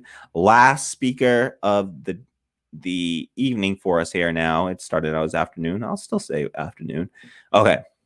4 o'clock Eastern. Did I make that up? Yeah. Okay. All right. So last speaker of the afternoon here for us is Nina Turner. She wrapped up the convention. Actually, they ended with Sister Nina Turner, Senator Nina Turner. She's the state senator from Ohio. And as she says, when you say her name, put some respect on it. Senator Nina Turner, SNT. So this is another great, I don't think there are many people that we can consider Black leaders, but if there are, she's one of them. And she is a great leader on the left. And I can't shower her with enough praise. I've had the pleasure of watching her speak in person. I went to a really small event when Bernie launched the Burn app, and he launched it was essentially him kicking off sort of the volunteer campaign. And when he did that, he held this small event in Cambridge, Massachusetts. And I got to go there and hear Bernie speak. I mean, there's a video still on YouTube, and I got to sit there and watch, from less than 10 feet away, like Bernie Sanders speak. It was a really small, room. It was just a tiny room, and he's speaking, and Nina Turner's there.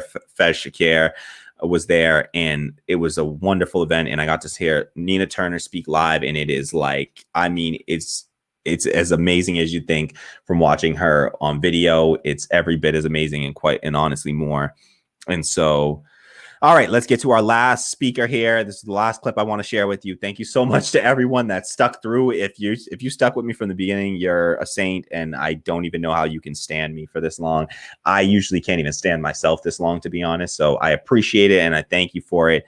And if you haven't already, please do me a favor, subscribe if you haven't already. I see we have a new subscriber. Shout out. I hope it's okay that I shout you out to my new subscriber since it's public. On YouTube, we have a new subscriber, Kathleen Looney. Shout out to Kathleen Looney for subscribing. Thank you so much, Kathleen. Really appreciate it. And also, we have a new subscriber on Twitch, Oshi Fancy. So thank you so much, Oshi Fancy, for following on Twitch as well. Our first follower on Twitch, actually. So I just created the Twitch profile today, so that we can stream to Twitch as well, just because, multiple platforms, and don't want to put all my eggs in one basket, and who knows what. And maybe there's some folks on Twitch that aren't on YouTube that we can reach. So just broadening the reach and expanding the show as we can. And so again, this is what you do this is what we're able to do because of the support and your support, really. So thank you so much to everyone who's supporting the show, and to everyone who's watching. Not enough people have liked this stream so far. So if you're watching this and you haven't liked and subscribed, I'm mad at you right now. Okay. You better fix that. Okay, buddy. You better fix that. Better go like and subscribe. All right. Cool. Sorry. All right. I'll try not to be, but I have to be annoying about this stuff because we need to grow, right? The channel has to grow. And so the only way we grow is if I keep on annoyingly reminding folks that we got to grow, and I need your help. I need your support to grow. Okay. Let's get to the last clip. Nina Turner. Sister Nina Turner. All right. Queuing it on up. And for Nina Turner, I'm going to actually play 2 clips of hers. I'm not going to play the full clip because I know we're getting short on time here. So I'm not going to play the full clip, but I am going to play 2 clips of hers. Play the start of her clip all the way through. She's going to read this poem And we'll listen to that, and then we're going to listen to a second clip of hers where she just sort of ties it all together, connects it to the People's Convention, and we'll hear that as well. And so with no further ado, let me get that going here.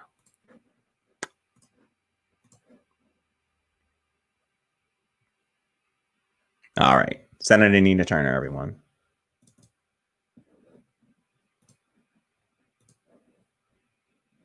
Is the national co-chair of Bernie 2020 presidential campaign. She was. She's hosted the Hello Somebody podcast, former president of Our Revolution.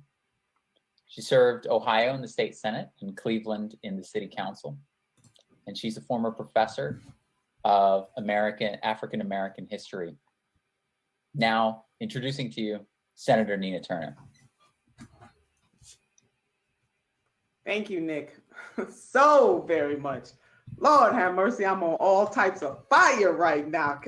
I just want to take a moment, in the Black church tradition, and Dr. West, you're going to pick up on this real, let the redeemed of the Lord say so. This has been a redeeming, hello somebody, this has been a redeeming afternoon through the evening here on the East Coast. As Dr. West said, from the beginning of this People's Convention to this very moment, different voices have been able to be lifted up. Salute to you, Brother Nick, to the sisters who helped you put this on, to Brother Ryan.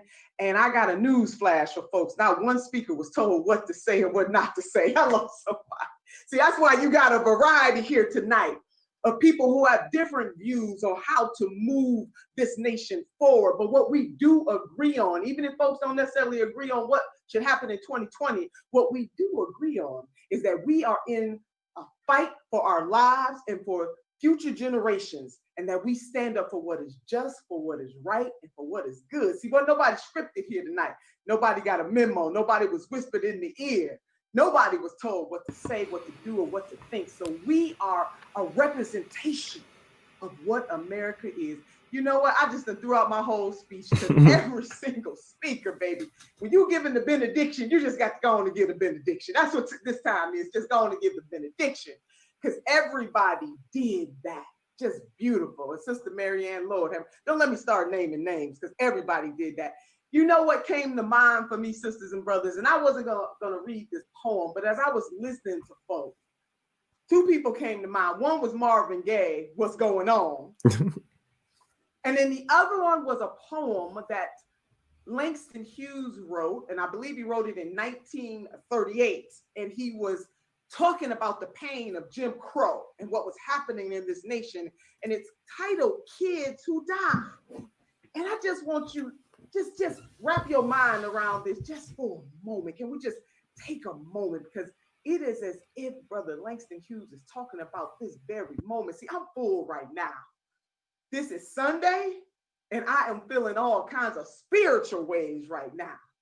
Kids who die. This is for the kids who die. Black and white, for kids will die, certainly. The old and the rich will live on a while, as always, eating blood and gold, letting kids die.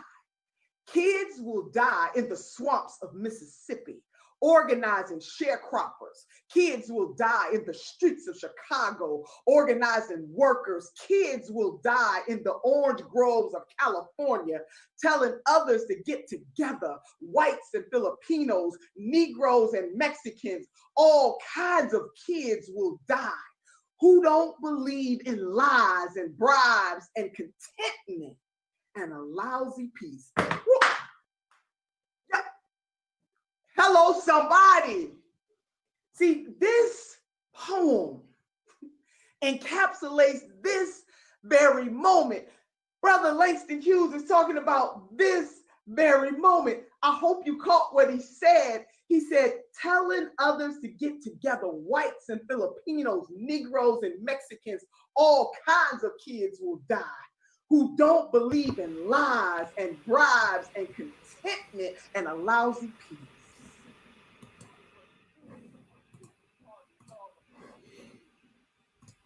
She goes on to say there that that's what the movement for a People's Party is all about. Sorry, I cut that clip a little short, a second too short. But yeah, that was, woo, I mean, right out of the gate. That's what you get with Nina Turner, right? She does not hold back. She does not mess around.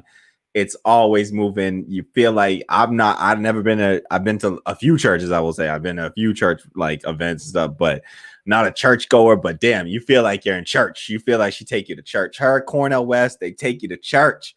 I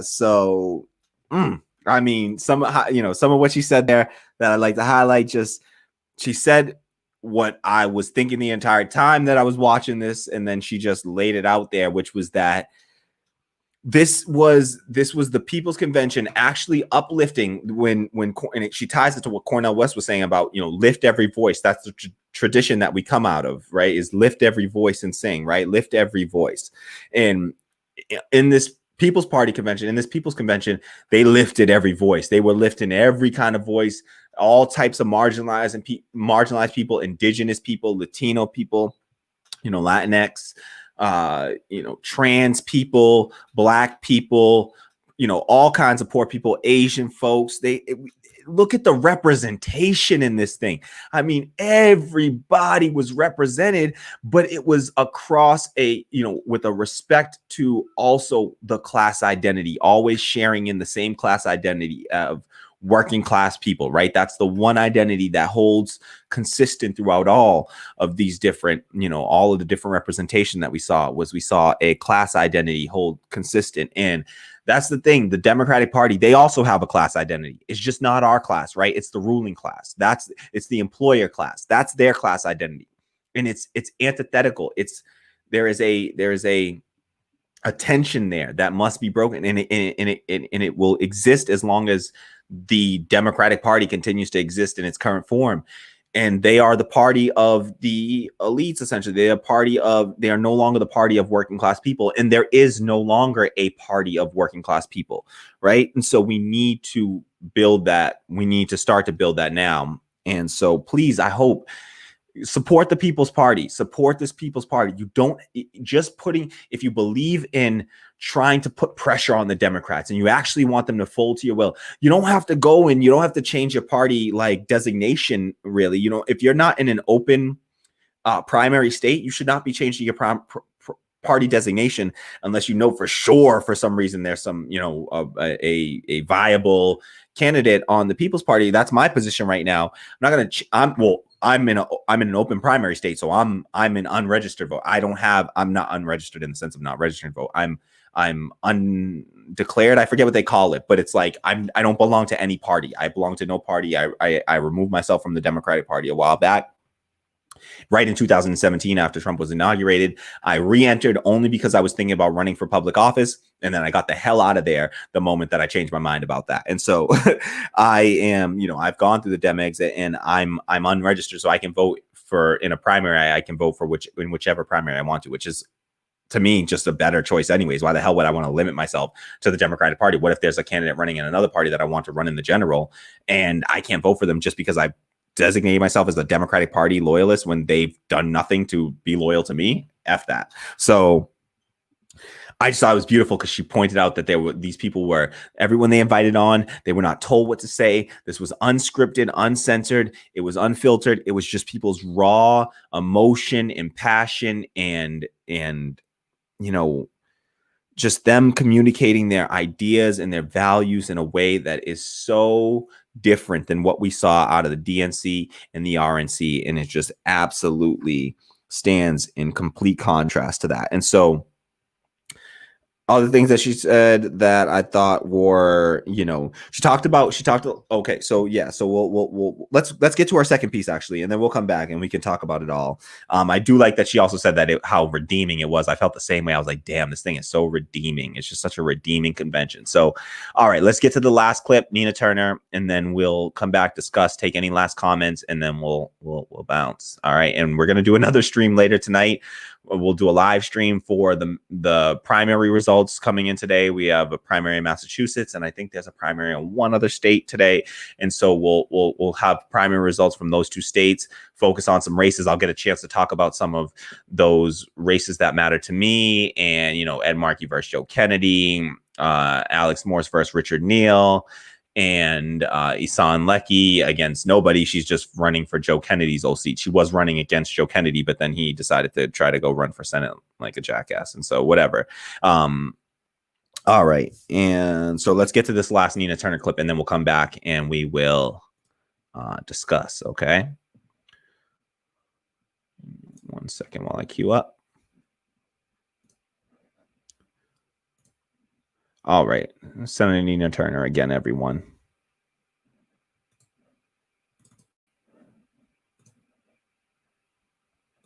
That system was created by design. It didn't happen by accident. It was on purpose. And on purpose, we the people can turn this thing around. So we got some dragons to slay, baby. We got to slay the dragons of neo-fascism. As Dr. West said, the gangster in the White House, he must go. There is no doubt about it. He must go. And I agree with Dr. West that people are coming at this at all angles. I get it. See, I'm not a vote shamer. I'll leave that for the professionals. Hello, somebody. I'm just old fashioned, and I just believe that folks who are running for office ought to earn the vote. And how do you earn the vote? You don't earn it by doing the same old, same old. You earn that vote by giving people a vision. See, you got to have a vision that provides provision for the people. It is our money. It is our government. And so you got folks sitting up there talking about what we cannot have with our money, what we cannot have with our government, it's a lack of vision. So it is time out for playing games. There is no more time for playing games. Babe, we're not going for a lousy peace. So we come together in the spirit of sisterhood and brotherhood. We stand together as people from all walks of life who understand that we must put a little extra on our ordinary so that extraordinary things can happen. They will. They have throughout the course of history. We stand in solidarity with other poor people all around the world. Hello, somebody. Because the Reverend Dr. Martin Luther King Jr. got it right when he said what happens to one directly happens to us all indirectly. We won't stand for a lousy peace, even as we fight the neo-fascists. We will not stand for a lousy peace because we know that neoliberalism is what got us here. And so on purpose, we're going to put a little extra on our ordinary so that those extraordinary things can happen, and we are going to lift and we are going to rise together. And listen, brothers and sisters, we're going to win some and we're going to lose some, but people going to know this, that we are in this fight for life, for liberty, and everybody's pursuit of happiness.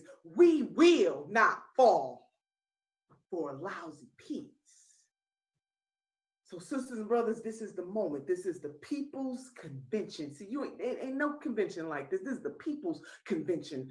We need you to join forces, whether you believe and stand within that Democratic Party and fighting it. You know, it's a song, it's my party and I can cry if I want to. Go ahead, do that on the inside. And then there are people who have decided the hell with it. We working on the outside. When those forces unite, baby, Dr. West, ain't no stopping us now.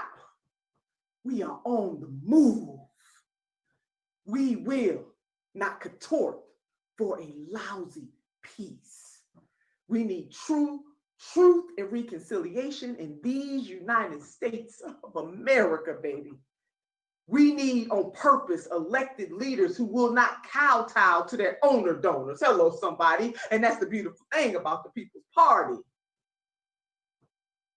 We need leaders, both elected and non-elected leaders who are really ready, willing, and able to do what is right in this time and in this moment. See, too many people are dying. Too many people are afraid. Too many people are stressed the hell out. And it didn't just get this way because of who's in the White House. It's been this way. But see what the pandemic has done, Miss Rona, as some of my elders call it, What the coronavirus has done, what COVID-19 has done, is blown this thing all up. Can nobody in good consciousness pretend that they don't know what is going on in this country? No longer, no more lousy peace. And we can both slay the neo-fascist, slay the neoliberal, and tell the truth, the whole truth, and nothing but the truth. The United States of America is a hegemon nation, and there is no reason, no excuse on God's green earth. While there is so much suffering and pain, it is being done on purpose, and we the people, we're going to undo it on purpose. So yeah, this is revolution time. We have never been a country afraid of revolution. And this is a revolution of values, as the Reverend Dr. Martin Luther King Jr. once said, a revolution of love, a revolution of hope, a revolution of justice. But that does not happen because we hope it to happen or we pray it to happen. It happens because we put some sweat equity on that thing. In my Christian tradition, can I get an amen? Faith without works, baby, is dead. So we're going to put in the work so that we can have a true peace, not a lousy peace. There's room at this end for everybody in the People's Convention, in the People's Movement, for everybody.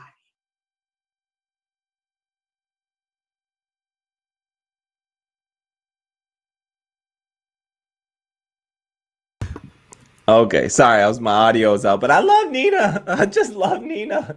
She's so good. She's so good. It's just so moving whenever she speaks. I listen.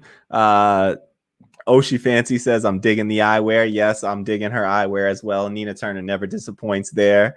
So I agree. And I love the little, digging Squirtle's eyewear as well. Appreciate the comment. Thank you so much, Oshi Fancy. And yes, that was beautiful. That's Sister Nina Turner right there. Senator Nina Turner, put some respect on it. That's again just a tough act to follow. Her, Cornel West. This was the People's Convention, folks. I'm gonna wrap it there pretty much. I mean, that's the last clip that I'll show. They did show one. There was one longer clip after that. Where they show the sort of strategy and they have a bunch of speakers, people. And I'm sorry, I should give a shout out to one person who I wasn't aware that was a major part of this People's Party movement. I don't know her last name, but I think it was Cornel West shout her out, or somebody, her name was Carol. Or maybe it was Tim Black who shouted her out. So Carol and Nick Brana and Ryan Knight. And so I don't know your last name, Carol. I apologize. No disrespect there. Those Ryan Knight and Nick Brana's names were, being floated. And so I apologize for not having that information available and for leaving you out of that in that discussion. But thank you for your contributions there as well. And I will learn your name, and I will make sure I put some respect on it as well. So thank you for that. And so, but boy, Nina Turner. Oh, I mean, it's just, you get so excited. You just like, I just want to go out there and just run through a wall right now. Like, I just feel like I can run through this wall. So she gets me going, right? Like, she just, woo. All right. So that's Nina Turner speaking. I lose my stuff when Nina speaks, and Cornel does it too. But Nina Turner, she just gets you going. You get all worked up. You're ready to do something. You're ready to revolt. You want a real revolution right now. So that's it. That was the People's Convention, y'all. I mean, was that not just a world of difference than what we're used to out of these two parties? Is that not just everything you've been, the things that, like, I mean, they hit on so many themes that we constantly discuss on the show. Like, they hit on the show hasn't existed that long. I think they covered everything we've covered so far, not entirely, not in depth, but they covered so much in 5 hours. This was a 5-hour conference. I know, goddamn it, my stream's gone almost for 5 hours, right? So you could have just watched the People's Convention in this time. You should have done that instead. Shame on you. No, just teasing. I mean, come get the commentary, get the community. That's what we're here for. I love you all. I'm so grateful for you, hanging out with me and watching these clips through with me. And that was the People's Party, the People's Convention, y'all. I mean, it was invigorating. It was refreshing. It was redeeming. It was just a really, really engaging and just honest. And there was just so much integrity from the speakers. And again, just drawing that consistent theme of focusing on working class and poor people and maintaining the focus there. I mean, the representation, we had every type of person except for, you know, a ruling class elite. Like, I don't care for like black faces in high places. Don't matter to me. I want to see working class, independent, black, brown, indigenous, you know, poor, every type of person. I want to see their voices being lifted up. White, poor, you know, working class white folks. Though these are all my brothers and sisters, and, you know, in my family, you know, they're my comrades. You're all my comrades. I don't care what, you know, what your nationality is. I do care in the sense that I love it and I respect it and I want to honor it and value it. But it's not a block to me in any way. And I want everybody to be a part of this movement. And so please join the People's Party. You don't have to do it in some like major legal step or anything. It's like literally just go to peoplesconvention.org, head over there right now, peoplesconvention.org, and just go and sign up, add your name to their email list, download the app. If it's still open, I don't know if the voting is still open, but you can vote to say, I would like to form a People's Party. They had a bunch of other votes that they did, but I didn't realize. And so I only voted on that one. And I think everybody else made the same mistake I did, because only like 10% of the people that voted on all the other stuff. But we'll learn and we'll get better at democracy as we go. You know, we're just not used to being asked these things by a party, right? We're not used to them caring about our needs, right? They tell us, they dictate to us. That's how the Democratic Party operates, is that they dictate to us what we're going to get. And we just accept it. We take it or leave it, because what else are you going to do? You take this or you go to the Republicans. I mean, Joe Biden literally was telling people during the campaign that raised genuine, like real issues about his record. And like, he told a like DACA recipient who was like, listen, you deported people and you did family separation. You know, you separated families, you deported people, you worked for the deporter in chief. How are you going to be different this time around? And his response was to turn his back to that person, walk away from them, and tell them to go vote for Trump. A DACA recipient, go vote for Trump? What kind of BS is that? You know, to tell, it's so insulting and condescending. And again, he told voter after voter, working class person after working class person, you don't like me, go vote for somebody else. Go vote for Trump. Go vote for somebody else.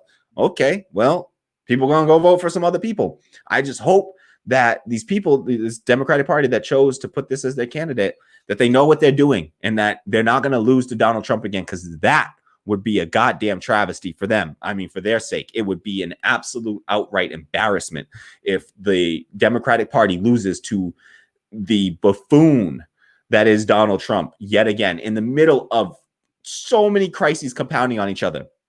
Climate crisis, health crisis, economic crisis, all compounding on one another. And you know, what's the response? What's the response going to be if they lose to Donald Trump with all that going on and all of that laid at Donald Trump's feet, and you still manage to lose to Donald Trump? And let me be clear, it's a very real possibility at this point that Joe Biden loses to Donald Trump in this next election. It won't happen because of my vote here in Massachusetts, but I don't care if I was in a swing state and it did happen because of my vote, because that's my and I think I get the right to say that as a black person in America who's a marginalized person. I'm a poor, you know, I'm a working class. Again, I'm unemployed right now. I don't have housing security. I stay with a friend, you know, who grants me that amazing like gift of like home, you know, and shelter. And like, if I didn't have that friend, I don't know where the hell I'd be sleeping on somebody's couch somewhere, you know, and just moving around between couches somewhere. But that's you know, that's where I am. I'm not some privileged person. People telling me I've had people tell me I'm privileged, and I'm privileged, and not voting for, you know, not voting for Trump or, you know, not voting for Biden is an act of privilege. Do I look fucking privileged to you? Like I've had, man, if I could even tell you like the shit that I've experienced in the workplace and like the discrimination, and I'm just another marginalized person. I'm housing insecure. I grew up on food stamps, raised by a single mother, raising, you know, 5 Black children. Like, miss me with that shit. Like, that I'm privileged for not voting for Joe Biden. Ain't no goddamn privilege here. Privilege don't live. Now, let me say, yeah, I got male privilege. I got that. I got cis privilege. You know, I'm privileged. I have privilege from being cisgendered, male, you know, technically straight, right? You know, like straight male, cis straight male, right? And like that's all, you know, there's this privilege that comes along with that, no doubt about it. But to say I'm a privileged person is absolute bullshit. I also, you know, my mother is white. She's Italian. She's white.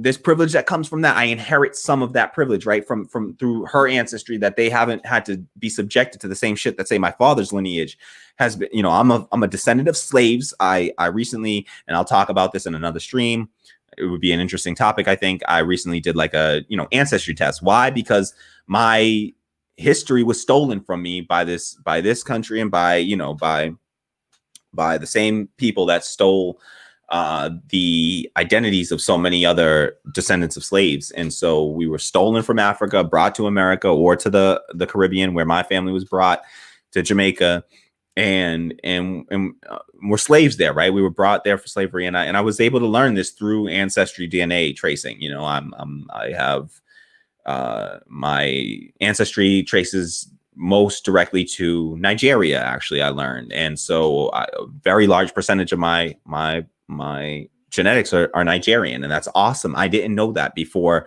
a few weeks ago, and I felt like I was missing a part of my identity that I really wanted to know. And so I had to, it was a battle that I had to, like, I went back and forth, because as a leftist, it's like, I'm going to submit my DNA to this organization, this capitalist organization, and they're going to have my DNA and they can use that against me. They can work with law enforcement. There are all kinds of layers to that I worried about. But let me know if y'all have any thoughts about DNA testing, ancestry testing. Leave it in the comments. Let me know what you think. I have it as a topic to discuss, and so we will discuss it. But yeah, I don't know. I forget why the hell I got onto that topic. I haven't smoked recently, so I shouldn't be forgetting things like that. But yeah, I don't quite remember what the hell got me there. But anywho, remind me in the comments if you are there still. And yeah, so that's it. That's the stream. Anyone have any other final thoughts or comments or anything like that? Leave it in the chat. I'll respond. I'll give a couple of minutes while we wind down here for anyone to leave any last thoughts. Otherwise, thank you so much to everyone for being here. I deeply appreciate you. And if you haven't already, I'm going to need to ask you one more time to please hit that like button. If you're watching this on YouTube, follow me. If you're watching on Twitch, follow Radical Democracy. Subscribe to the channel on YouTube. Subscribe. Hit the bell to receive all the notifications whenever we go live or launch a new video. I appreciate that as well. Just helps to get more exposure for the channel and help it to grow. And watch those videos when they're launched. Please check us out. Keep watching, comment, give me your feedback. I love hearing from the community. I don't doubt for a second that I'm going to be wrong on some of the issues. And so I really love to hear back from the community, your thoughts, your opinions, your questions, comments, whatever it is. Send it my way. You can also email me, radicaldemocracynow@gmail.com. Feel free to email me anytime. I am really slow to respond, but I will respond eventually. Yell at me if I don't. I promise I will try to respond to everyone. I know that won't always be possible, but for now, we're smaller. I think I can handle responding to everyone at this stage. So thank you so much for being here. If you haven't already and you can afford it, please do me a favor and head over to patreon.com/radicaldemocracy and support the show by signing up, become a member, for as low as $1 a month.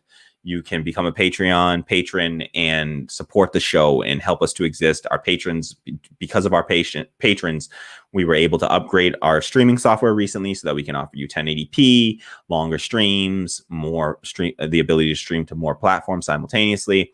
So, keep supporting and helping the channel to grow, and I will just keep appreciating you. There's also, if you want to, we don't have live, we don't have super chat feature, the super chat feature enabled yet. We're going to have to get up to we need about 900 more hours of watch time after this stream. I'm guessing it's going to be less than that.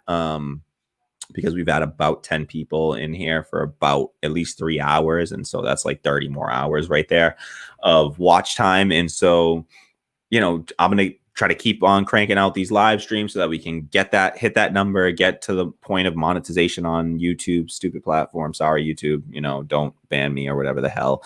And support independent left media. We need your support because we don't have all the support of capitalist institutions. And so you got to support, you know, in the corporate media. If you want to take down the corporate media, you do it by supporting independent media. So head over to the Patreon, patreon.com/radical democracy. If you would like to leave us a tip, we don't have super chat, but we do have a coffee enabled. So you can head over to coffee, ko-fi.com/radical democracy and drop us a few bucks, whatever you can. If you'd like to leave a tip to just say, hey, thanks for the labor, thanks for the work, you know, deeply appreciated. So we had our first tip today. We just you know, enabled this today. We got our first tip already. So shout out to FL for the first tip on coffee.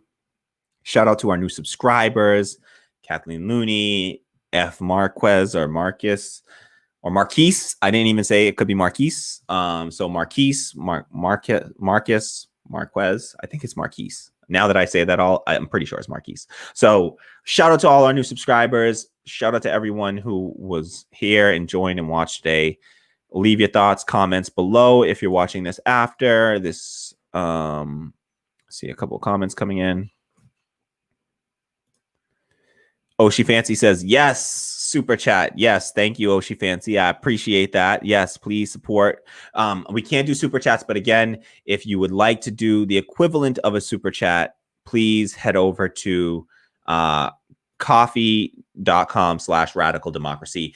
We will get to super chat status. We will get there. We're really, really close. It takes 4,000 hours of watch time.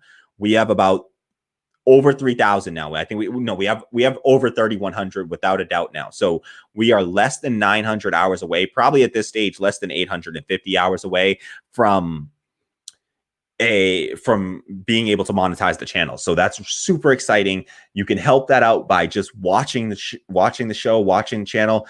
Go to our playlist. We have playlists for the full episodes and the clips. Just hit play on one of the playlists and let it run. And even if you're not watching, I don't care. Hit mute, walk away. I don't care. It will help support the show. You will get us to the point of monetization. And then other folks who can't afford it can come in and drop us the support and help the channel to really continue to exist and to grow. So I appreciate you all. I'm so glad that we got to hang out today, chat about this people's convention.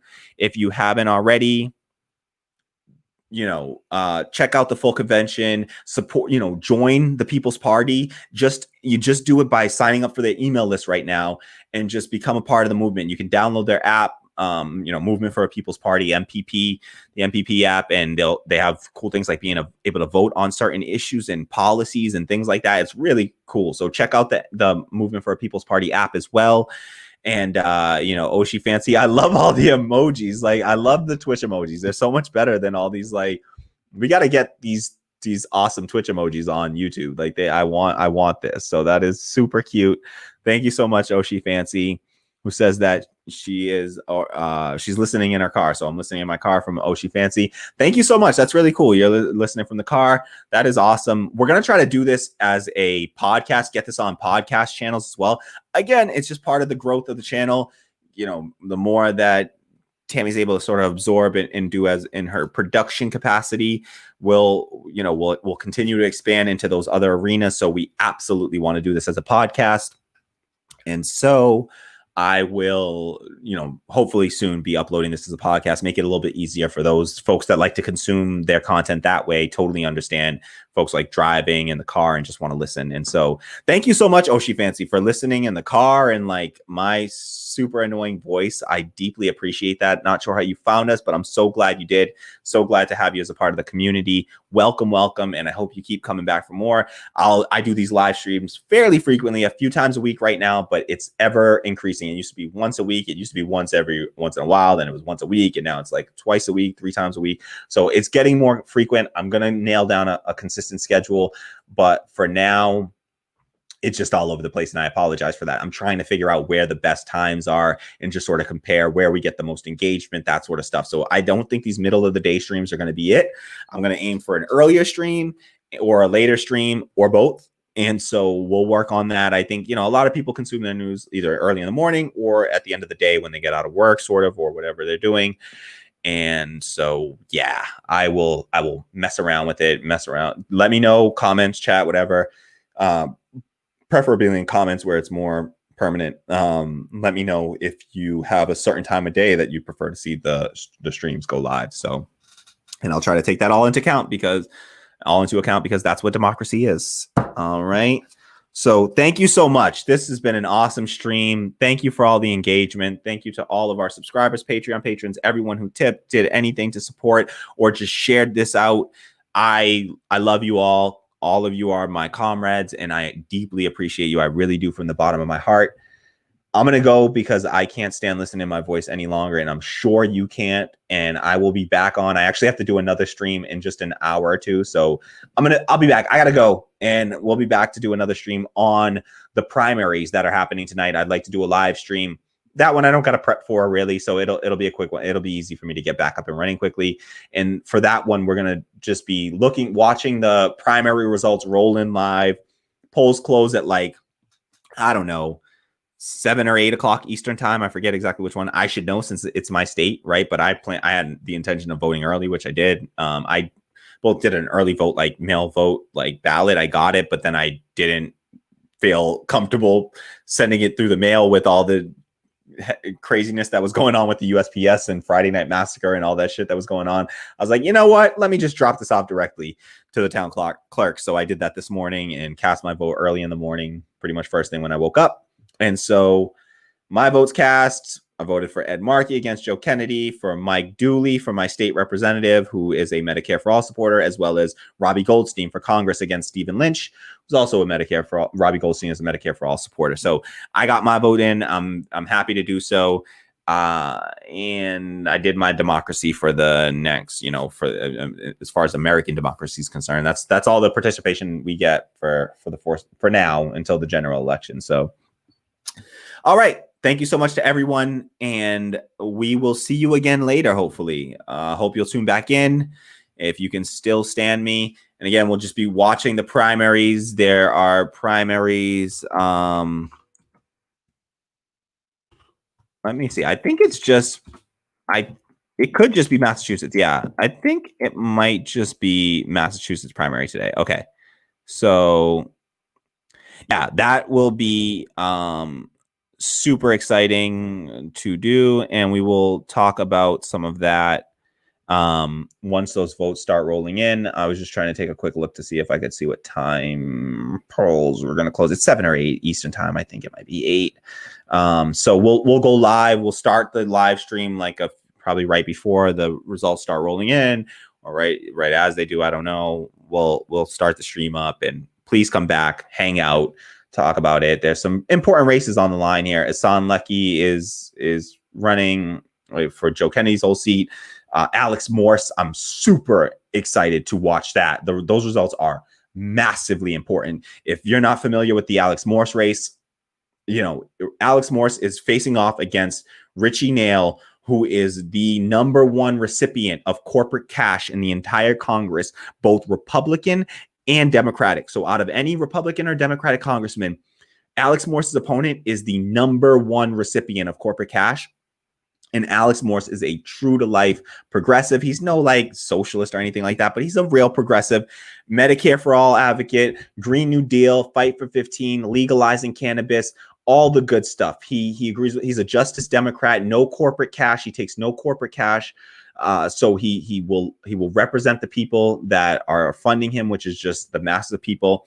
I didn't get a chance to volunteer for his campaign, but I did donate a bunch, especially in the wake of that smear campaign that they ran against him. I didn't get to do a follow-up video. I had it queued up, all the research done, ready to go, and I didn't get to do a follow-up video. So maybe I'll start the stream a little bit early, and so that I can talk about that before those results start rolling in. So I'll try to start the stream a little bit before that, so we can chat about some Alex Morse. I got a great update on that. And I would really love to share that. And then hopefully we can talk about some of the other candidates running in Massachusetts and the importance of those races. But this is a really massive one for as far as like expanding the so-called squad and the Justice Democrats coalition and Congress. This is a really important race, the Alex Morse race.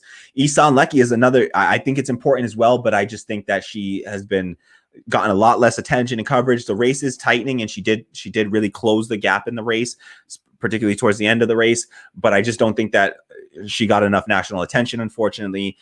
We can debate on her positions, but I see Ihsan Lecky as somebody that's just one of us, like a person like us running, who's imperfect. She's running with all the challenges of not being a politician, and it's our job to support people based on policy and not require them to be good politicians, because right now good politicians are like actors, and they're specifically like, they're fake, and they do the fake politician speak, and it's grinding to listen to and just annoying. And so we don't need any more of that.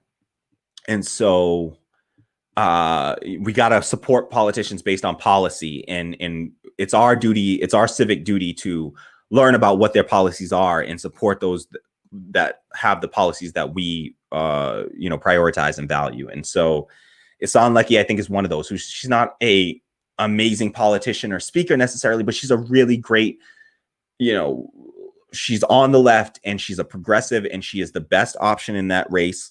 And she's running against a white supremacist who was endorsed by the Boston Globe. But I'll get into all this later. We'll come back. We'll talk about this later. Come back to the next stream, and you'll get more of this. And we'll do all this, again, but with lots of other stuff and fun stuff and cool stuff and blah, blah, blah, blah, blah. Okay. I love you all. Clearly, I need to go get something to eat because I'm losing my mind. All right, folks. Thank you so much for being here. If you haven't already, hit the like button, subscribe, hit the bell to receive notifications, and hit all so that you can get them all whenever we go live or launch a new video. You will be notified, and then I expect you to show up and chat with me and discuss. And I love you all. Thanks to all my comrades. Patreon.com/radical democracy or coffee.com/radical democracy to leave a tip. The link to the Patreon is in the description box below. Wow. It has been a fun stream. Thank you so much. Always sorry to cut it off, especially when I can just steal extra minutes of watch time right now by just running this stream longer. If I just run this longer and we have 10 people watching right now, get a whole extra 50 minutes, an extra hour of stream time. I'm not going to do that to you guys. Don't worry. All right. Peacing out. Much love, solidarity, join the People's Party, join the movement for a People's Party. You can be on the inside or the outside. And that's something that Nina Turner highlighted that I didn't get to point out. One last point I'm going to make real quick, because I didn't get to point it out, was that she said, whether you're on the inside or the outside, doesn't matter. When we join forces, both the people that are willing to stay in the Democratic Party and those that are done with the Democratic Party, if we join forces, and the people that are fed up with this broken two-party system, if you're fed up with it, then join the People's Party. You don't got to change your designation or anything like that. You just got to sign up for the email list and just pay attention when, to this podcast and others in the movement, and keep an eye on it and just listen out and try to support it where you can. At the end of that video, at the end of the People's Convention, they gave a really detailed breakdown of how they intend to gain power in this country. And it's not a joke, and they have a plan. And so a very detailed plan, and one that you can participate in starting pretty much today. I think you can start to build one of these centers, one of these MPP hubs. And so I would like to do my part to try to participate in helping to build a People's Party. And so I'm going to look into that and try to figure that out. I'm trying to lend my, labor to a few different movements. And so I'm going to try to figure that out, prioritize, organize myself, and come up with a plan of action. But the movement for a People's Party is definitely going to be an integral part of my future and what I fight for. So, all right. Thank you so much, everyone.